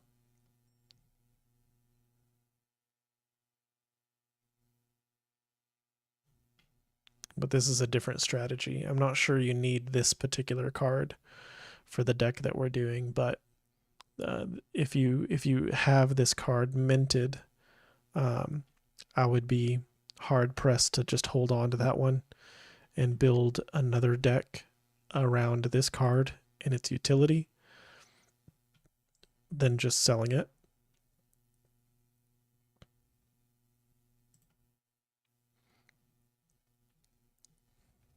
Let's see. We're getting into some of the epic cards now.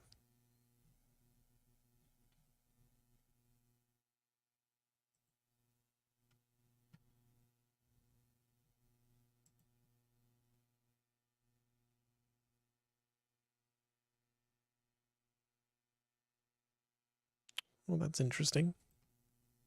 I don't think many people have ever used that one against me.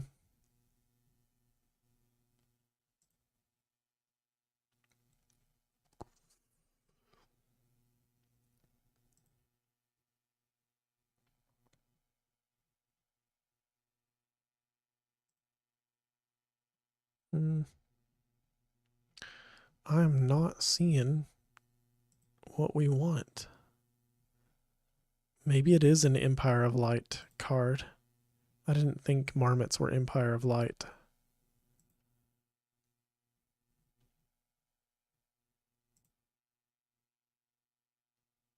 But that actually... No, it's not an Empire of Light card because I minted one and my hero only mints Rough Rock and Zen. I mean, Rough Rock and Inferno, so it has to be a Rough Rock type card. Chompers, they're expensive.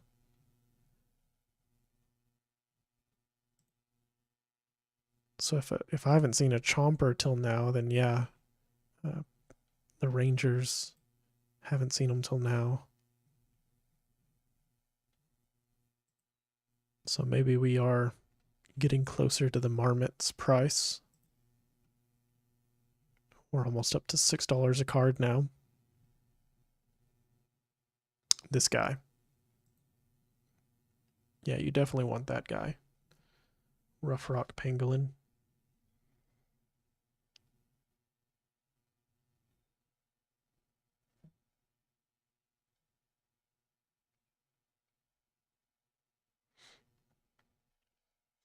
I would honestly rather have these guys than the blood lizards. Yeah, I didn't want to say that wrong. But switch the blood lizards out for those guys.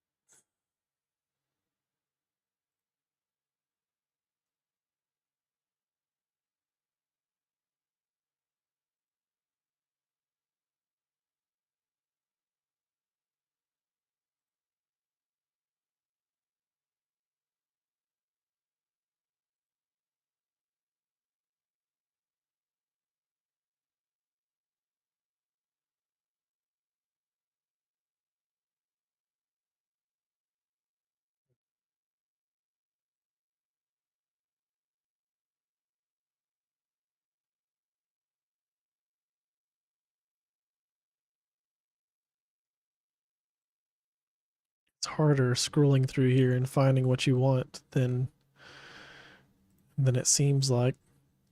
Like there's no like search button where I can search for a card's name.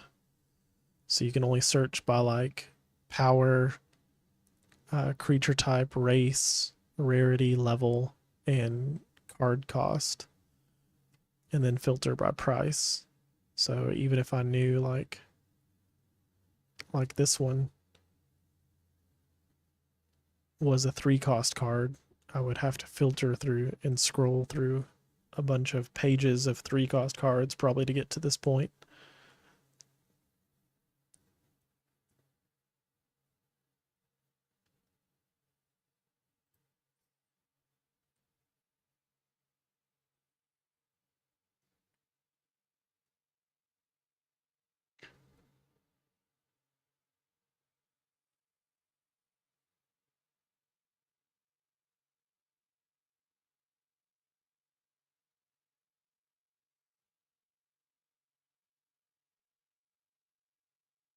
You might want big-eared tailors just because they give heritage. Heritage is nice, but there's a better card for that.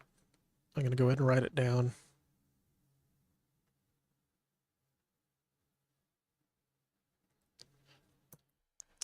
Just so that I know the name of that card.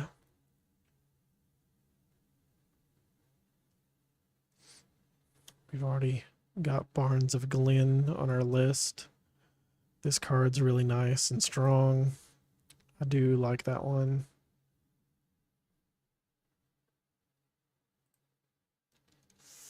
Where are the freaking ficuses? And the peach hermit. So these things. Peach hermit is another card, but I don't know that does much for you. Still looking for the other cards that you absolutely have to have.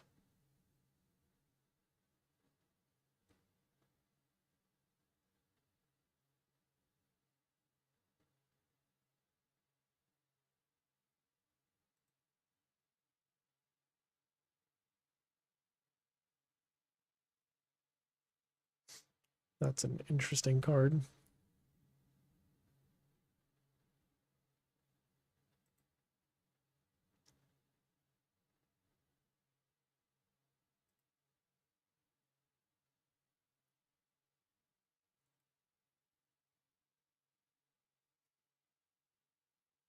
This is the first Axe Lady I've seen, so they're worth like $9.30.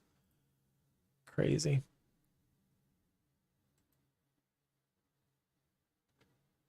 Yeah, I'm not seeing any ficuses or marmots. Nothing like that yet.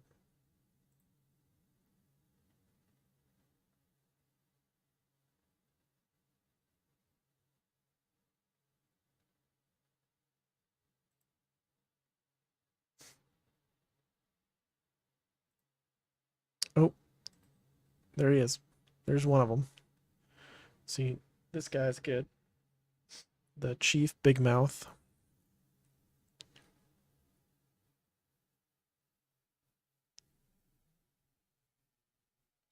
But that's not one of the big three either. So this is really kind of frustrating. Saying that there's a deck of cards that would probably be cheaper. And I'm up to $11 a card now, and I still haven't found the ones that I'm thinking of. Maybe they're in a different race of cards.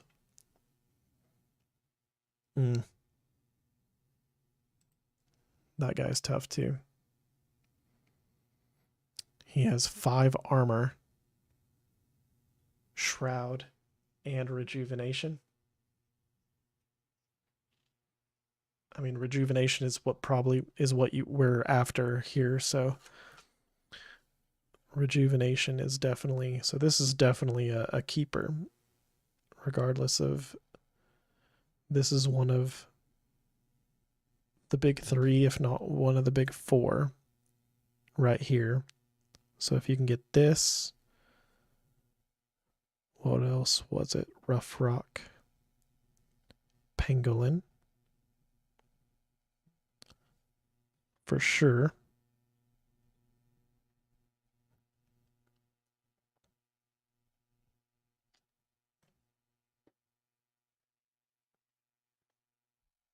So those 2.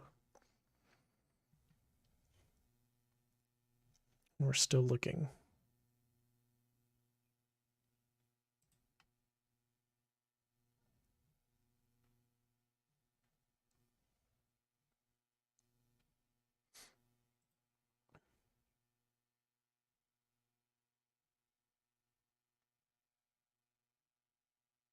Still looking for the other ones that give rejuvenation.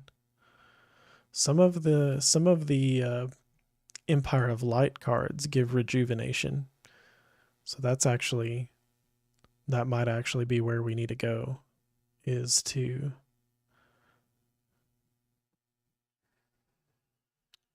what kind of cards are those? Let me go back. Was that guy?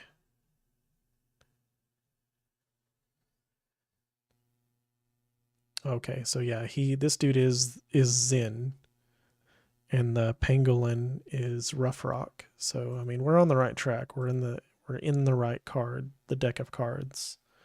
I just don't think we've found them yet. I think they're more expensive for some reason. I guess somebody else obviously thought they were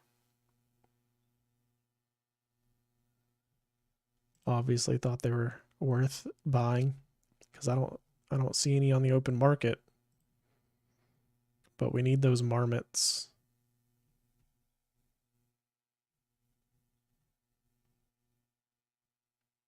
And cards that give heritage. So anything that says heritage is usually pretty good. Oh, Chief Big Mouth does give rejuvenation. That's why he's on the list. Yes. So you do want 3 of these Chief Big Mouths.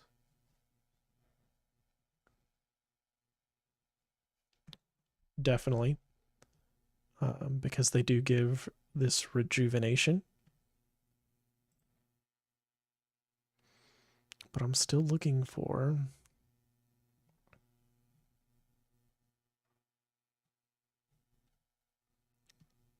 other cards that I'm not seeing.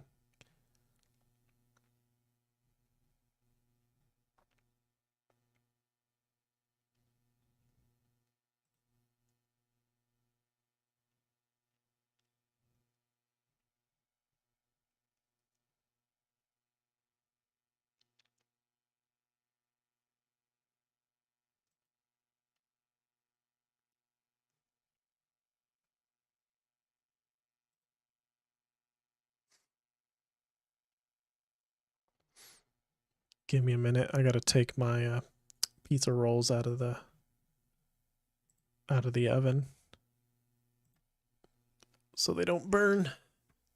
One moment.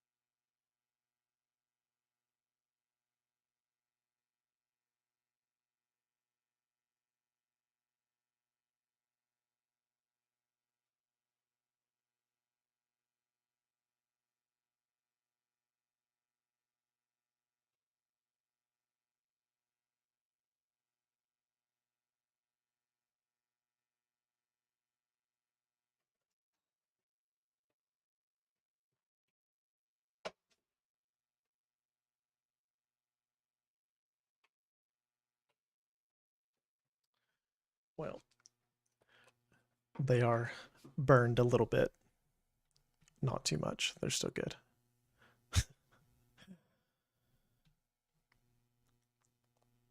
We wrote that one down. He's good, but not a core staple.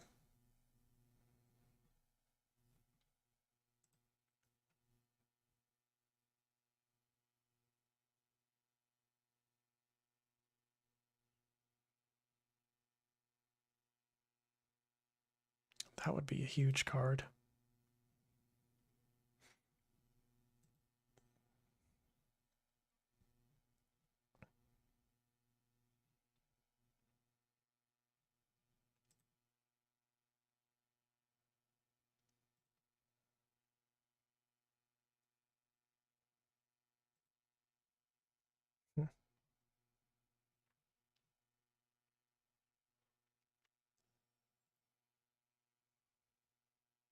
I don't know why I'm not finding these cards that I'm looking for. I swear we should have seen them by now. I get the feeling that everyone has... See, Marmot Colony. See this card. You need like 3 of these.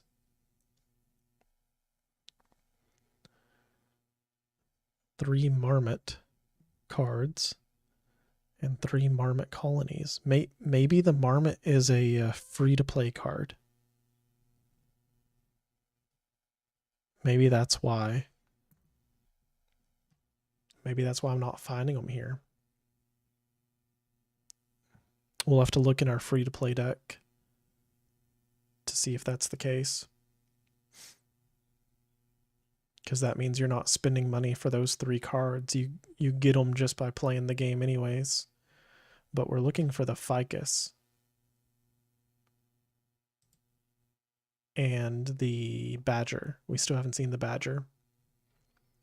So we bought those.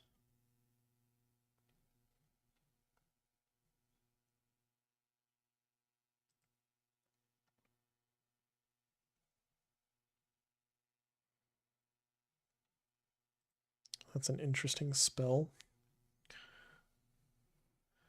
Here we go. Badger. Burrow Badger.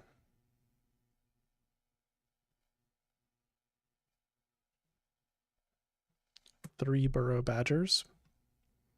They're worth $31 a piece.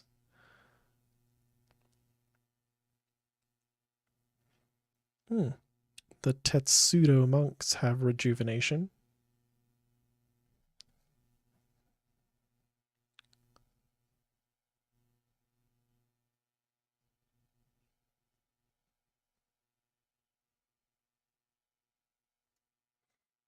So let's see. We've got 9, 10, 11, 12, 13, 14, 15, 16, 17, 18, 19, 20, 21. I've already got 21 must-have cards based off of the rejuvenation listed.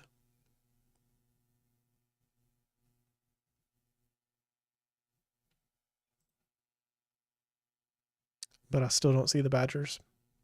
I mean, not the Badger, the Marmots that these cards summon. I'm pretty sure the Fat Marmot is a free-to-play card. But all we've seen is the Spruce Elder, and I also want to find the Ficus, the tree. Maybe it's a legendary card. That's why I haven't seen it till now. I didn't think about that. Sometimes I forget we have legendary cards. This guy's insane. If you can get that guy, he's definitely insane. Legendary cards, you can only play 1 of each of these cards per deck. So they're really, really strong.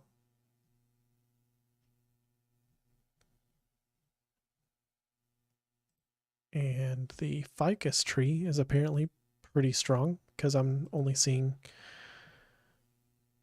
one of these for $77. That's the cheapest I see. So that's, You need that. Legendary Ficus. Immortal Ficus.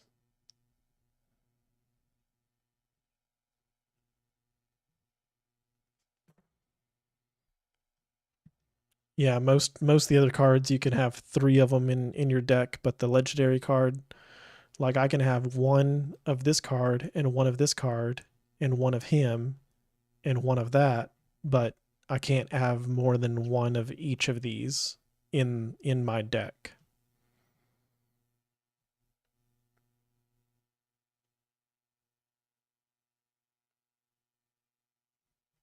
I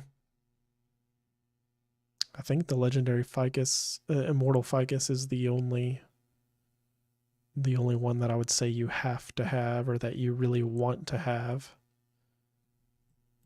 Although this one is super strong. Hexproof. Gain another strike, so double strike and invisibility for 2 turns. So all attacks go through him. But that might mean that your hero's getting hit, so sometimes that could be a bad thing.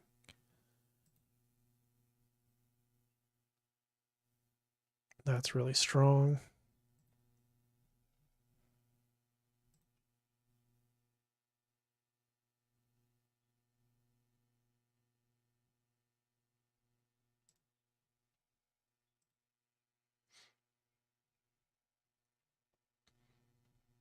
I guess the only other one that I would say here is I definitely like this guy. This guy is really good in pretty much every deck that I've ever seen.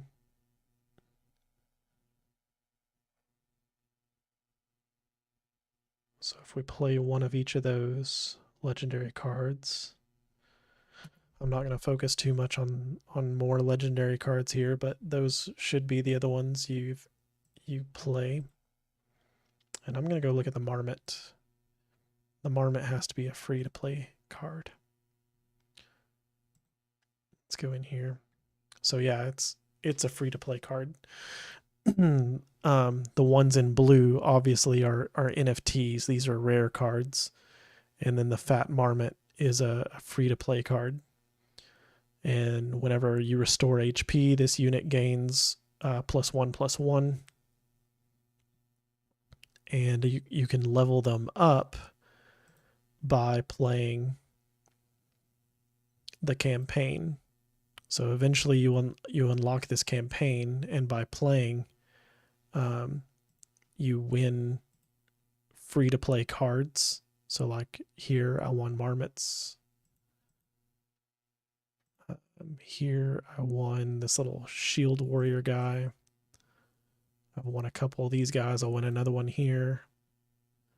This one just gives me GOT tokens rewards. Probably because it's one of these bonus multipliers. But yeah, the immortal Ficus probably works best with that type of deck. So here's some more Marmots over here. I'm betting if I beat all these waves, I'll get more cards to upgrade the Marmots from these over here. So that should allow you to upgrade them a little bit. Maybe get all your cards to level 2 or level 3 Marmot.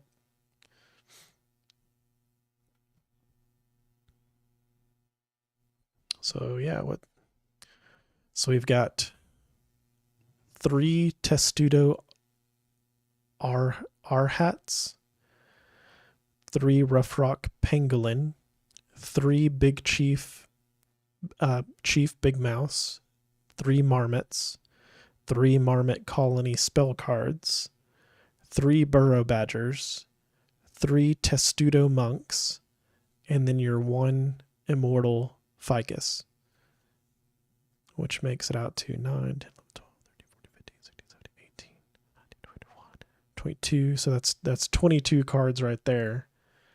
And then if you add some of the other cards that we were writing down that were still good, like maybe the Barn of Glen, and then the Peach Hermits, those other tree cards, those would be nice. Those would be good.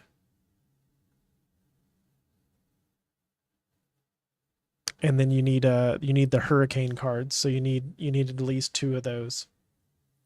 So since your Immortal Ficus kind of ruins the 3/3/3/3 of every card, I would have 3 of all those other cards. And since you can't have 3 of the legendary card, I would put 2 of those spell cards. So 2 hurricane cards, and then all those other cards in there.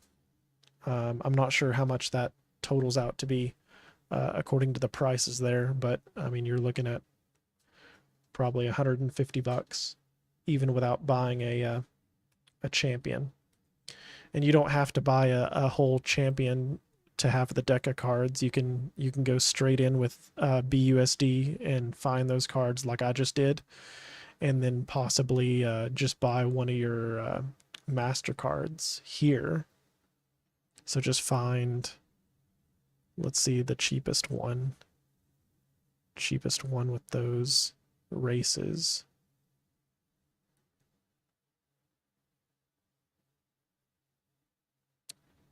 I'm not seeing.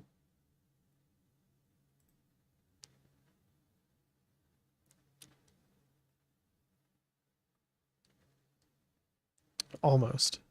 This Dan Bavar card for 65. So a lot of those master cards are apparently being bought up because I'm not finding that combination. No, that one's spell cards. Pirates. So the cheapest deck of cards offering those 2 is more than $85.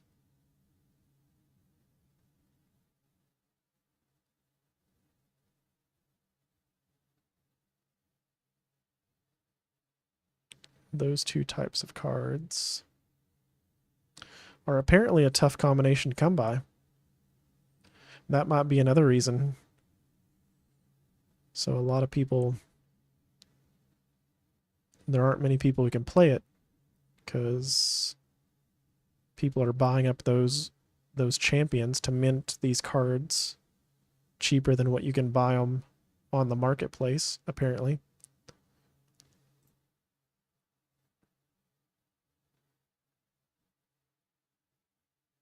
Wow. So I still haven't found any of these champions that offer both of those races. And I'm up to $120 now.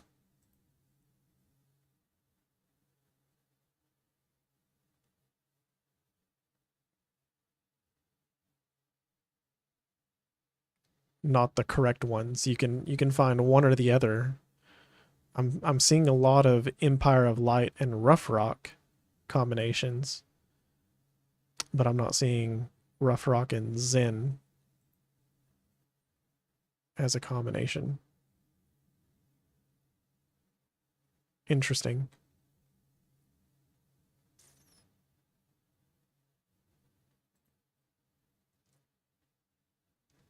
That might be a slightly odd combination to come by. For some reason, the game hasn't spit out many of those. Or just somebody out there has been buying them all up.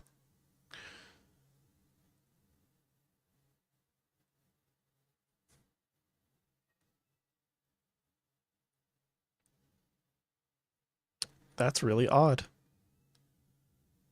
I swear I go against people with that combination all the time. And maybe that's why. Maybe, like I said, maybe there's people that have kind of figured out that's a really tough combination to beat, so they've bought them all up. I don't know.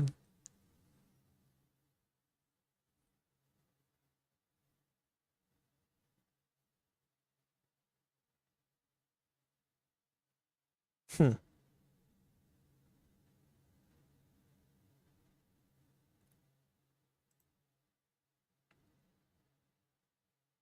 I'm literally only finding Empire of Light and Zen. I don't see anything that says Rough Rock and Zen cards at all. That's really odd.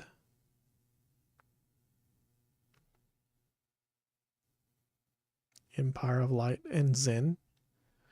Zen and Inferno.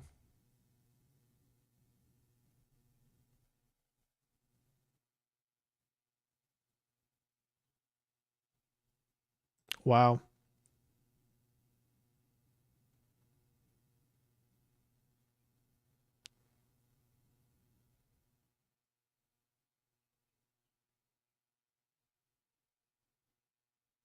Okay. Interesting.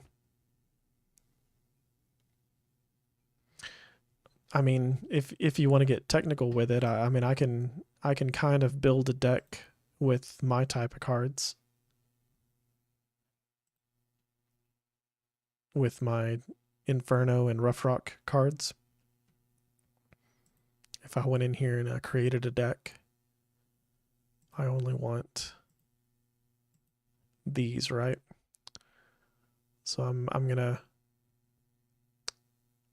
build a deck around the cards that use the mechanic that gain strength whenever you heal or have rejuvenation. So we're gonna put all of these marmots, level 2 ones, in here.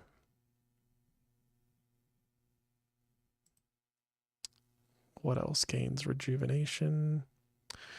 This pig restores health. I'm not sure I want it to die though. You don't want your cards to have to die. So we're going to skip that one.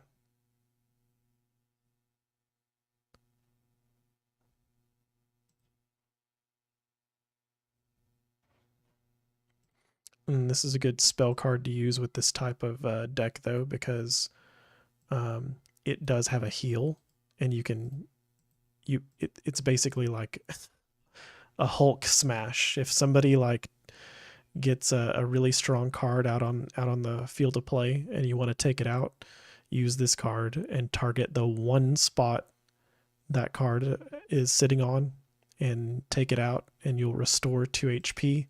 So all your other cards that gain strength for healing will get a little bit of health.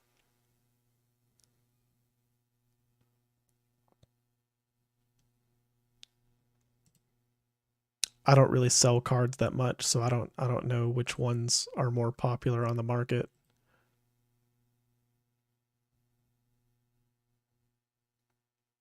Okay. So that's all I have access to right now as far as that's concerned. Hmm.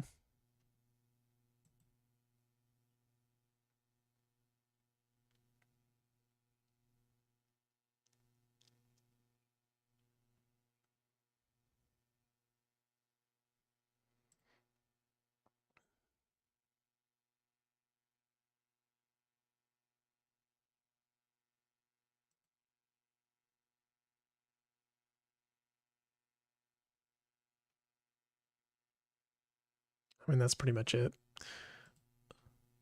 Unless I went with Empire of Light cards. These guys have rejuvenation here.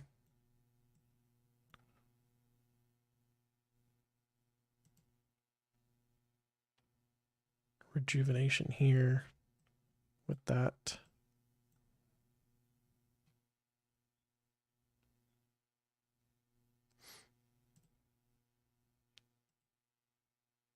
And those are all free-to-play cards. So 3 of those free-to-play cards will give you a decent start to this deck, and then you can just add in some of the other NFT cards that you buy.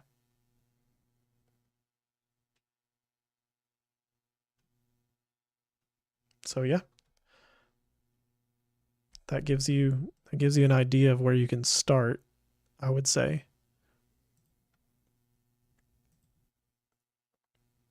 But you can also take tips. Let me just save that.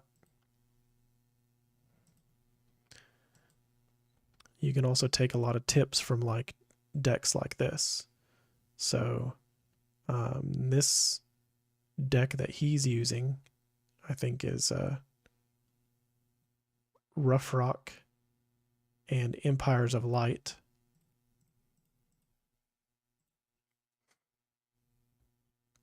And this is just a computer.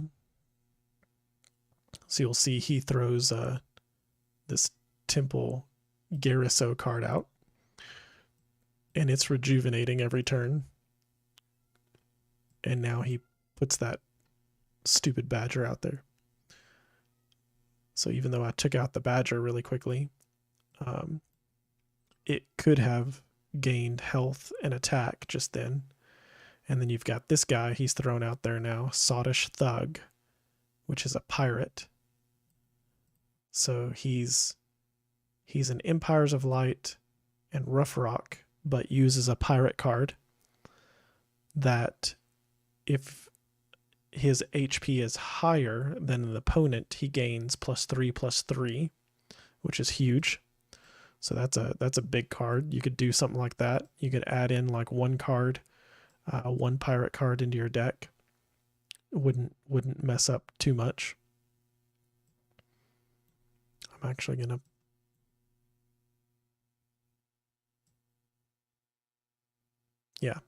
I'm actually gonna put him out there, increase my archer's attack.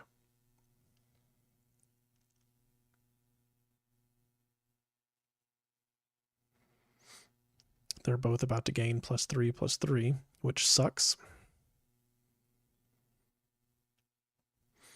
Now I can throw him out there and power up my archer.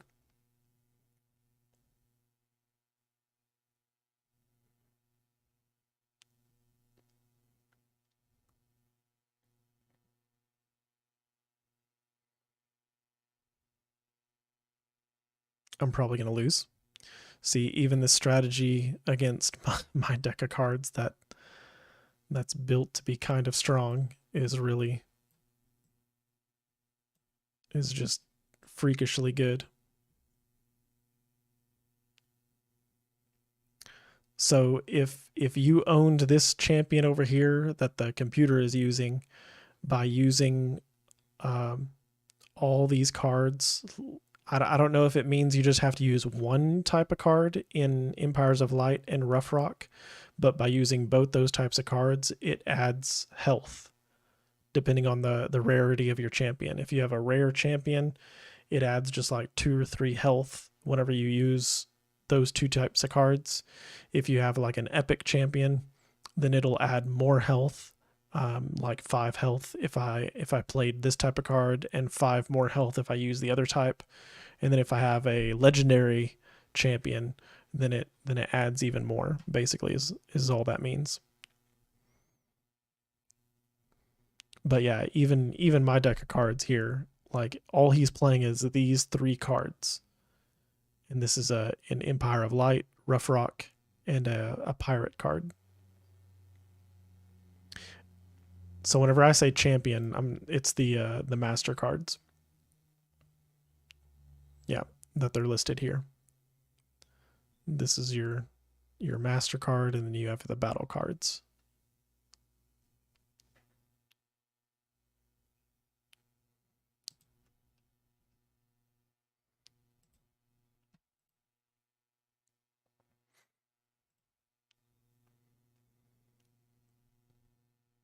And there is a referral system. I don't really use it. I think it is listed on one of my videos pertaining to Era 7, but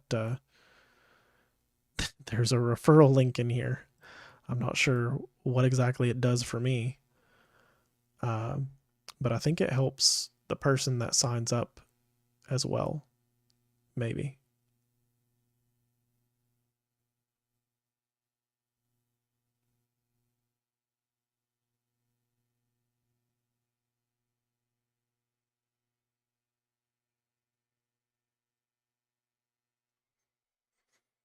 So if you have a legendary master card, it just means your health will be higher when you play. So it'll take a lot more damage. You have more endurance during the game. So I can't just do like 10 damage and take you out. I might have to do like 20 or 30 extra damage because you have a legendary master card. But the actual battle cards, you can only have one Immortal Ficus. The only reason you might want to eventually purchase more than one Immortal Ficus is because you would want to synthesize them and make them like a level 2, level 3, level 4 Immortal Ficus, because then that singular card gets more health, more attack, and its ability becomes stronger as well whenever you upgrade those.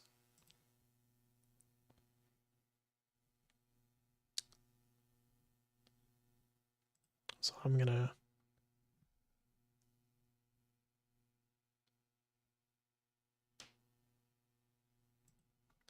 go back to my Era 7 videos and add in that referral link.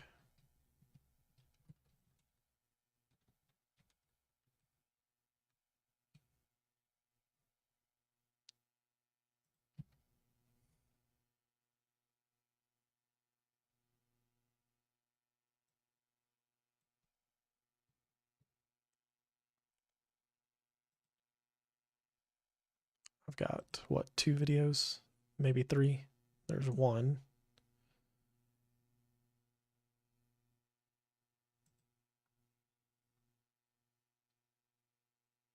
Okay, so I've already added it on another one.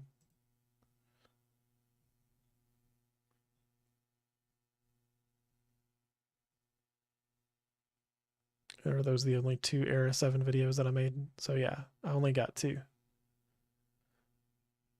So either one of those Era 7 videos on my YouTube channel now link to that referral code there.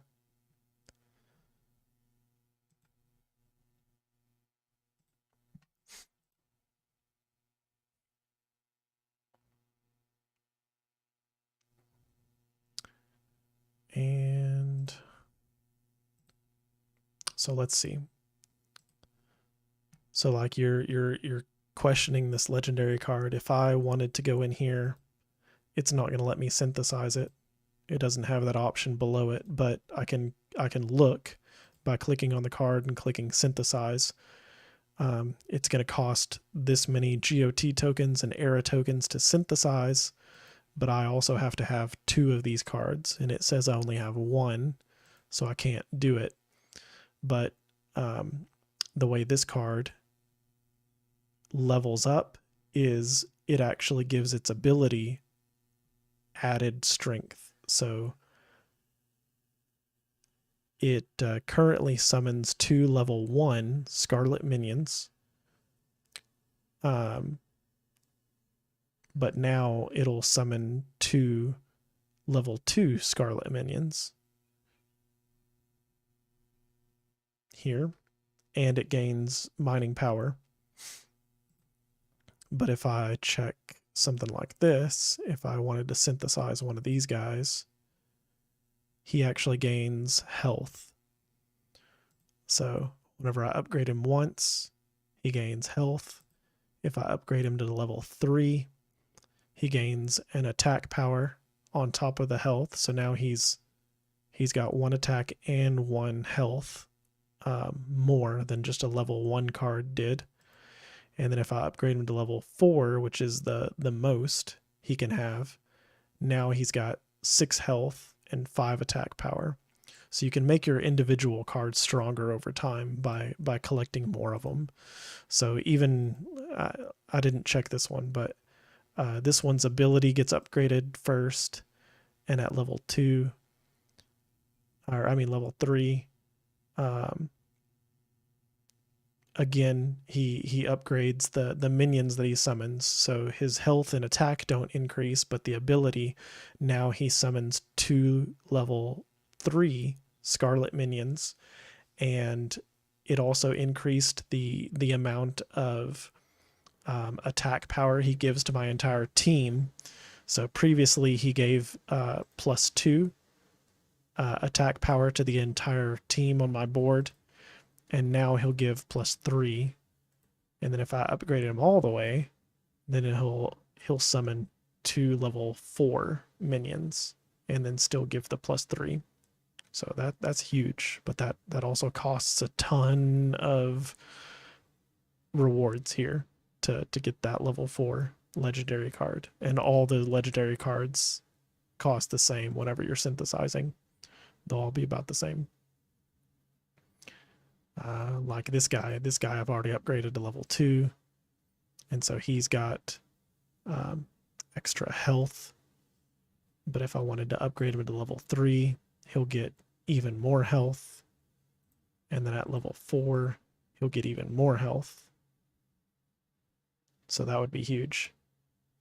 At a level 2 card that I can summon like at the very beginning of the battle that has 4 attack, 6 health, and trample.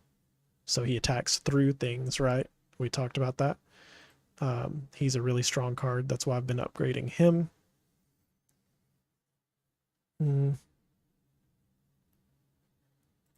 What else? This guy is huge. I'm interested to see what upgrades on him. So at an upgrade level 2, his ability does 4 damage to all enemies in the opposing row whenever you summon him. And then whenever you kill enemies, he gains 4 health and 1 attack instead of 3 health and 1 attack.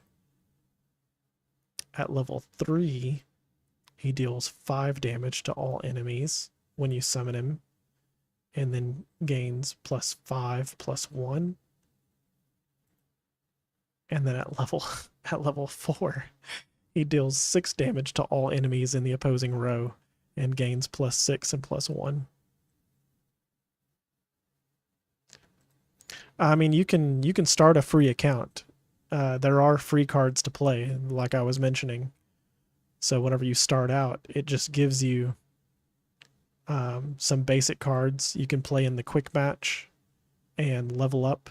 So like I'm level 15 here, and if I continued to play a bunch of quick matches, I can technically level up to 16.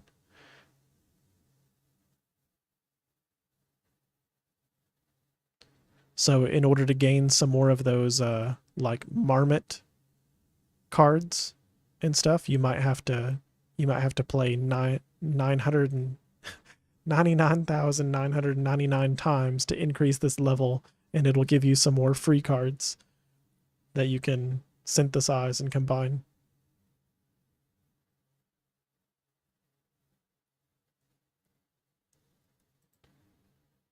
But this deck that I made here is completely free to play based on whenever I started out.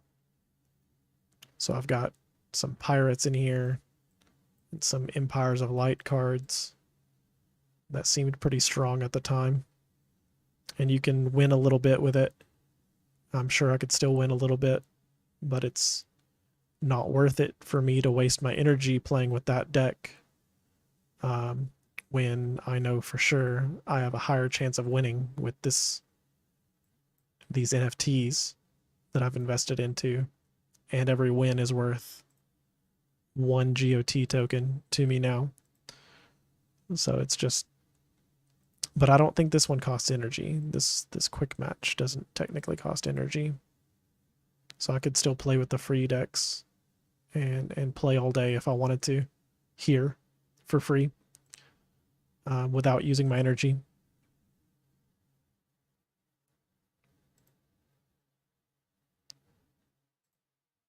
And now you can also earn cards by playing the campaign. I don't know if you unlock campaign mode after you reach a certain level, but it shouldn't take too long. You could probably hit level 15 in a single day, just a few hours of playing with your free deck here. I'm pretty sure you can.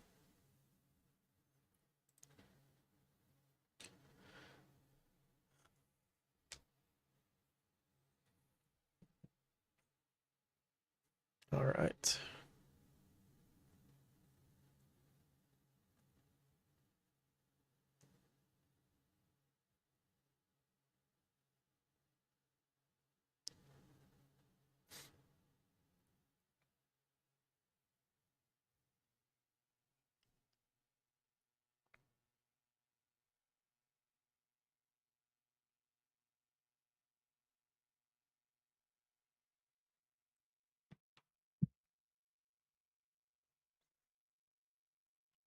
What else we got? Those are really the only two. Well, I mean, and the Crabata game.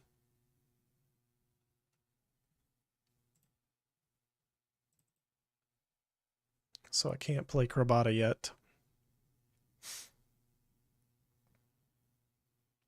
Appreciate it. Appreciate you using my referral link.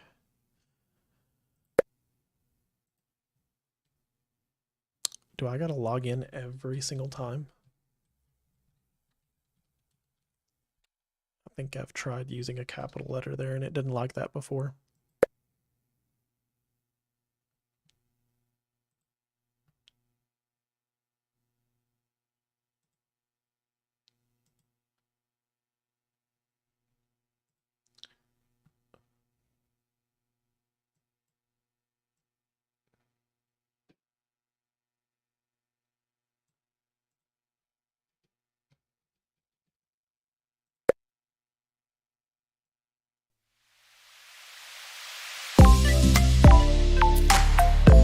So loud. So anyways,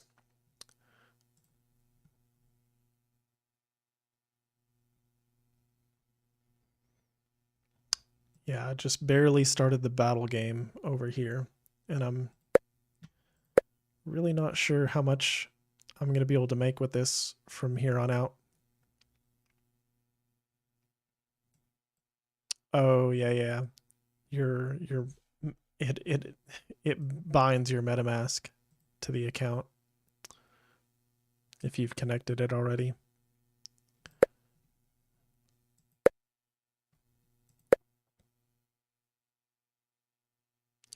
The battle mode is super new. Before, your crabs didn't level up, so now you can collect these shells and actually level up your Crabata, and you have to feed them and keep them healthy so they actually do the most damage they can possibly do. I think because they've got a bandage on them, I think that's what that is. Means I should probably feed them, maybe. But feeding requires you spend a little bit of treasures into the sea. But this is a phone game. You can download this on your phone. You can download Era 7 on your phone as well. I play both of them on my phone whenever I'm at work, etc. But yeah, you just have your crabs, put them in whatever formation you want. There's other formations. There's different factions. You definitely can look deeper into which faction counters other factions, but I previously was playing the idle game, and these particular crabs in this faction earn 10% extra rewards from the idle game. So, like, why not invest in the crabs that earn more money, right? So that's what I did. These are the only ones that I have, and that kind of hurts in the battle game. Apparently, it's better to have a like defensive.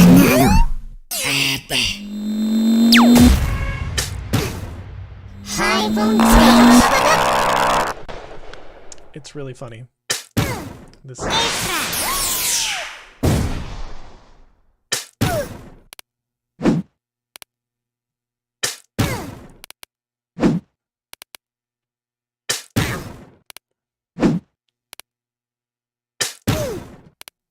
There's no way I can turn the volume down on it. I either turn the sound effects off or on in this game. That's the one complaint I have about it. But yeah, I mean, that's it.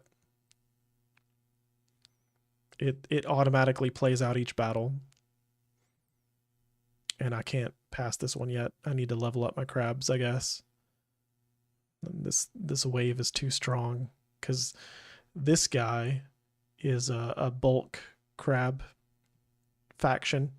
So technically that means he's a tank, and he's set up in the front row, which means I have to take him out before I can my crabs attack the backline guys.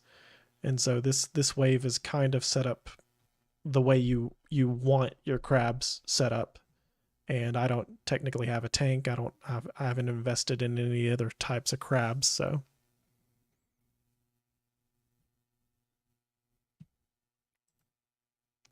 this isn't a tab though. This is an application. So this is a whole new application for the Crabata game. Yeah, like I'm saying, this I can either turn music on or off, sound on and off, but I can't adjust the volume.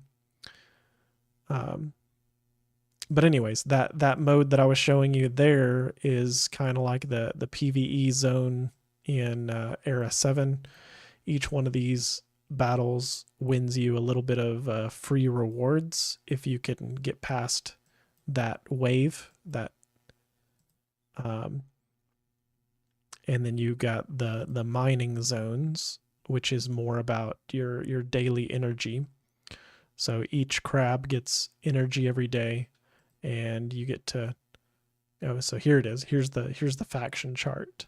So mine actually do really good damage against the bulk crabs, but they have a lot of health because they're tanks. So it's hard to kill them quickly anyways. So yeah, that's why that wave is difficult. But here's the flow chart of which factions beat other factions. But the reason none of my crabs are showing there is because they've all used up all their energy for the day. So I have to wait till tomorrow, which is another 4 hours for me, before my energy resets for this game. And then these are all the rewards you get every time you play. You get some of these guaranteed, the shells and the craw tokens, and then the rest of these are just kind of random. And the amounts you get are random as well. But the one thing I'm curious about is you got all these stages, and obviously there's different waves. So I'm wondering if I beat tier 1 and I get to tier 2, 3, 4, and so on, if those actually give more rewards per attempt than these beginner ones do. That would be interesting, because that would mean that even though we're starting the battle game from the beginning and my rewards are really small because I'm just now leveling up my crabs and just now earning these types of rewards, maybe eventually I would be earning a lot of the income that I was earning previously, right? Like the $30 a day, $50 a day from these treasures into the sea rewards, but I'll have to like build up to it. I don't know. I'm hoping that's the case, but right now I'm not earning much at all. So in order to get treasures into the sea, you have to actually combine some of those rewards that you're getting, one of each of these, into 51 treasures under the sea. And then you can craft these food items with some of the rewards as well. So I'm either gonna craft a food, or I'm gonna craft some tokens with some of those rewards to feed my crabs and continue mining.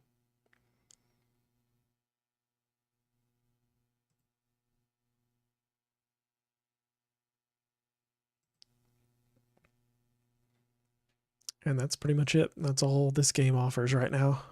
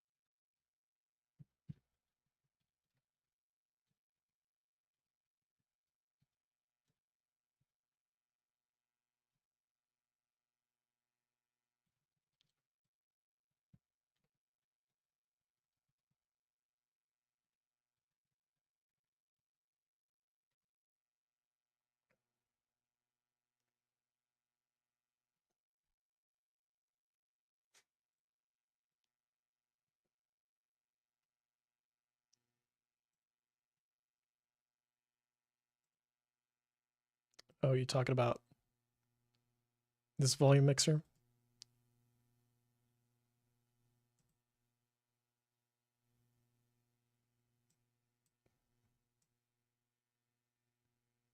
Yeah, maybe it does. If I had opened.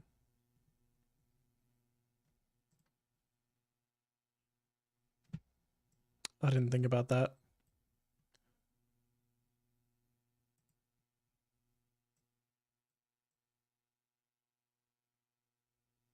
There we go. So yeah, I can turn that volume down.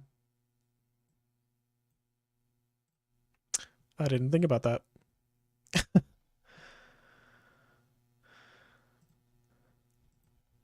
There's another game that I just downloaded that I'd like to play a little bit of.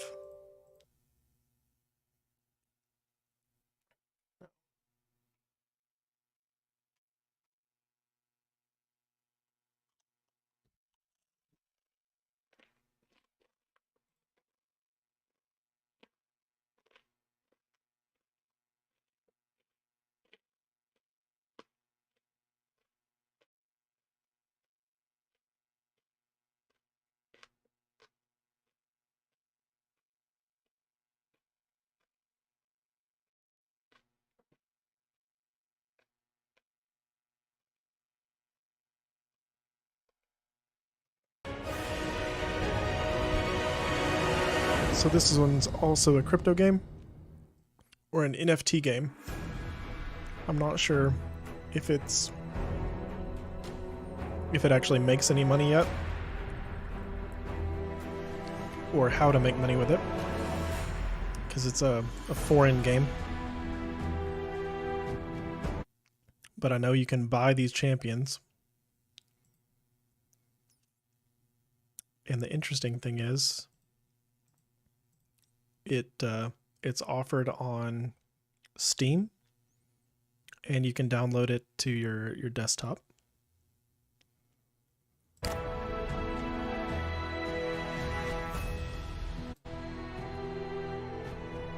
And it's called Mirage or Mir 4, something like that.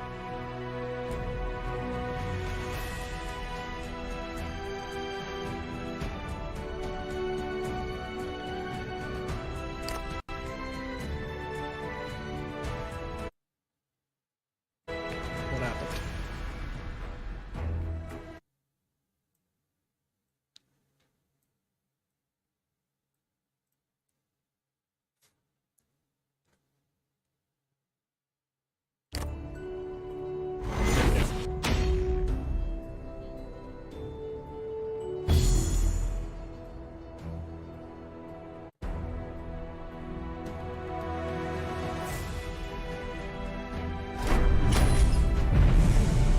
So the characters are the NFTs in this game, and you level them up. But I don't have any NFTs. I just have the free character.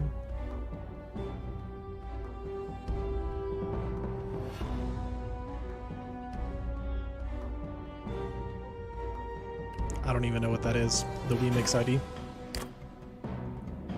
So there's probably some sort of wallet system, some sort of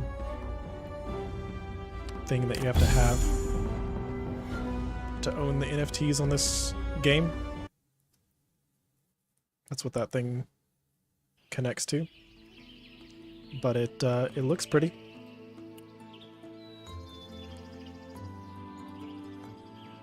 It plays a lot like some of the other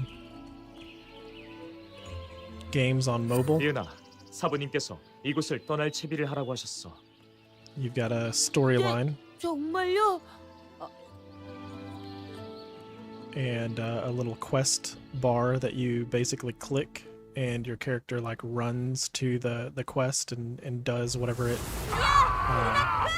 says he's gonna do, without much need of controlling it yourself, even though I could.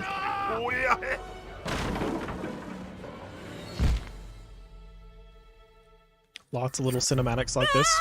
이놈들이 저를 죽이려고 해요! So all this is free. don't have to do anything.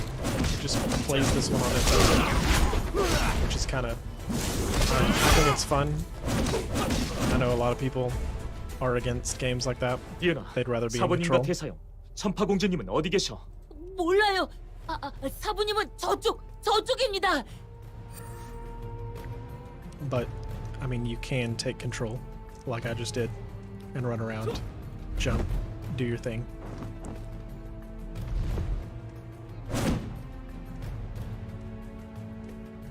But it's interesting that this will be a crypto game. You can, let's click it again. You can buy these characters and earn off of them. But I literally just learned about this game probably 48 hours ago. I had no idea this one even existed. 사부님.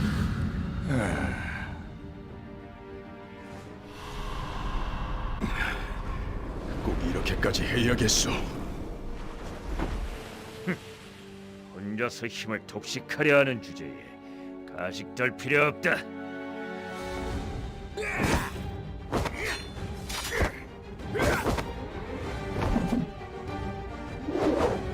살수는 쓰지 않겠다. 하지만 다치기 싫으면 물러서라.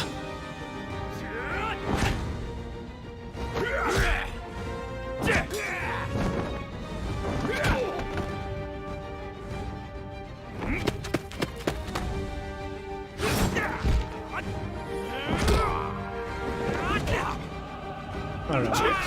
It's pretty entertaining so far. But this is just like the storyline that you start out with 사부님. your character. I don't know if every character is the same. Maybe there's a slightly different story arc depending on your character, but I doubt it. I think it's the same story for everybody. And eventually there's like a big boss battle and world event that you're supposed to be able to join. And the boss battle drops a bunch of loot that essentially can give you NFT rewards or tokens that you can sell and actually make money with. So most of this game is essentially free to play, and I think that's how they got away with putting it on Steam, because Steam doesn't like NFT games, doesn't like crypto games, so I don't know how long you would have to play this game yet to reach the point where you can earn something that makes money or allows you to buy the NFT. 천파공주님을 찾아야 해.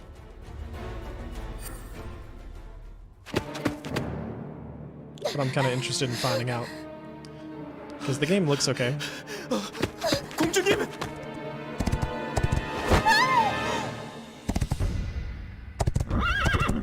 At least it's got subtitles.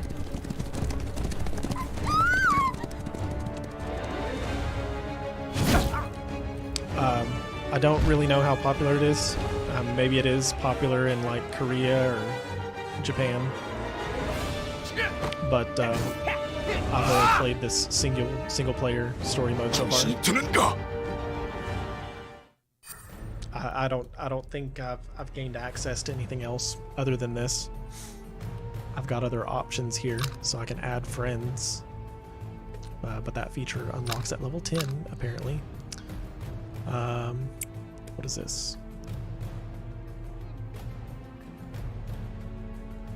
So daily login rewards, missions.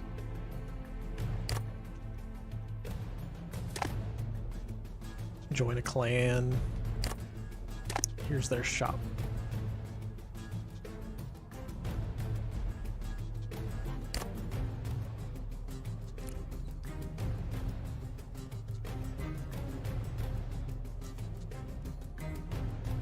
So there's some interesting stuff here.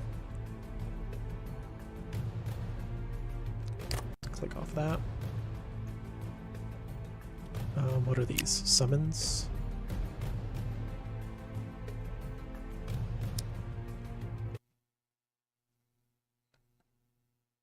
I'm guessing these are the characters.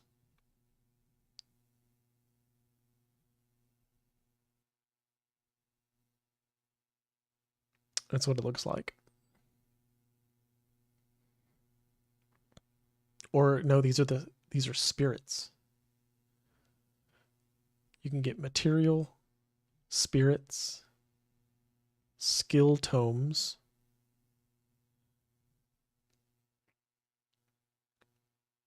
sorcerer skill tomes, Taoist skill tomes. So different types of skill tomes. Interesting. Okay. Oh, based on the classes, right? So, and then equipment.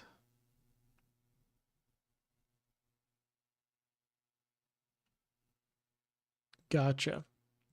So that's what this is doing. You're getting different summons here. So maybe the character is free, but you're paying for some of these upgrades to your character. Maybe that's what it is.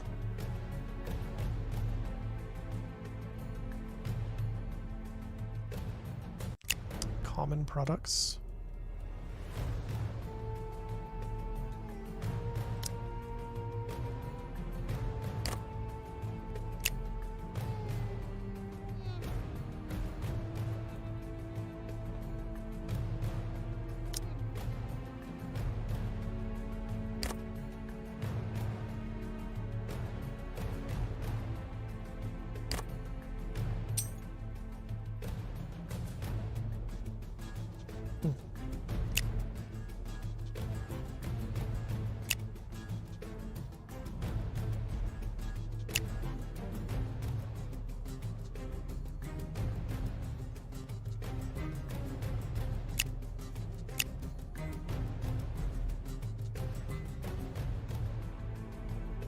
So raid tickets, boss raid tickets, uniforms.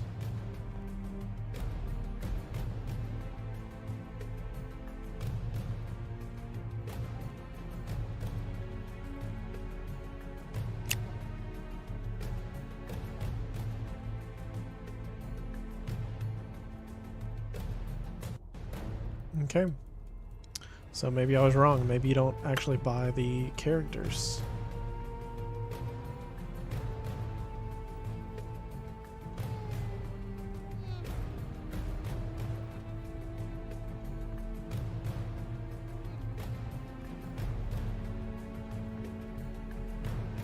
Free rewards?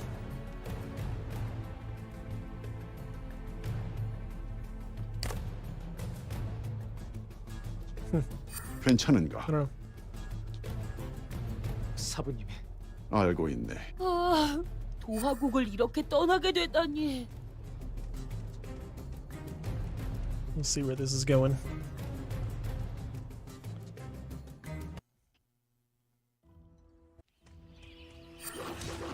오라, 서둘러 해치우자. I've seen a couple other players while playing the story mode.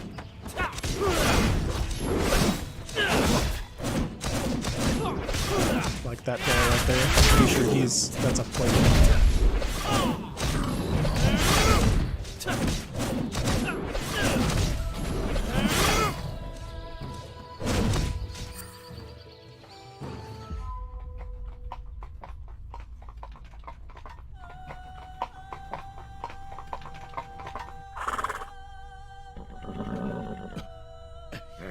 왜 이래?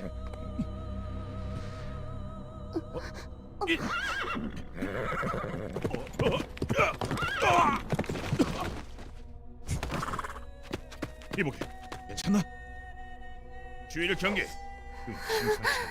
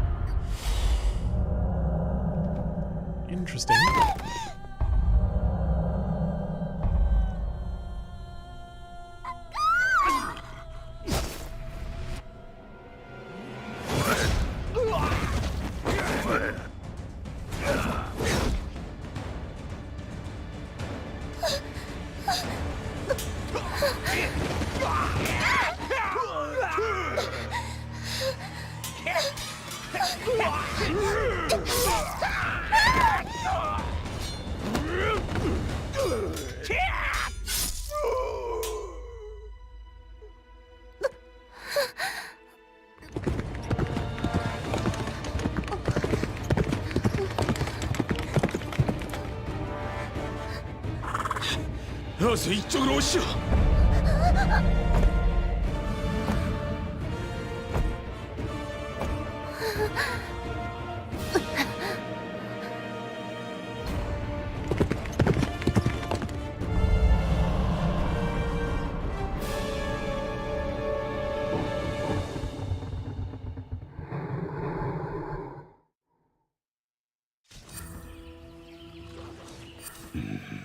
심상치가 않네.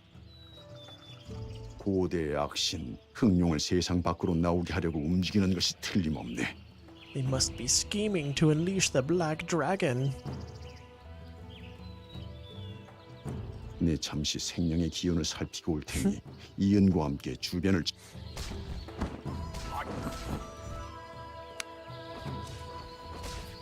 잠깐 Of course 멈춰봐. you can fly, just like in 아니 Kung Fu 이리 movies, 와봐. right? 더는 못 참겠다. We should be able to. 넌 네가 얼마나 특별한지 알고 있어?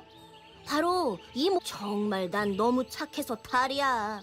앞으로는 내가 직접 나서줄 테니 정식으로 날 소환해봐. 나 이 위대한 정령 호룡이님이 너의 정식 소환수가 되어줄게. 정령을 갖는다는 건 든든하고 멋진 최고의 조력자를 So I have a 얻는다는 familiar. 뜻이지. A familiar who is a dragon. 사는 건 싫은데 그냥 놀면 안 돼? 어서 나를 소환해봐. 소환하기 좋아. 정령들은 각기 다른 스킬을 가지고 있는데 출전하기 버튼을 터치해봐. 출전시킬 위치는 직접 설정. 자, 이제 직접 정령님의 능력을 보여줄게. 신나는 모험이다. 야호! Interesting. Kind of annoying, but interesting. Do I have any other equipment?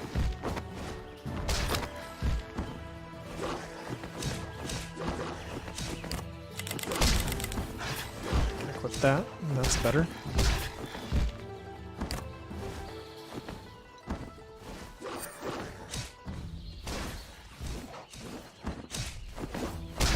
괜히가 여기까지 나타나다니. 아이고 정말 징그. 내가 마물들의 시선을 끌 테니 그 사이 먼저 피해. 그럼 저기 보이는 I'm gonna update my title now.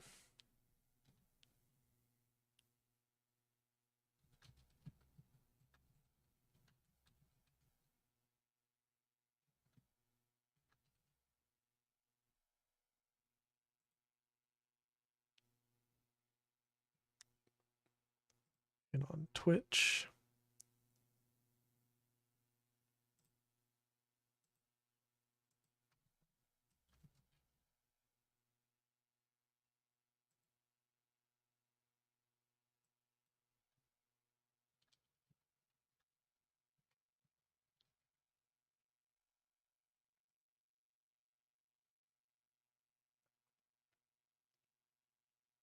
There we go.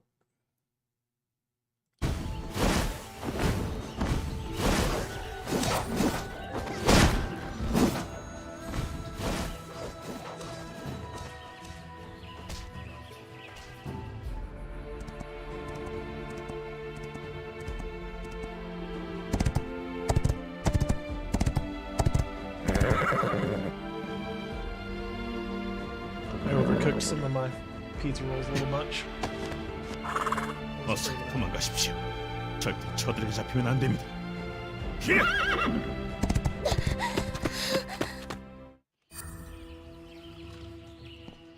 이쪽이에요. 사르마치 사부님이 와 계세요. 우와 정말 절경이네요. 참으로 멋지지 않습니까? 잘 듣게. 이 아름다운 세상을 지키기 위해 목숨을 앞으로 많은 고난과 역경이 있겠지만 자네들이라면 물론이죠. 좋아. 이참에 내가 쟤보다 훨씬 강해지도록 스킬 강화 방법을 알려줄게. 역시 새로운 스킬을 배울 만큼 레벨이 올랐어. 강력한 스킬이 늘었어. 유후! 스킬을 사용하려면 스킬 등록을 해야지. 스킬의 배열은 마음대로 바꿀 수 있어. 이제 진짜 스킬 강화에 대한 이야기야. 스킬 강화를 하기 위해선 진기와 무공 비서가 준비됐으면 강화 버튼을 터치. 간단하지?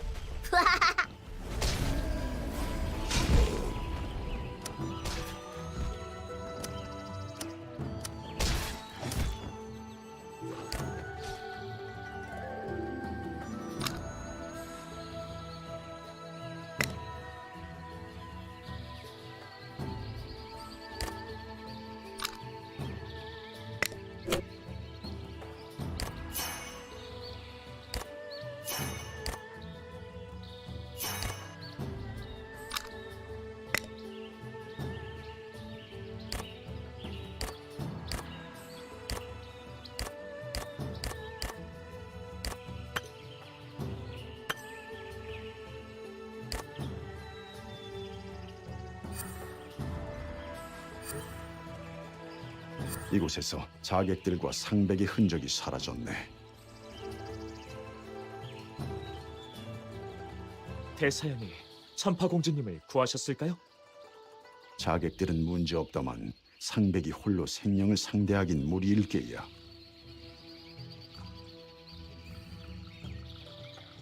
잠깐만요.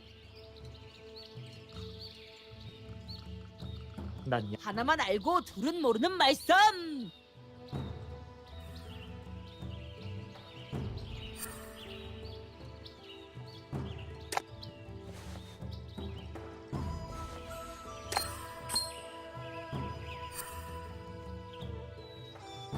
아이고, 저기에 흰뿔 오마가 있었는데 봤어요? 그렇구나. 그냥요? 처음 보는 오마. 에휴. 닥치는 대로 찾고 보자.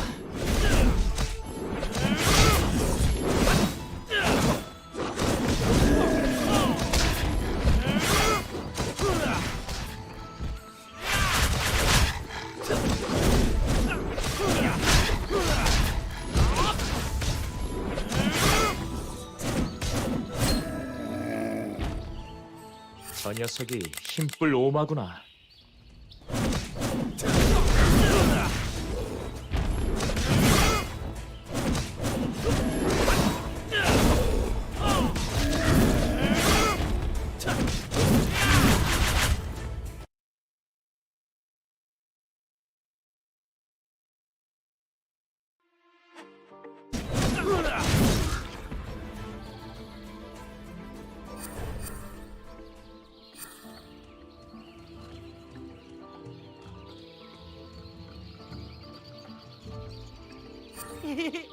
이 은혜는 잊지 않겠습니다. 이제 가자.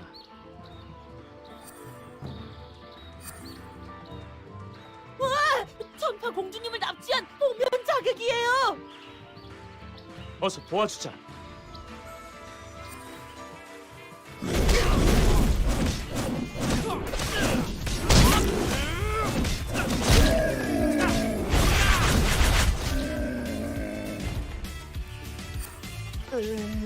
죽은 것 같아요.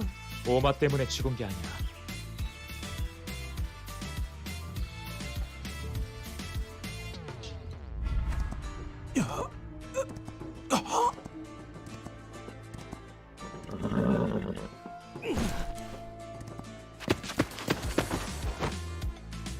천파는 어디 있는가?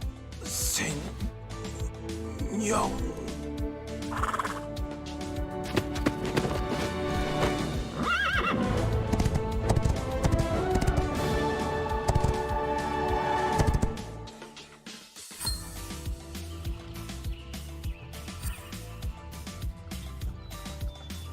대사형의 무공 실력은 우리가 잘 알지 않습니까? 그래, 걱정만 한다고. 이곳만 지나면 바로 은행거리예요. into the next zone.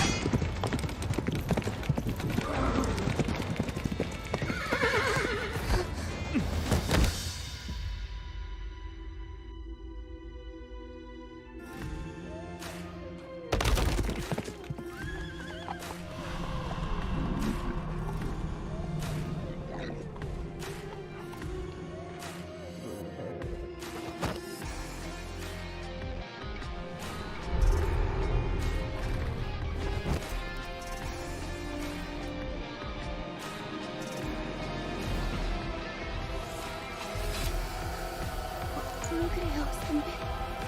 선배.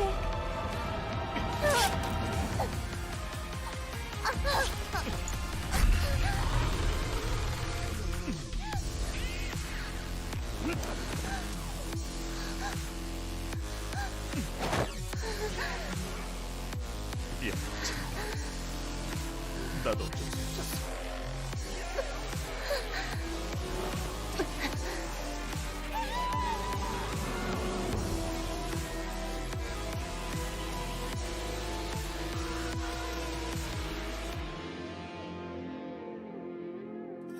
드디어 I don't really 은행골입니다.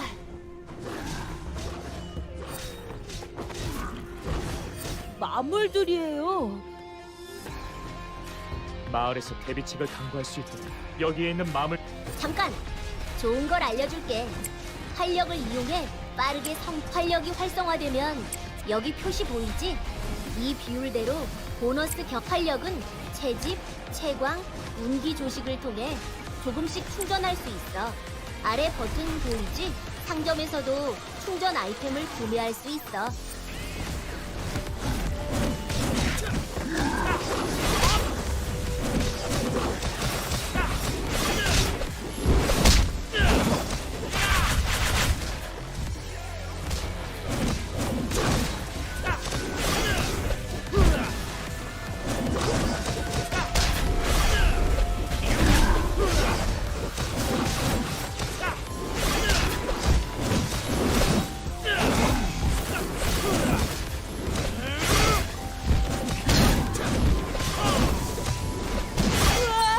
벌써 다 해치우다니 대단해요.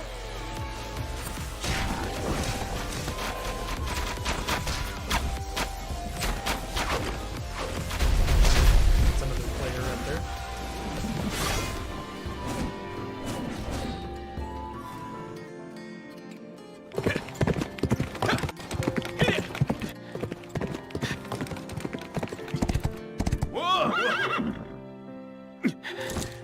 첫파!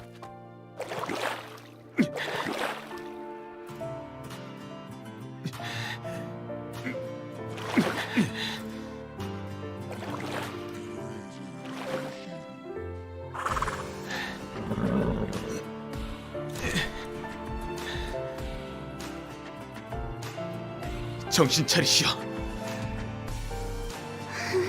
내가 당신을 구해낼 것이오.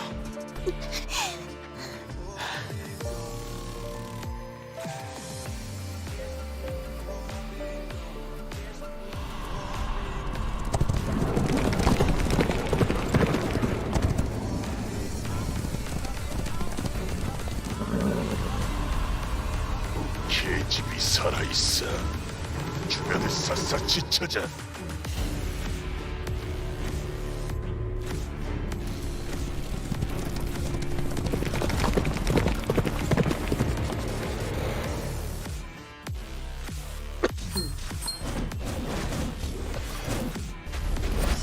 기운이 은행골까지 영향을 끼친 것 같다. 우리끼리 별.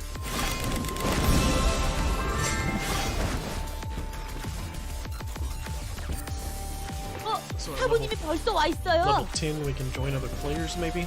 경비병들에게 듣자니 마을 앞 언덕에서 그 자객들이 내가 찾던 이들이 맞는 것 같네. 혹시 그 중에 젊은 여인을 본 적은 없던가? 한 자객이 여자를 태우고 달아나는 모습을 보았다는 이가 있더군. 천파가 생명의 손에 들어가면 죽는 것보다 더 나쁜 사부님, 저희 도착했습니다. 안타깝게도 아직일세. 홍약사님이 어디 계시는지 제가 알아요.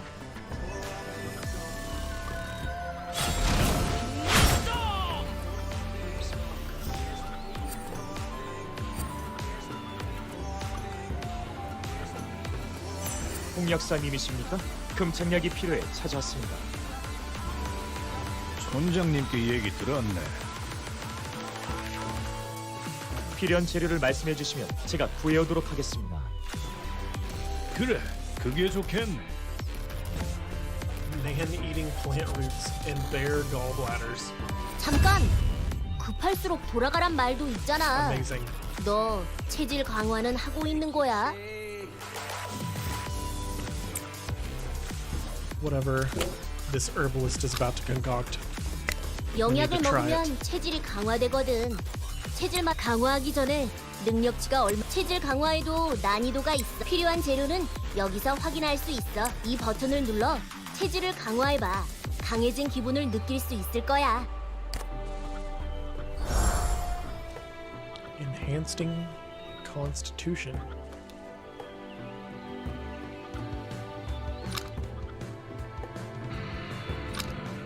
Oh, interesting.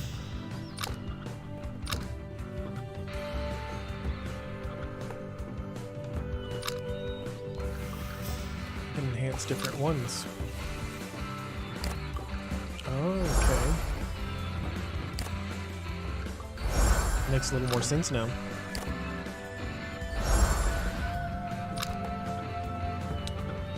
I want to be more clever. I should have done clever than awakened, right?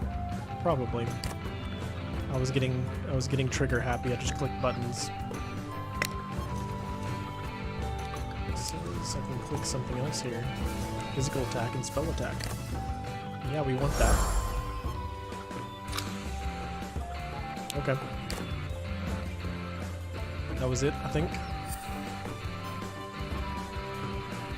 Now where to?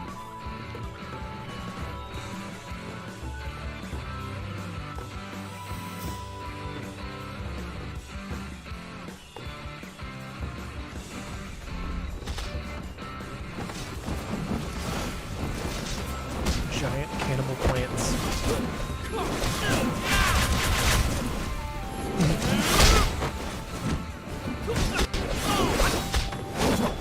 That's amazing.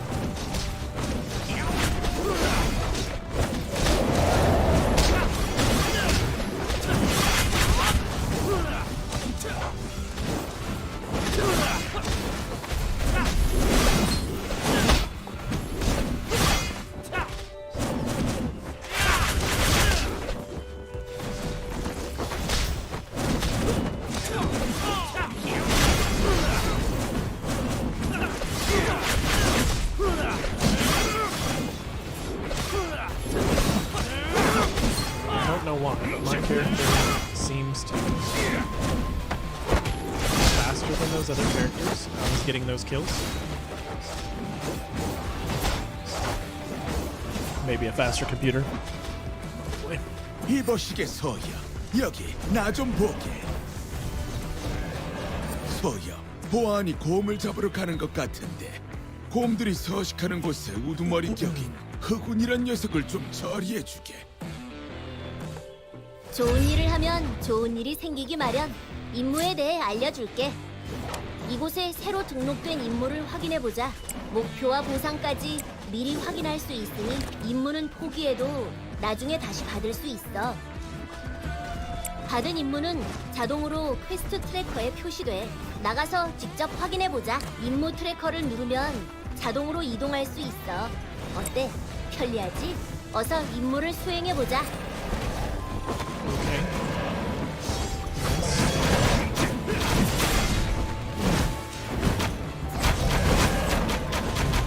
All these ranged attackers here. Nightmares forever. Come on. Kill one.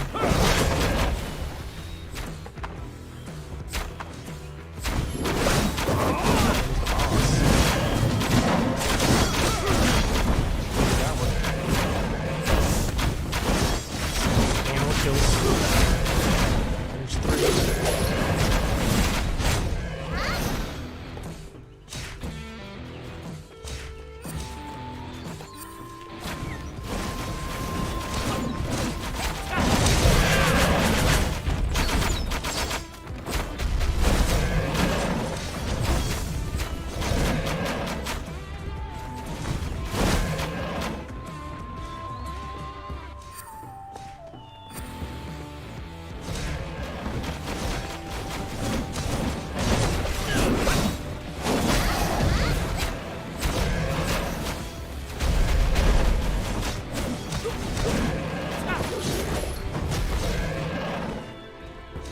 One more. Come on.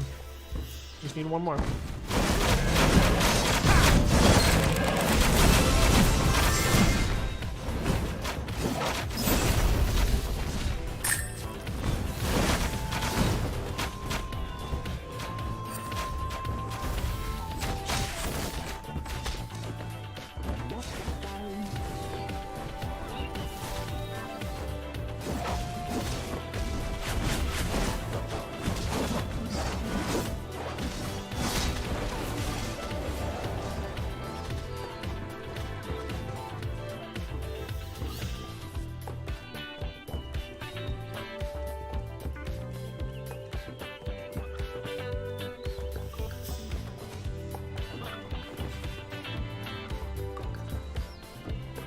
생각보다 빨리 가져왔고.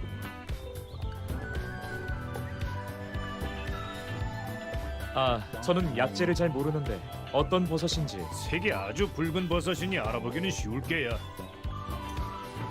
경공술은 할 줄 아는가?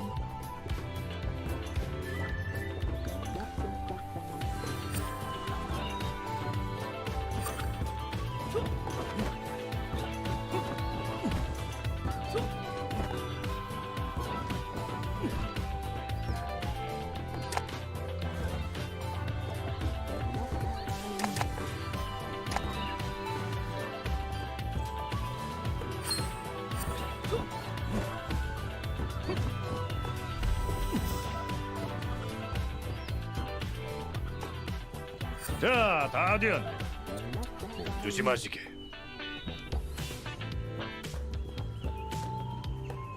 도와주셔서 정말 감사합니다. 나 같은 사람이야 볼수록 좋은 일이지.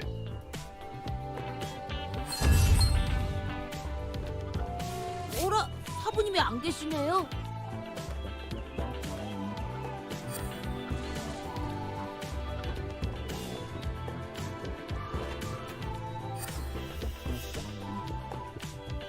촌장님, 사르마티 사부님께서는 어디를... 사악한 기운이 느껴진다며 동태를 살피려간.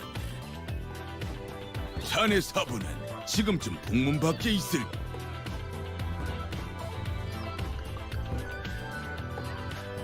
이은, 저 녀석은 착하긴 한데 너무 덜렁대서 무슨 사고를 치기 전에 서두르시게.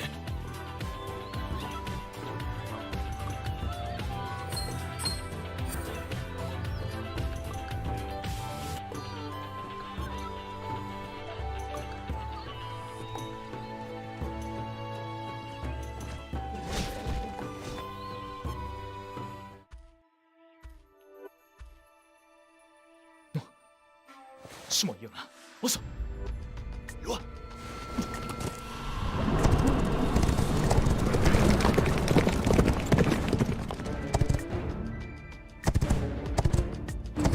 저게 뭐죠? 보기만 했는데도 오싹한걸요.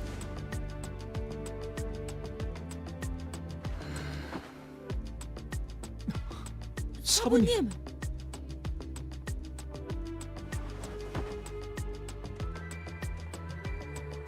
저들이 다급히 움직이는 걸 보니 천파를 찾지 못한 게로군. 상백이 잘 나서준 모양이네. 다치지 않았으면 좋으련만. 우리도 서두르지. 사부님, 저 시커먼 괴물은 대체 무엇입니까? 저들이 바로 생룡, 고대 악신 흑룡의 수족이라네. 생명들도 천파공주님을 노리고 있단 말씀이십니까? 그건 천천히 이야기해주겠네. 우와, 역시 사부님 엄청난 경공술이네요. 일단 주변 마물을 좀 처리하는 게 좋겠어요. 생명이 지나간 길목마다 마물들이 득실되고 있어요. 천파공주님이 무사하셔야 할 텐데.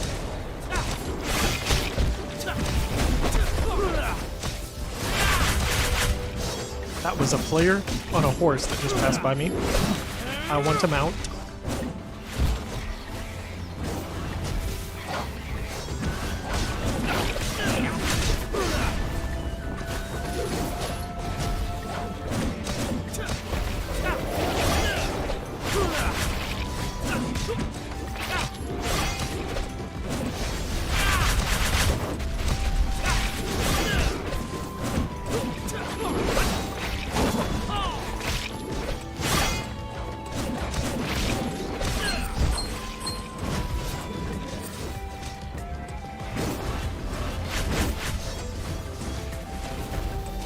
저 아래에 동기들이 보이죠? 놔뒀다가는 마을에 해를 끼칠 거예요. 그래, 위험해 보이는 녀석들이 처리하고 가자. 우두머리를 해치워요.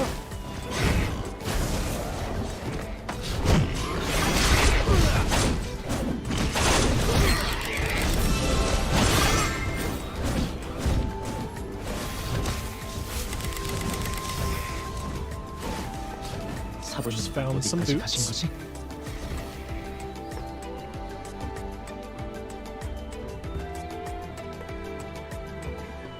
천파공주님을 데려간 건 자객인데 자객이 죽고 생명이 나타나고 우리 천파공주님을 왜 다들 그리 못살게 구는 걸까요? 마물들부터 처리하자.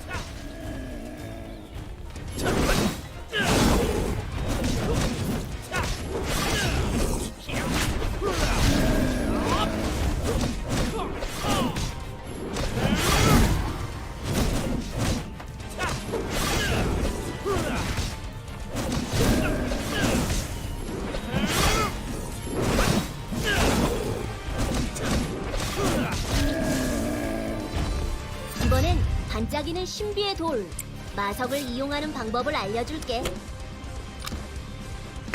내가 널 위해 특별히 준비한 마석이야. 선택해봐. 마석도 종류가 많거든. 장착 버튼을 눌러서 마석 슬롯을 선택해봐. 짠! 마석 장착 완성! 어때? 마석의 힘이 느껴져? 여기 장착 정보 버튼을 눌러 지금 가진 마석보다 더 강한 마석을 얻으면 언제든지 바꿀 수 있어.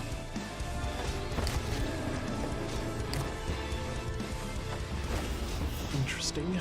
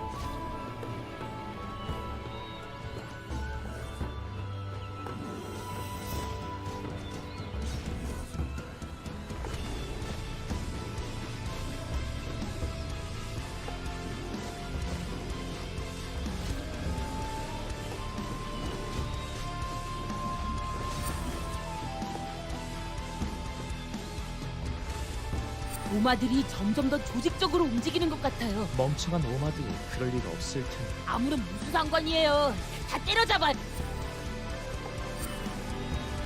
리은아, 사부님이 찾으실지 모르니 너무 멀리 가지 말자.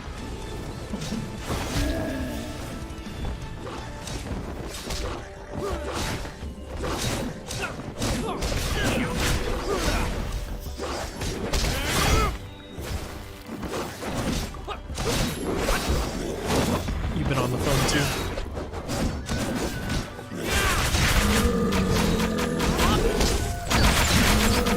It seems interesting so far.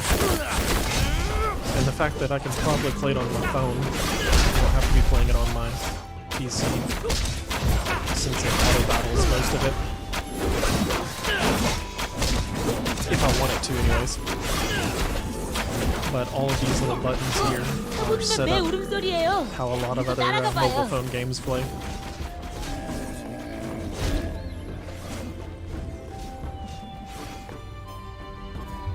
Yeah.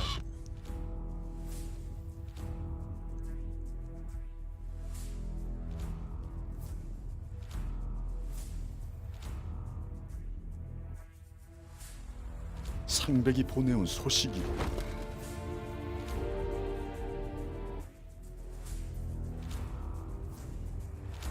생명으로부터 천파를 구해냈으나 지금 생명이 위독한 상황입니다. Here we go. Maybe that helps. 은행골 폐가촌으로 와주십시오. I also put music on because I wasn't sure anybody was still there. 어서 가보세.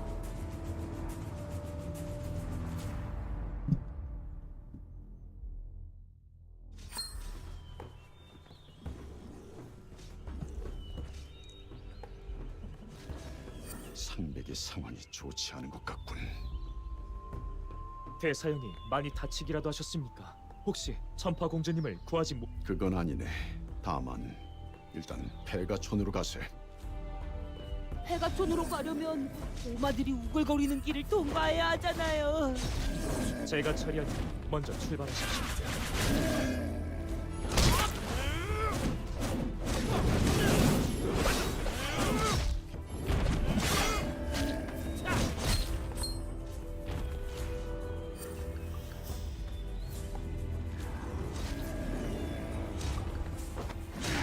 How's the volume now? Should be better, right?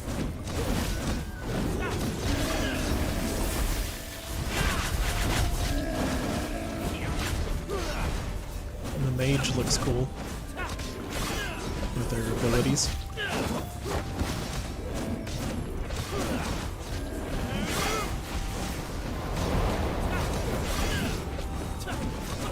Oh wow, I have to kill 20 of these things, so we might be sitting here for a minute. Maybe a bit better. You want it? Is it? Could it still be fixed? How about there?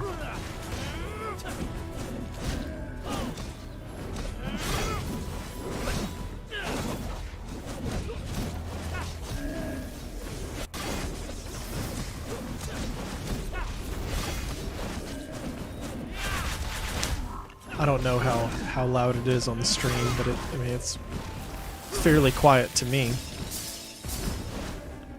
I feel like you're probably hearing a similar level of volumes as I am.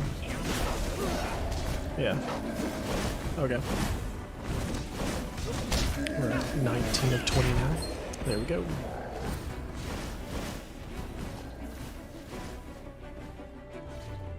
상백, 홀로 고생이 많았네. 천파의 상태가 몹시 위중합니다. 우리가 함께 움직이면 적들에게 쉽게 발각될 수 있어. 이것 봐, 여기 물약 설정 방법을 알려줄게. 설정 창을 열어봐. 체력, 마력, 비율에 따라 퀵 슬롯의 이 버튼을 누르면 물약을 즉시 사용할 수 있어. 급할 때 유용할 거야.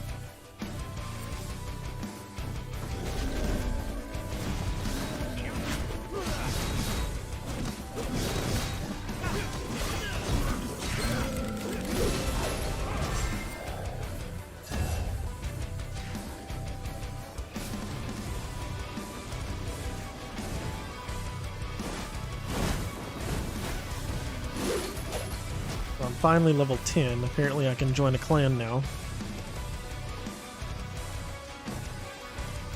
I see other people talking, but I don't know these languages.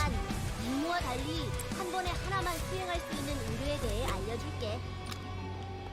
의뢰인을 직접 만나야 하지만 의뢰인은 각 단서가 존재하는데 의뢰인의 위치와 필요한 내용 확인했어? 하지만 여기 이동 버튼을 누르면 자동으로 의뢰인 앞으로 이동. 어때?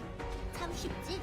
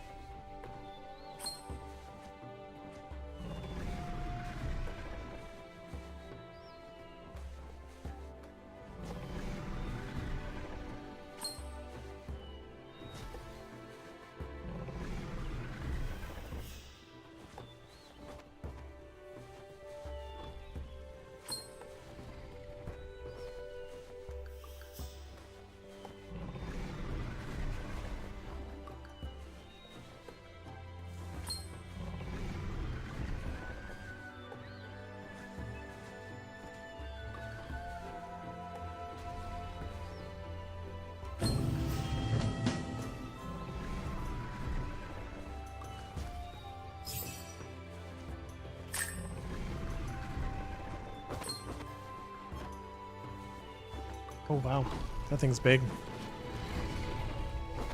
Look at that. I mean, the graphics are definitely cool here.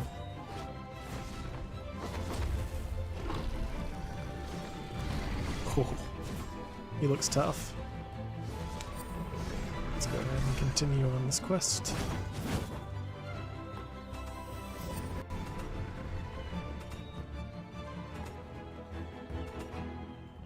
오셨습니까? 사부님과 대사형은 따로 말씀하실 게 있다고 그래서 우리도 잠깐 너 설마 또 무슨 사고를 친 거야? 아닙니다. 그저 저 나무에 달린 열매가 아이고, 알았어.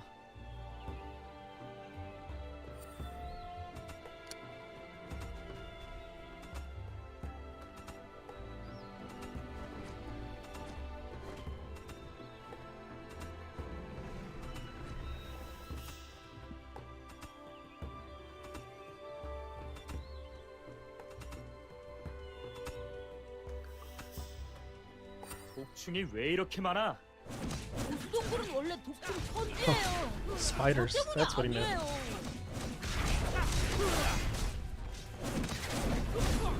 Spiders and scorpions and praying mantis.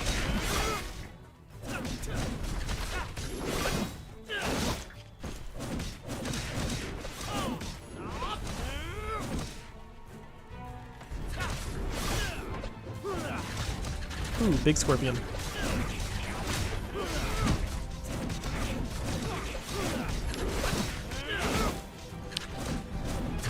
Yeah, if these were real, I'd be dead.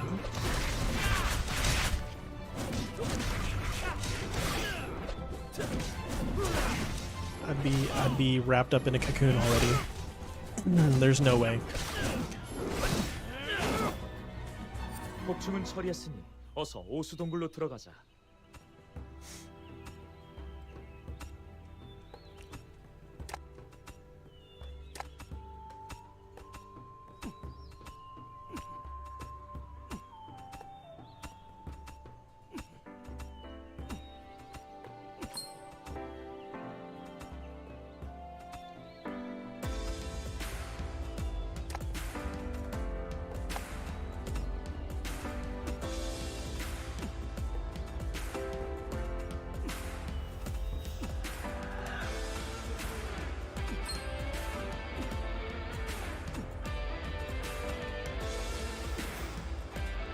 in real life.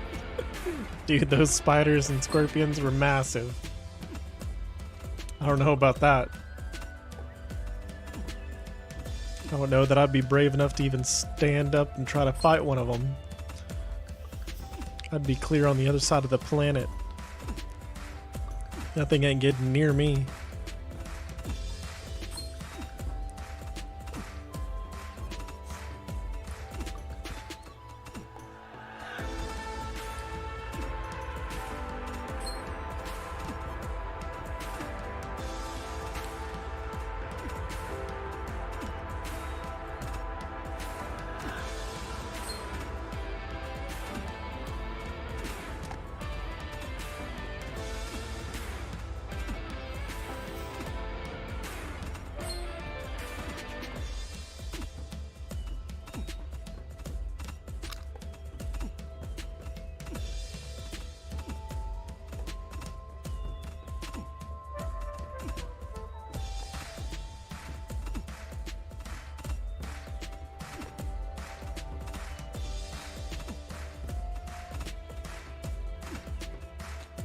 Well, I don't know if they're all active, but it looks like there's quite a few clans with like 50 members.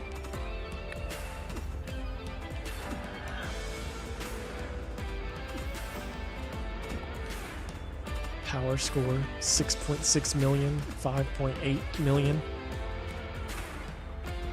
What is my individual power score? Let's look at this. Let's look at this trash. What am I? My individual power score is 6,910. That's gorgeous.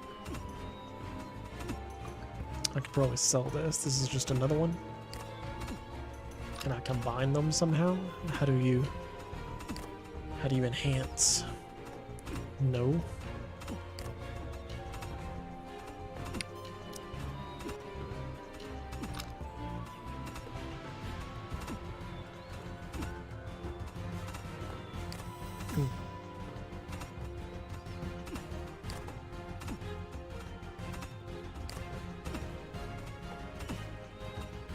Oh well.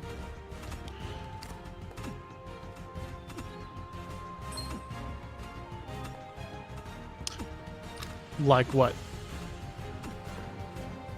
Oh, check this out. Here's the individual player rankings.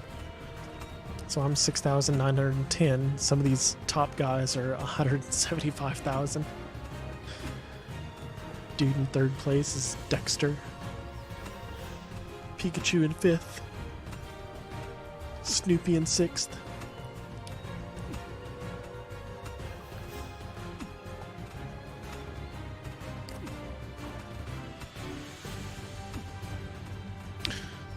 I don't know if Diablo ever adopted a system like this or not.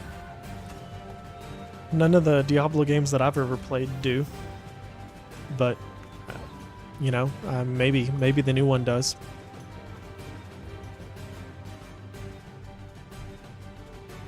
천만 다행이군. 자네도 많이 힘들었을 텐데 나머지는 사부님, 회사에 그래. 어서 천파에게 가보세. Oh, okay.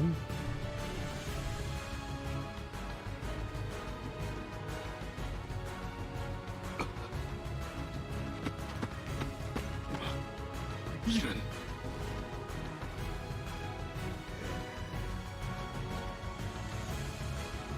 몸이 얼음장 같군. 맥도날도 약해. 이대로 두면 천파의 목숨이 위태로워. 응급처치는 하겠지만 특별한 영역이 필요하네. 네, 사장님.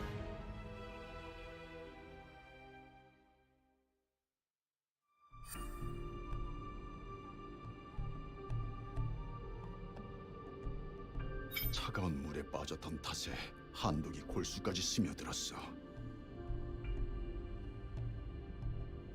사부님, 어찌하면 좋겠습니까?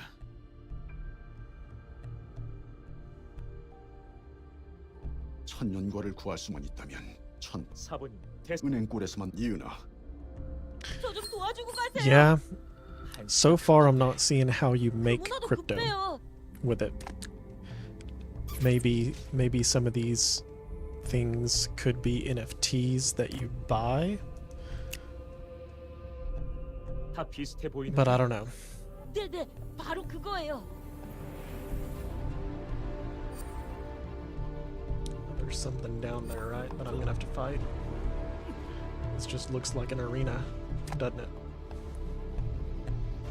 I'm gonna gather these things, then something's gonna come up out of nowhere and attack.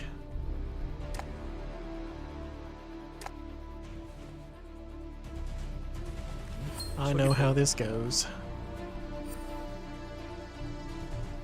신기잖아. 확인해 보자.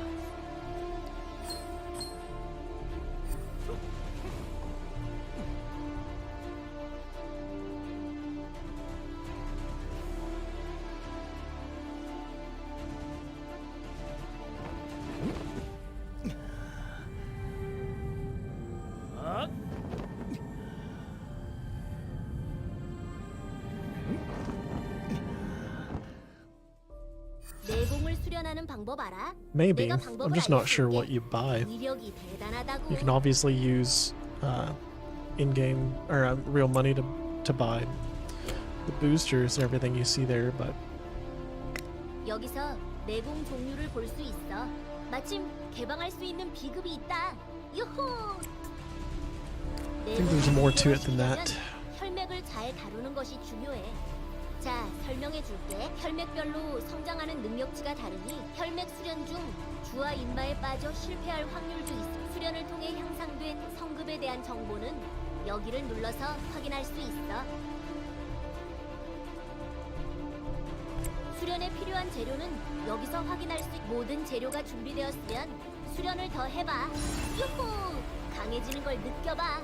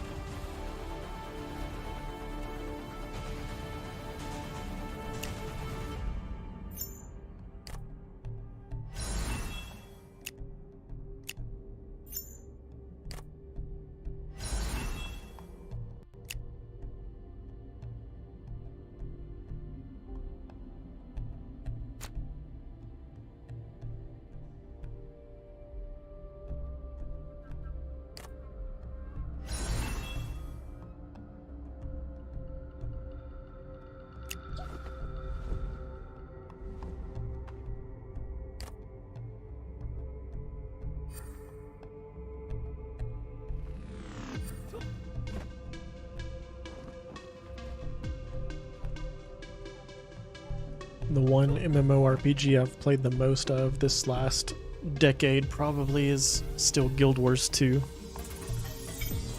I wish that were an NFT game. 구해야지. 어쩔 수 없었잖아.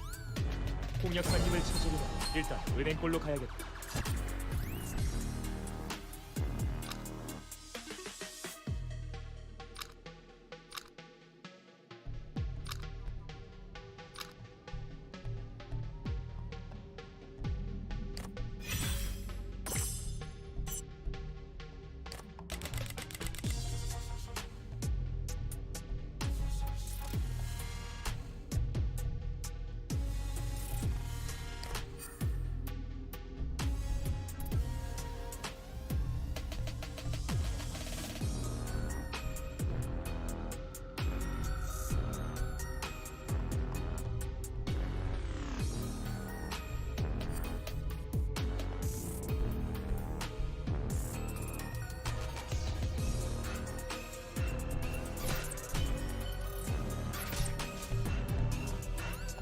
Know a lot of WoW players. I just liked the battle mechanics of Guild Wars 2 better. I was more into like PvP competitive stuff, and WoW wasn't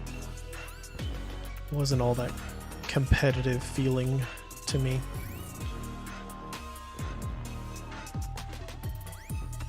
Felt very simple.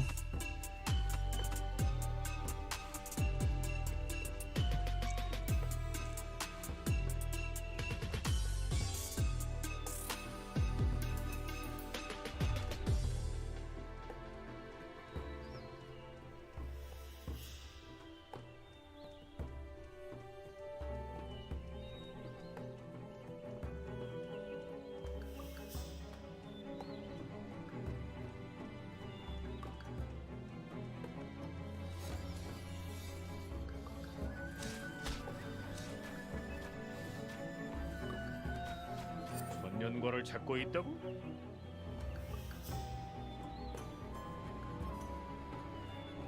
도와주십시오. 은행권의 고지대 부근이네. 잠깐. 사요족의 독에 뇌성을 키울 약을 만들어주지.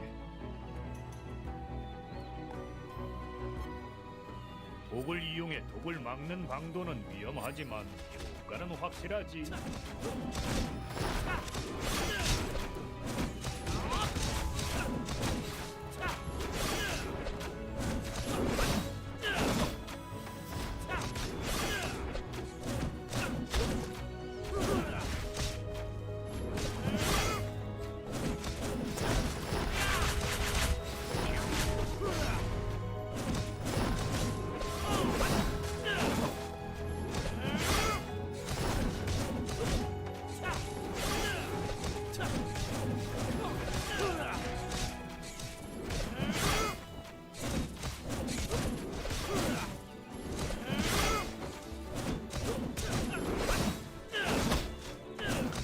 I also liked the collection system in Guild Wars 2 as opposed to World of Warcraft.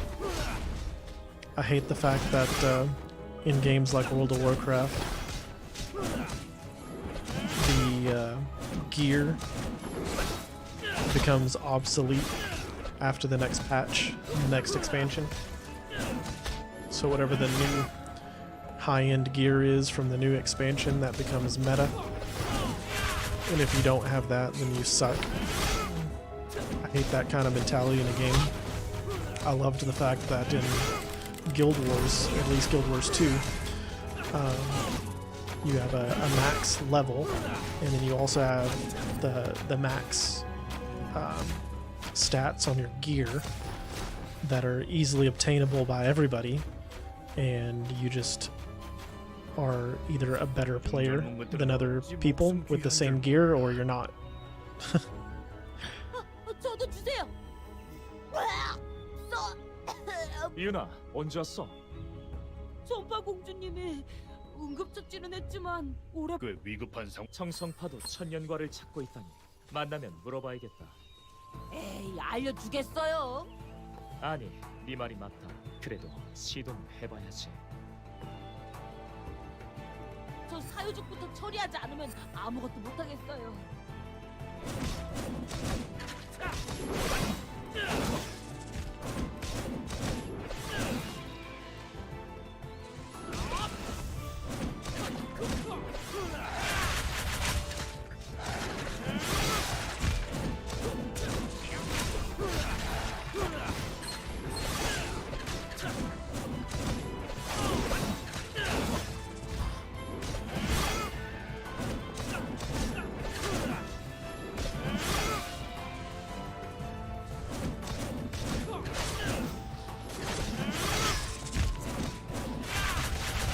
좀 도와주시오. 부상자들이 있어.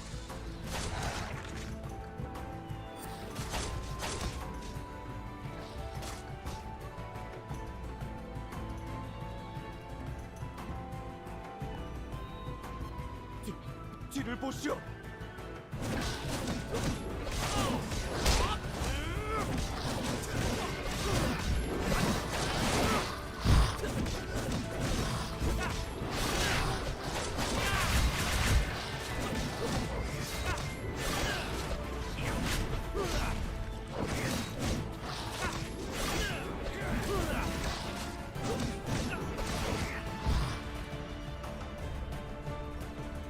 도와주셔서 감사.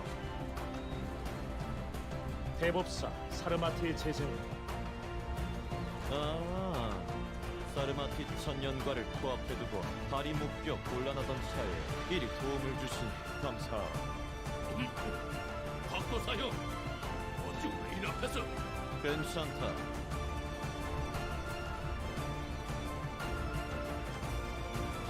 그럼 저희는 할 일이 있어서요. 회유하라. 분명 천년과가 붙어 있다고 했지? 틀림없어.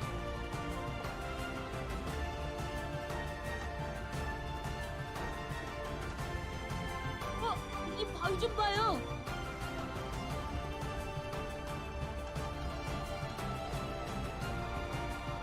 바위를 부숴입어 내공을 모두 실을 테니 물러서 있어.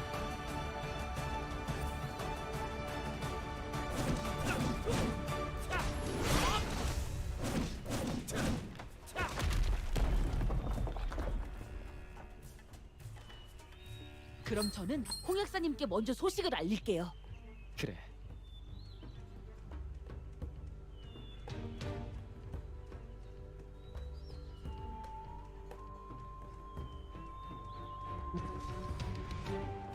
It's so cold in my house.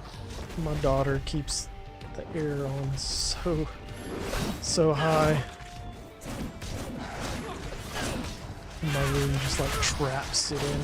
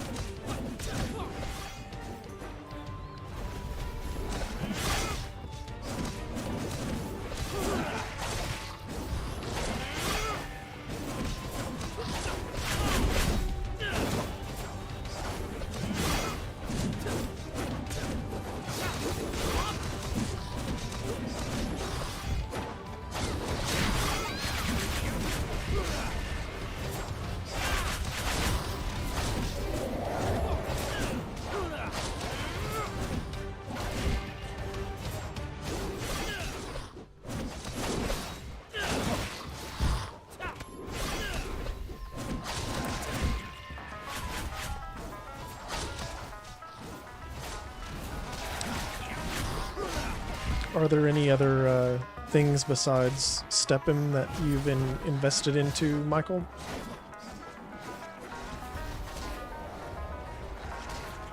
범상치 않은 나무. 저 열매가 천년과겠군.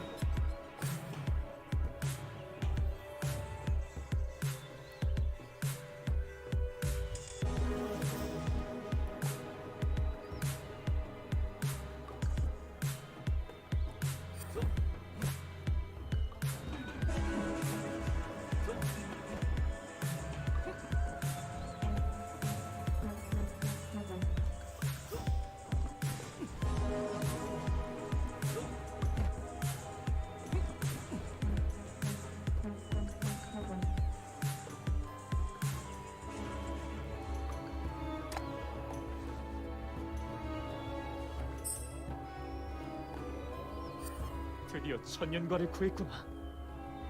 비공술이라는 경공을 이용하면 더 빠르게 이동할 수 있을. 비공술이라고? 하, 그거 좋지. 자, 1단 도약을 해봐. 그 다음엔 당연히 2단 도약. 좋아. 2단 도약 상태에서 비공술 버튼을 누르는 거야. 앞으로 슝! 한 번 더 비행거리를 늘려볼까? 지금이야. 이 순간을 놓치지 말고 다시 한번 비공수를 사용하는 거야. 아쉽지만 비행 도중에 방향을 바꾸거나 멈추지는 못해. 앞으로 슝! 슝슝! Was it you or the other guy that said you barely have enough for tier 1 land, or were possibly getting tier 1 land? I think it was the other guy before we started talking, wasn't it?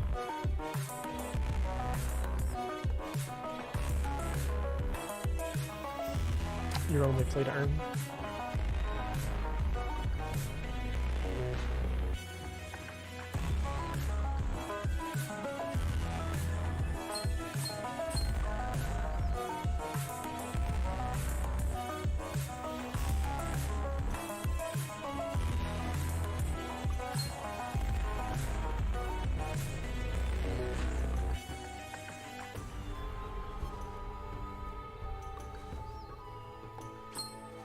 Okay, yeah, so it was definitely the other guy, the prot dude.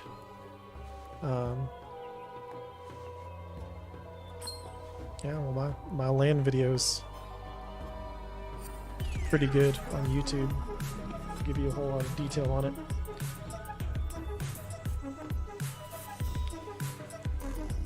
But I don't know. My biggest strategy and most controversial thing that I've invested into this year were crypto bots. Not a game, but like actual crypto day trading bots. Apparently everybody that I talk to says that there's no way that they actually make money and that it's too risky of a strategy to rely on. And since December, my experience is that the bots that I run perform about 10% profits every single month. Or better.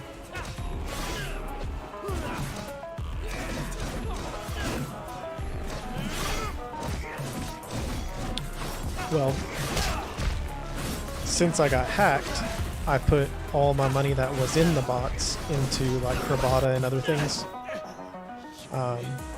But I'm getting more money to start 2 more bots again.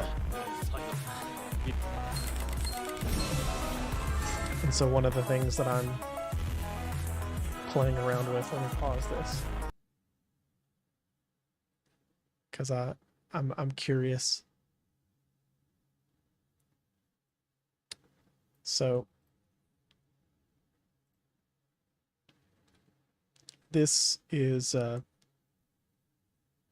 demo account that I'm running based on the real ones.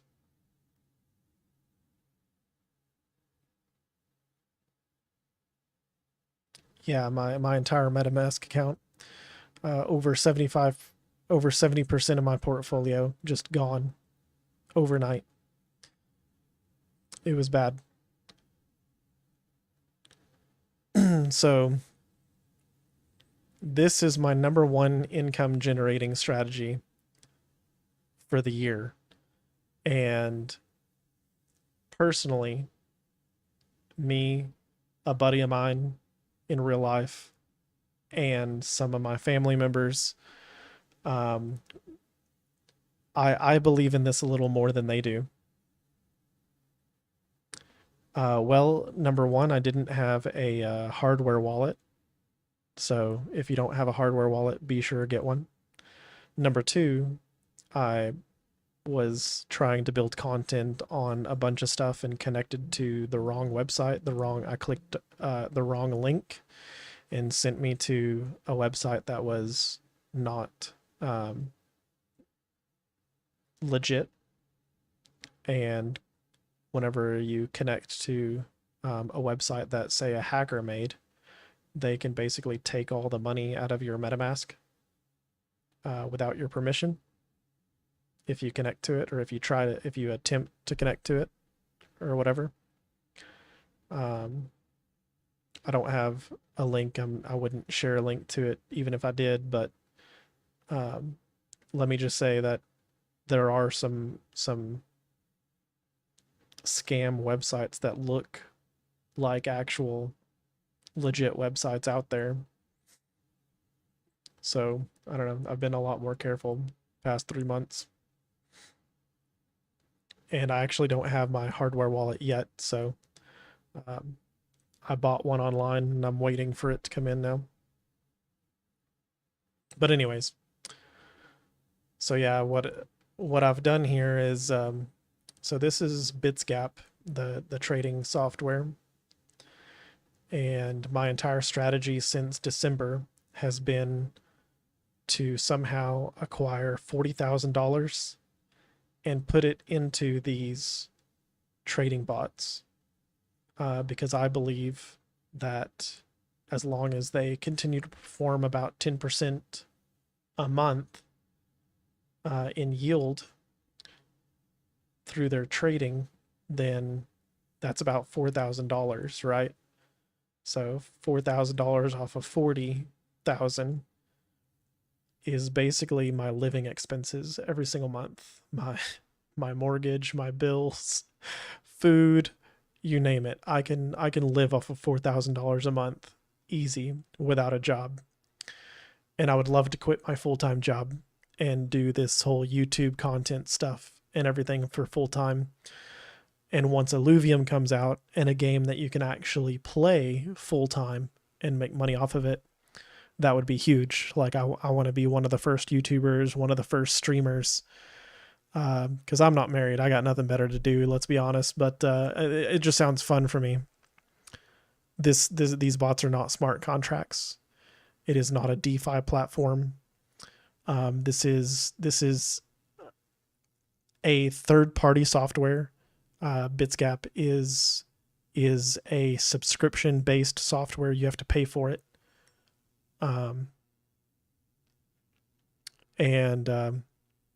You connect this software to your exchanges. So you have to have an account set up with any of the big exchanges, and then you use their API to connect Bitsgap to your exchange.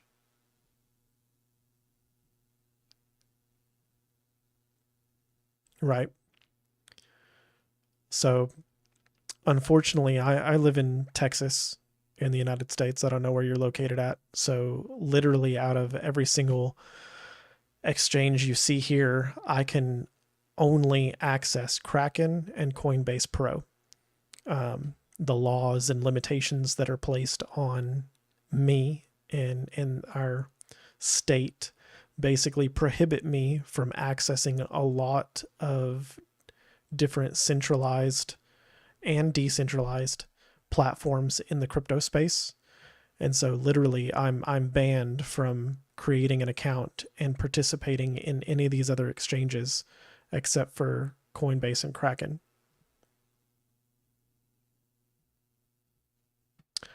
No, Bitsgap never has access to my funds. Bitsgap has access to trade on my behalf within the framework of my exchange account. So I always hold the keys. I always hold the funds. They may be able to see the numbers that are flashing across the screen on my account, but the software itself only trades for me.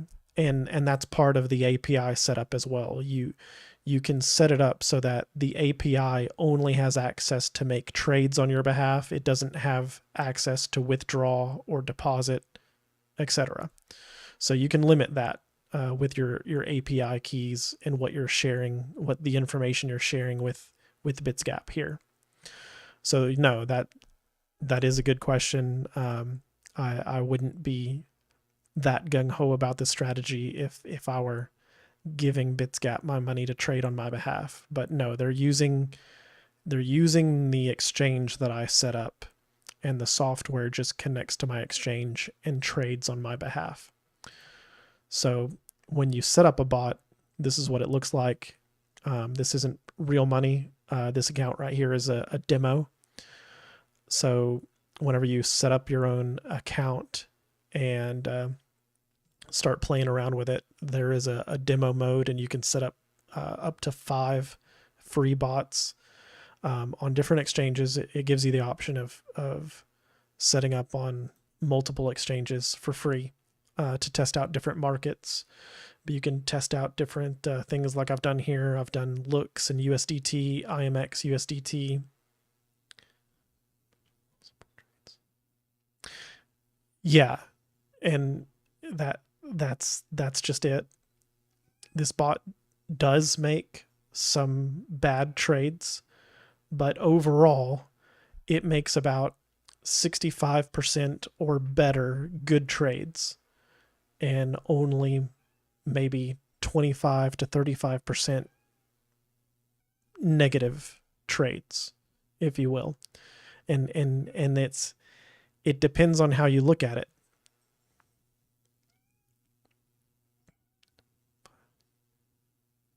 Because APR is 5 to 15% for the year.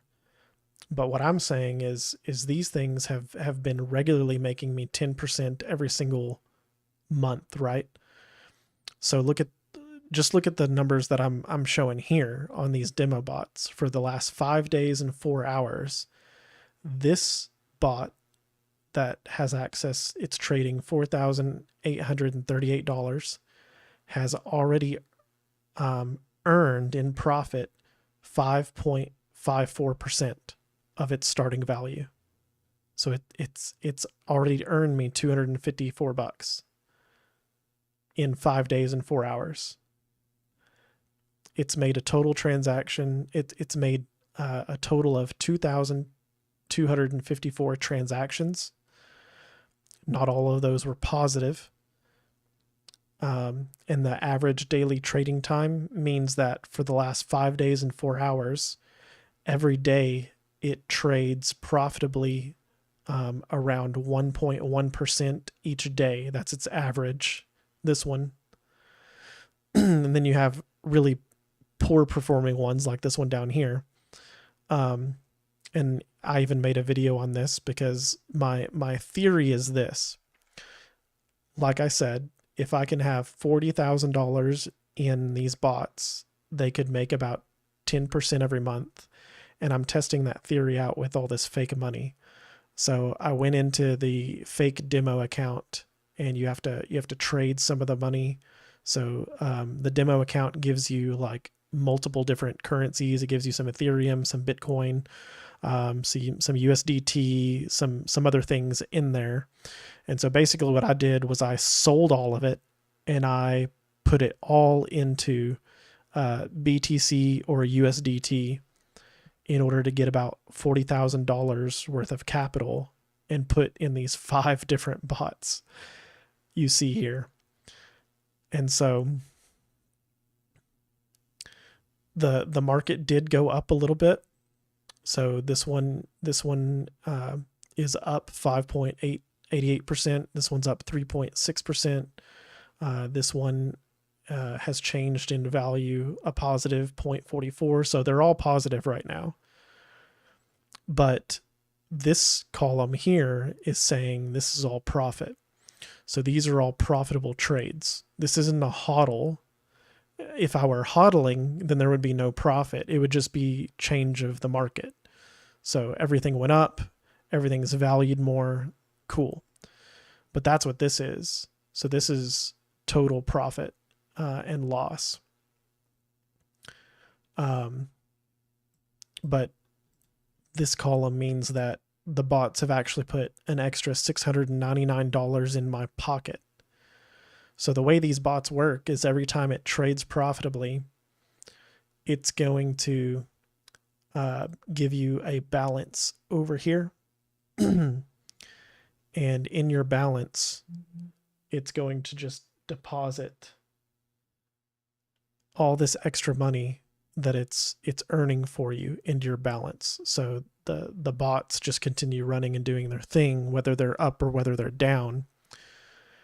And I can set it so that it trails with the market and goes up. So if the market just starts going up, then it follows it. Even in bear markets. So if I zoom in here, you see all of these dots, right? So every time the market goes up, it's selling a little, all these little red dots, or whenever it sells a little bit of its like IMX here, or in this case looks, so it's selling. But every time it buys, it's because the market started going down. So every time the market goes down and crosses one of these lines, it's buying, and every time it goes up, it goes up. Yeah, that's what I'm saying. These are just this account and this demo account that I set up here is just because I wanted to play around with $40,000 and see if I just threw $40,000 into 5 random markets and see for 30 days if it actually earned $4,000 or more. Because I'm curious too. Like, even though the bots that I've set up and put my own personal money into have earned about 10% or more, I'm interested to see what these bots do. I mean, I can show you my history, but it doesn't look really favorable. If it even still shows it, it might be too old.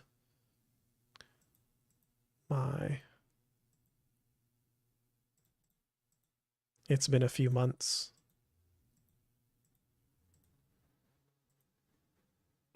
But my history from January is on some videos that I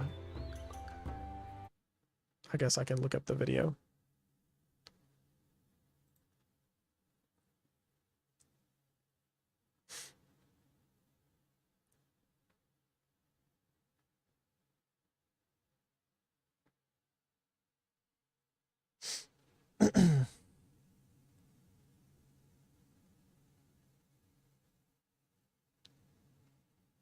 March.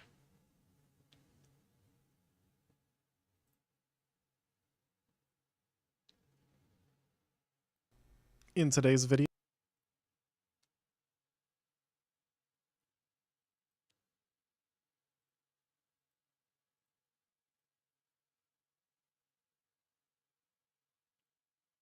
it's kind of blurry whenever I look at it from here. But anyways, yeah, here's a video from I pay about $65 a month for the Bitsgap account.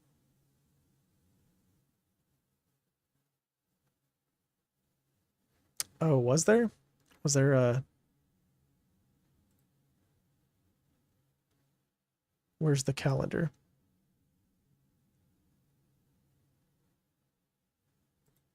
Bot history. Oh, okay. Yeah, we'll go back.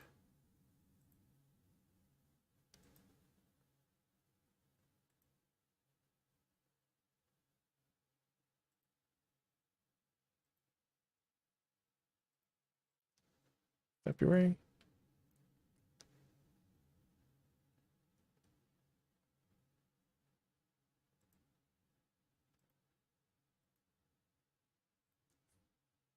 I don't know.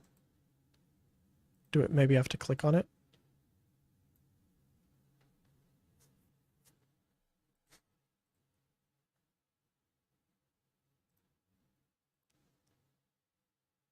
There we go.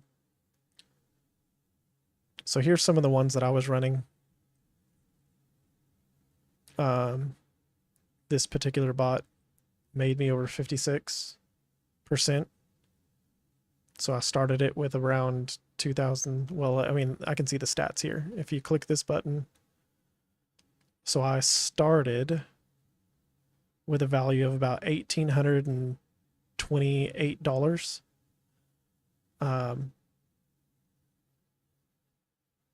The market did go up a little bit.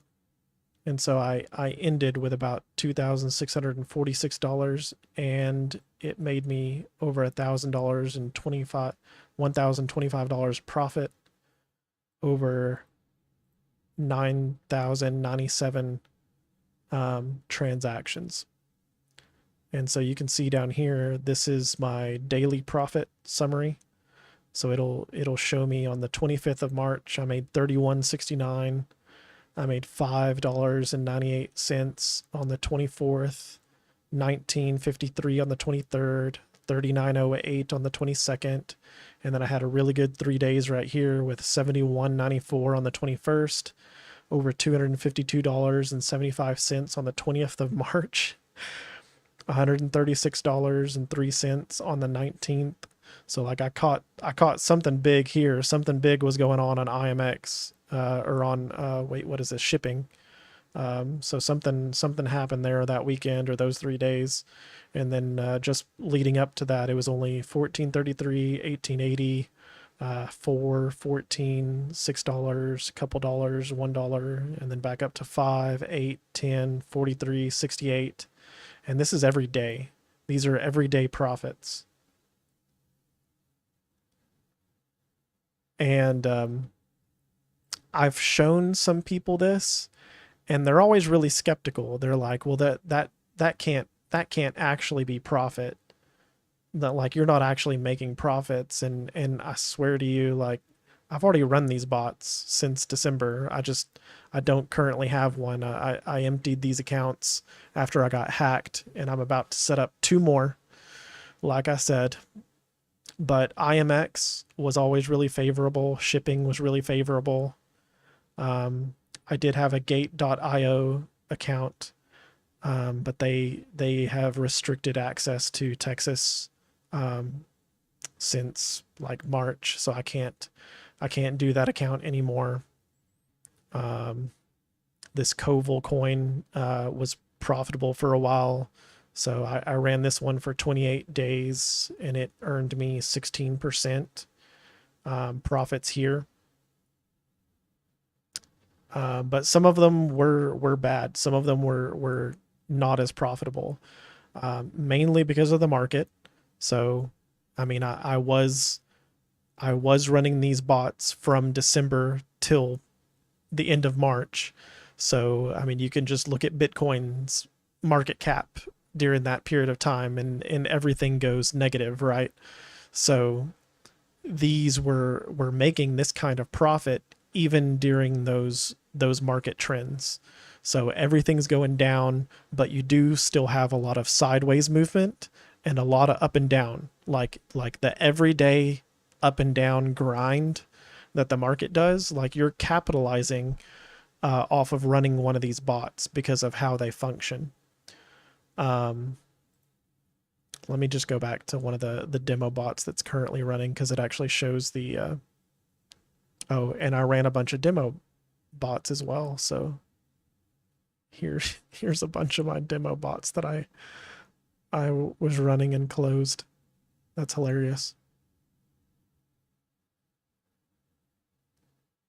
So you see, like, here's all the demo bot history that I was running, and I was working with about $3,000 to $4,000 on each one of them, because that's what I was told by the people that I learned about this software from, how I learned about setting up these bots. There are some nuances to it, some specific numbers that that I set in these bots, and you learn about all those technicalities in the training that I paid for, and I have links to that course as well as a referral link in my videos. But I mean, it's just amazing because, like, even though the market's down, like this one down here, RBN to USD, it made me $819 in 19 days and 22 hours. So regardless of how much that market fell and whatnot, like, I earned an extra $819 here. Some of these I didn't run for very long, like Sol to USD. But yeah, I mean, all of these, like, made some sort of money. And if you let them run long enough and they trade long enough, then, like, the profits they make every single day, every single week, every single month kind of outweigh the market fluctuations, whether the market's going down or not. And that's kind of, what I experienced myself. But nobody else really trusts me in my crypto groups. They think they know better than I do. But yeah, there's a course that I paid for called The Plan. And it is founded by a guy named Dan Hollings. And Dan Hollings is a genius. He's been doing this for over 5 years. He even says in his course that his main income is from these bots. Like, he doesn't work, he doesn't do anything. Like, this is his income. And so that kind of inspired me. And I'm like, heck yeah. Like, if these things, like, it's not like I'm telling you or telling anybody that you can create this bot and it's going to make you thousands of dollars every day. And this bot software is so perfect that, you know, all the trades that it makes you are profitable, and all you're going to get is profit, like butterflies, rainbows, like everything's golden. Like there's some downsides to this too, but the overall strategy here works, like I would say, better than a 401k, better than especially savings accounts. Like, I mean, I'm sure there's some yield farm things out there that are good, and I've seen some pretty good ones, but like I've never seen anything that does quite like this. Like going back to this account here, this demo account, like in 5 days and 5 hours, this thing's made over $255 in profit. And this account is up to $701 between the 5 bots. So I'm just kind of curious. I haven't calculated this all day long, but let's say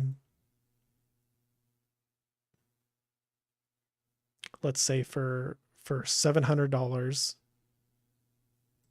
we've been running for 5 days. So 5 times 24 plus another 5 hours. So these bots have been running for 125 hours. And if we take that 700 and divide it by 125, that means they're making about $5.60 an hour. And at $5.60 an hour, running for an entire day is $134 a day. And every month, that's over $4,000.32. So what did I say? I said these bots will make about an average of 10%, no matter what you put them into. So this one's outperforming all of them. So he's kind of setting that high average, and this one's dragging them down. This one's underperforming, definitely, and it's got the most money. So most of the money is in, I put into this underwhelmingly underperforming bot. It's got over 33% of the entire balance of this account. But between all 5 of them, they're still performing at 10% or better. So I'm curious to see if they continue doing this for the entire 30 days. Currently, it is on pace to meet that same goal that I claim that these bots perform at. And then the market is going down. So some of these coins might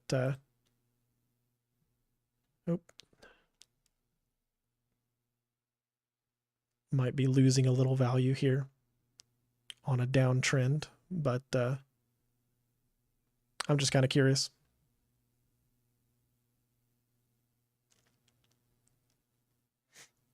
So the only video that I have that talks about these is this one right now.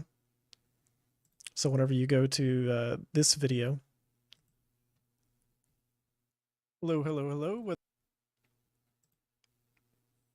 This is my latest video going over when I first initially set these bots up, like within the first a day or two, I filmed this video and I talk about the 10%, the 30-day challenge, and I share in the comments down here how you can get involved. So this is where is it? Okay, so here in the description. I always share this part, this earn passively with CryptoBot software. There's a BitsGap link, so you can get your own BitsGap account. There's an affiliate link for that.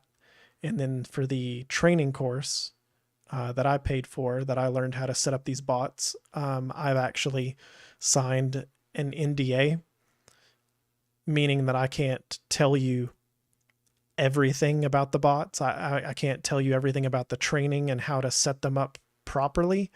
I can just kind of share you what my bot is doing and show you on the screen, here's my bot, it's making all these profits.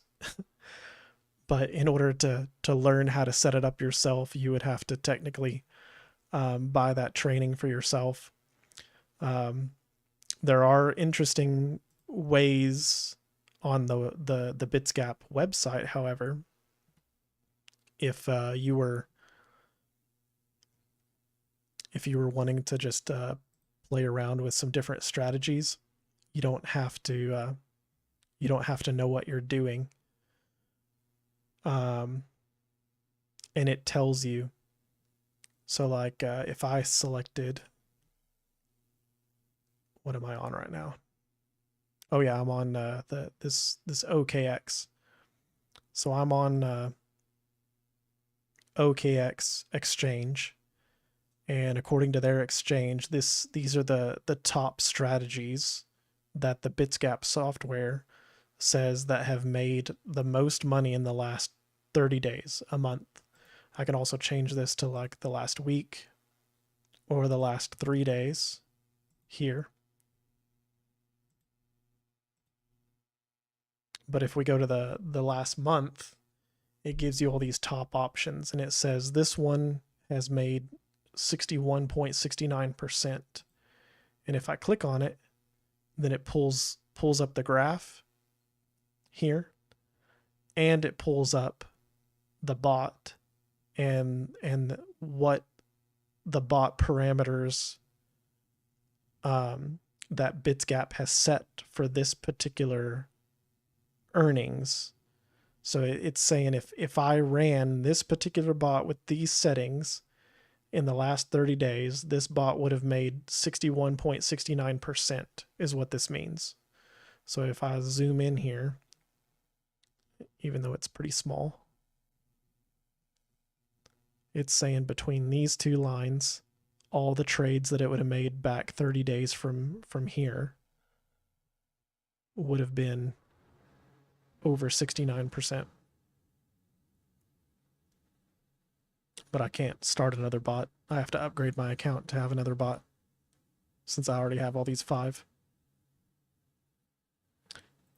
And so the same thing would happen if I go to like 3 days. In the last 3 days, this coin pair has made 18% in 3 days. If I click on that, then I can look at these settings. These are the settings that would have made the most money, apparently, is from what this bot's telling me. And you can look at that and kind of dissect that information.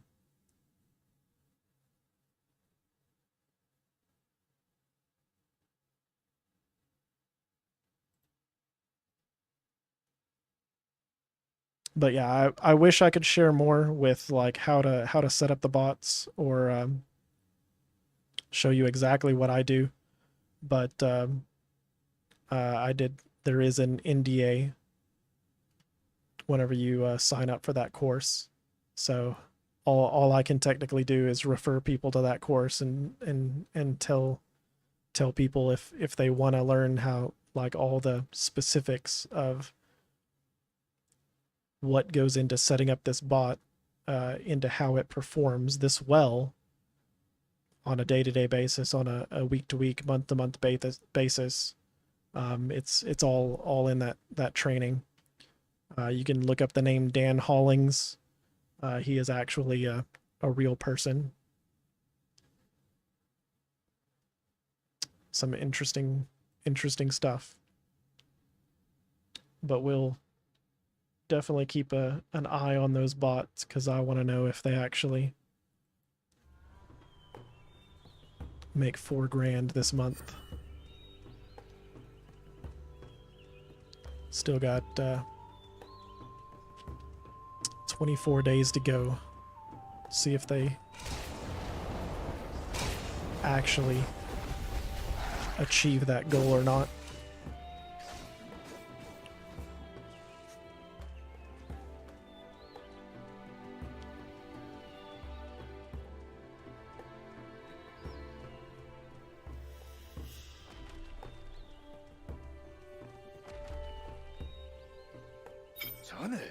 하지만 난세 천년관 천년과는 무슨 맛일까요? 네가 천파공주님처럼 다치면 내 무슨 수를 써서든 천년가를 구해 먹여주마. 아닙니다.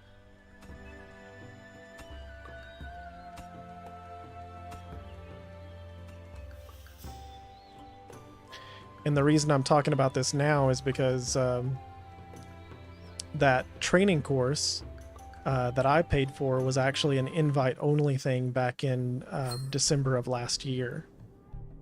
So whenever I found that course by Dan Hollings and signed up for it myself, there was no way to invite like friends or family or have other people that you knew sign up for the course as well.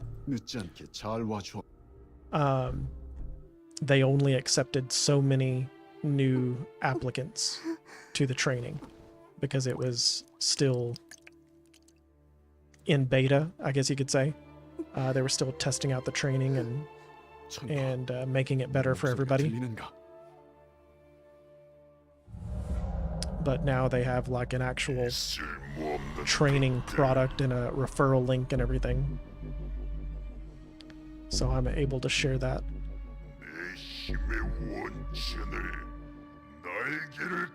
What up, folks? Friday gave me early access to set 7. I've been playing with a bunch of other people, and I've got some footage to show you. And just so a lot of, I mean, some things you're gonna see here may not be exactly what's gonna be in the game. Like.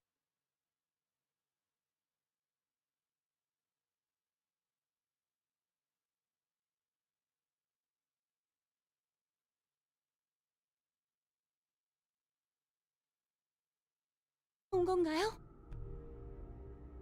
Where is that?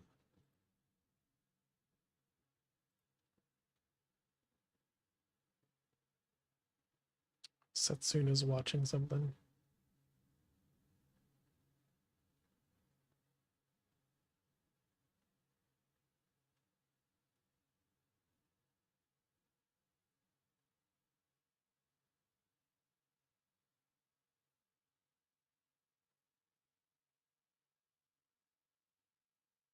그걸 역이용은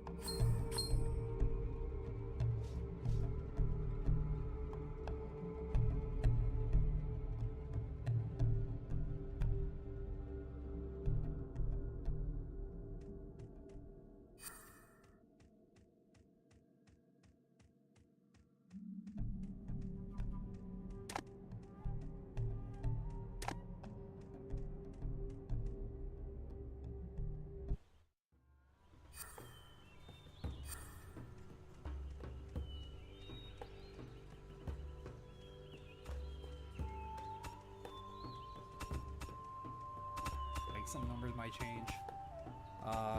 And I think there was like a weird Tempest bug to where if you ran Tempest, it just blows up your whole board, all your units die, and then you can't play the game. So 언제 따라온 거야? yeah, that should be fixed by the time it goes live. 저들감. So this was a game. We had a Astral Mage opener. 죄송해요. 뭐라고? 이런. Mage is lets your units pass twice. So like modifies your units. Really good. I think the Mage here in stat. I think it's one of the best stats in the game, just because it lets you get. And Astral, it gives you a little bit of AP and it gives you like some gold every 5 turns, but that's not the main selling point.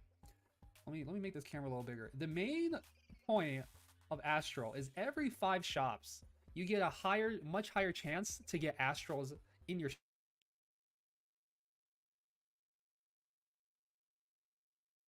For some reason I muted Discord, but I could still hear my guild's videos that we're playing. That's really weird. 다 That's annoying. 해치우셨네요. 생명이 부하들과 마주쳤으니 생명들에게 들킨 것이나 다름없군. 죄송합니다. 되었네. 어차피 일이 되었으니 두 패로 나누어서 자네는 천파를 데리고 산 뒷길을 통해 그럼 저는 천파가 안전하게 빠져나. 천파를 잘 부탁하니.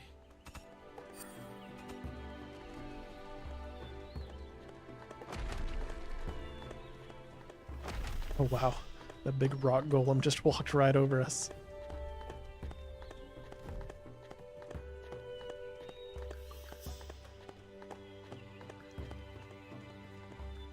여기서부턴 위험하니 공주님 주변의 적을 처리하며 이동하자.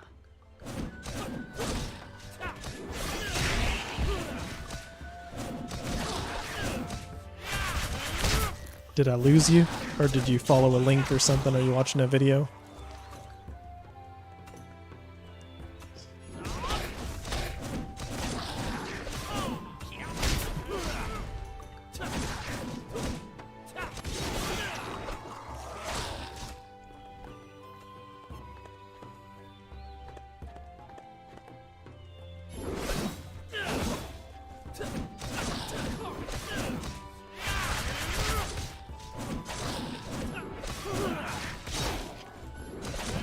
Oh, okay, I gotcha.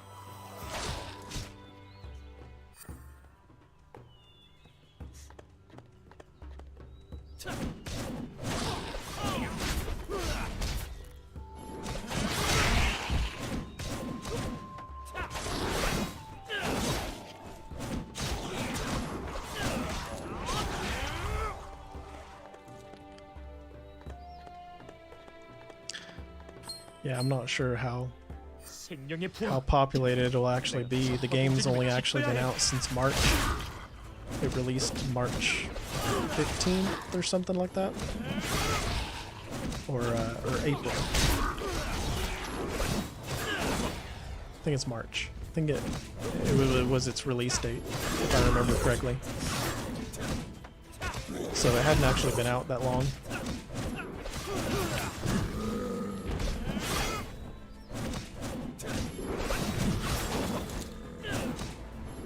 Their Discord is pretty popular.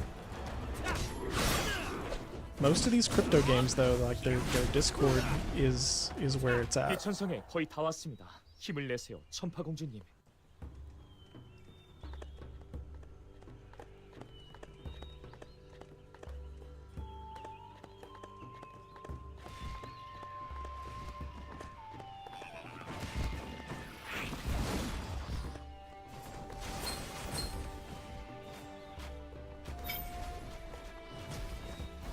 무사해서 다행이네.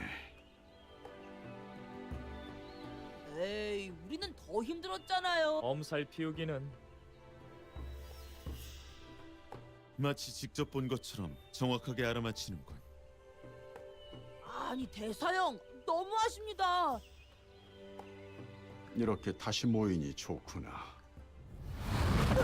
저건 또 뭐야? 생명의 부하다. 사부님, 천파를 부탁드립니다. 자네가 상대할 수 있는 놈이 아니네. 내가 전방을 맡을 테니 자네는 그 틈을 이용해 공격하라. My legs asleep now. Ouch.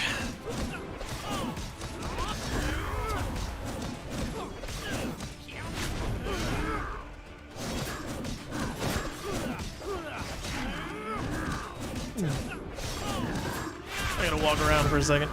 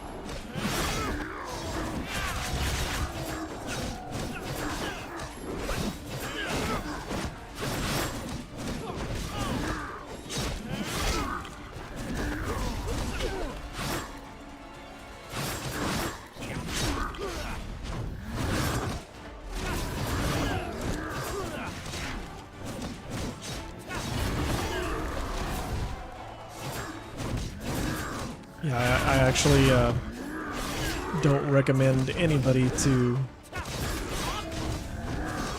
borrow money or pull out a bunch of loans and go into debt for anything crypto related. But honestly, that's all I've been doing all year long, because that's how much I believe the bots work. And every time I rely on another strategy that's not the Bitsgap bots, I'm always disappointed.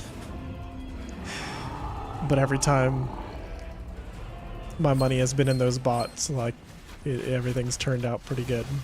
So I just got to get back to having most of my money in the bots and get out of these other games. 비천성까지 쫓아가지 못하겠지.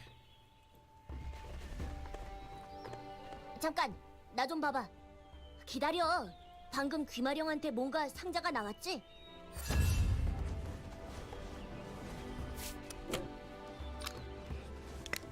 Craft what? 분명 안에 도움될 만한 아이템이 있을 거야. 어서 상자를 선택해봐.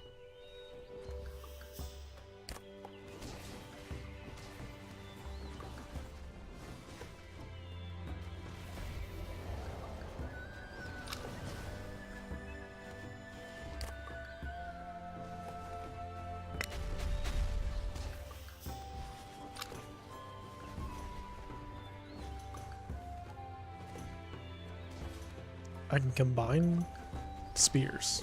Interesting.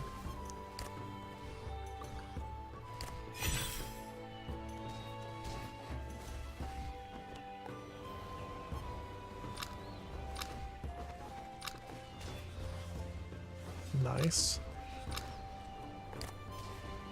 What about this one?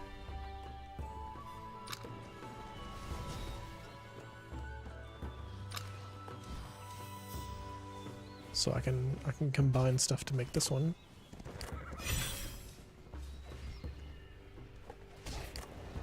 Interesting.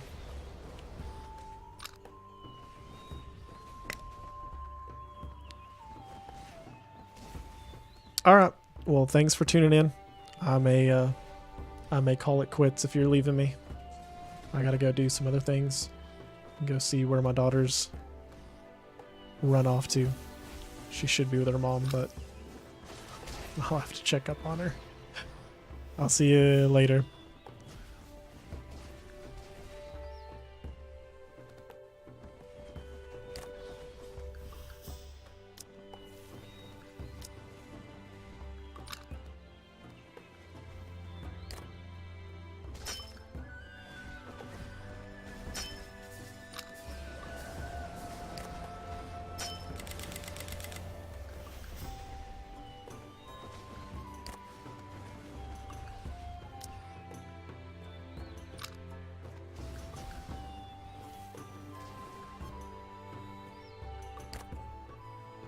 귀찮은 건 싫은데 그냥 놀면 안 돼?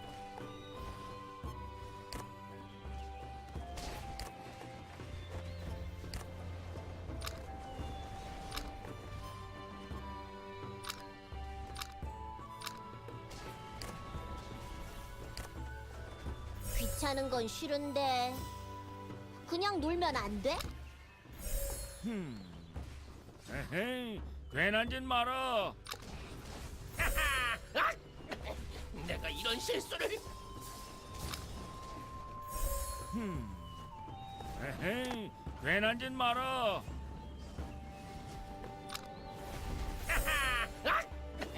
내가 이런 실수를.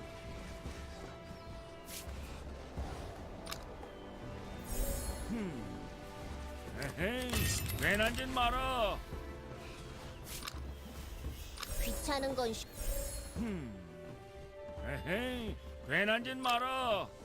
귀찮은 건 싫은데 그냥 놀면 안 돼?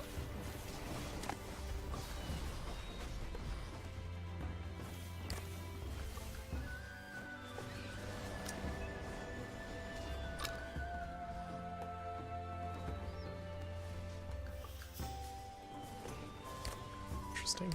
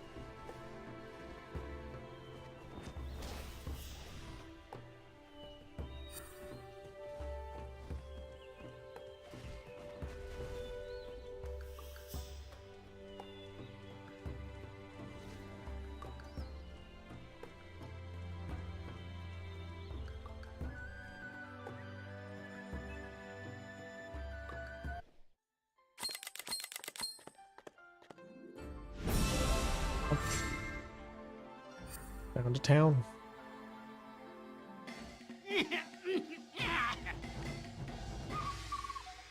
하도 입맛이. 에? 아니 이게 누구인가? 사르마티 이 친구 꼭꼭 숨어 얼굴도 안 배주고 섭섭했어. 어쨌든 잘 왔네, 잘 왔어. 오랜만인데 좋지 않은 사정으로 찾게 되어 미안하게 되었네. 아이고, 우리 사이에 무슨 저 여인이 천파공주? 안색이 왜 이리 창백해? 다들 꼴이 말이 아니구먼.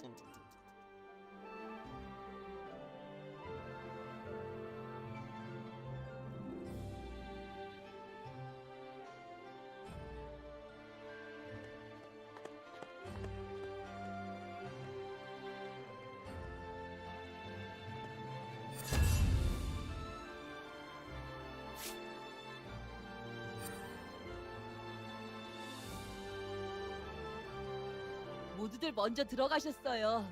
우리도 어서 들어가요.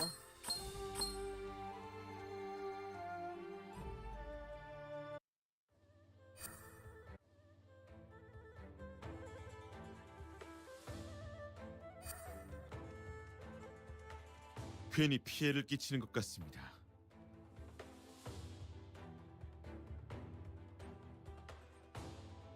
아니야, 아주 잘했네, 잘했어.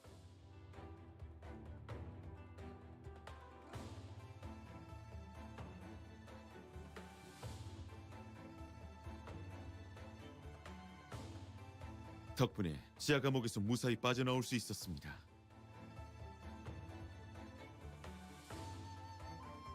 그 자존심에 괜히 백성들만 괴롭히는 게지.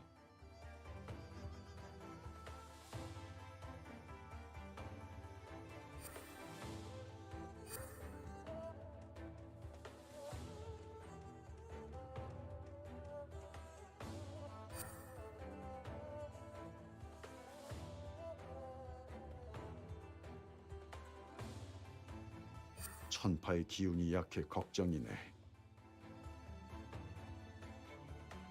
어? 천년과를 먹었다더니 확실히 회복이 빠르구먼. 네 녀석이 금창약을 좀 구해와봐.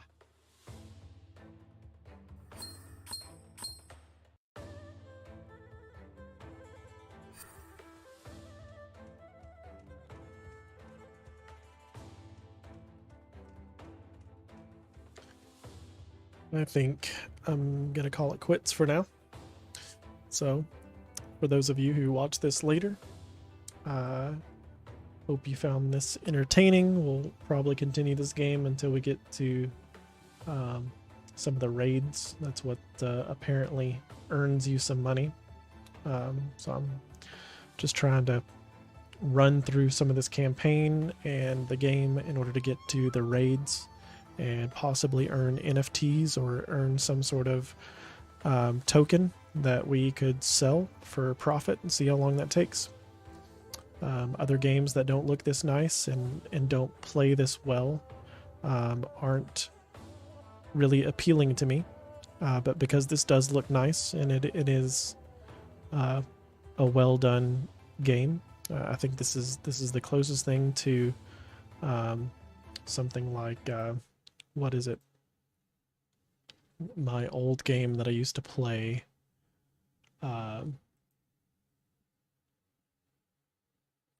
Called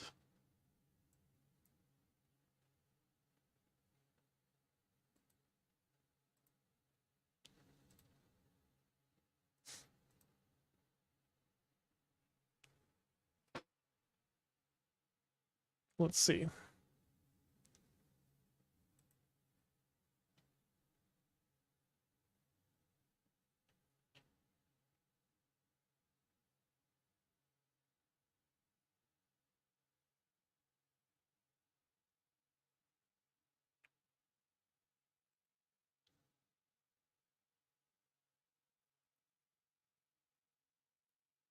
What is this stupid game called? A3?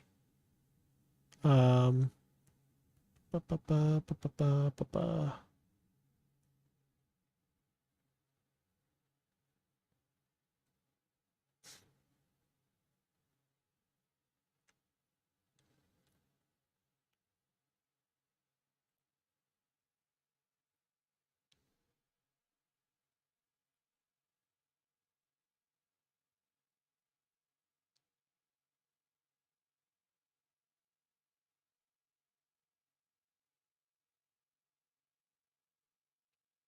A3 still alive, right?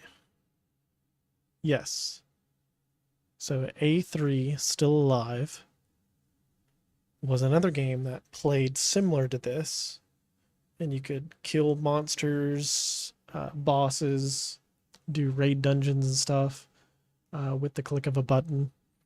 And it ended up being pretty popular with a small crowd.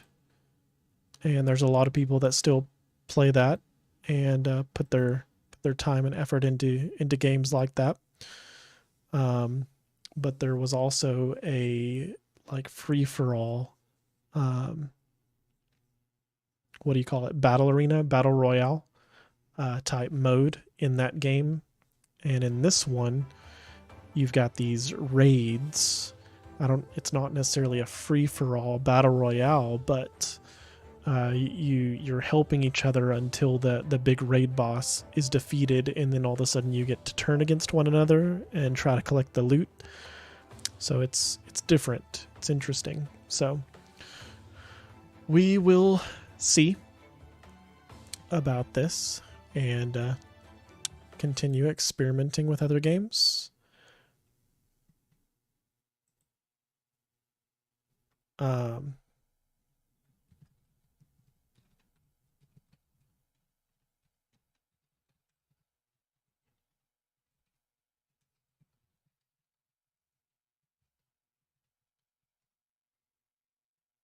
I'm going to go do other things now.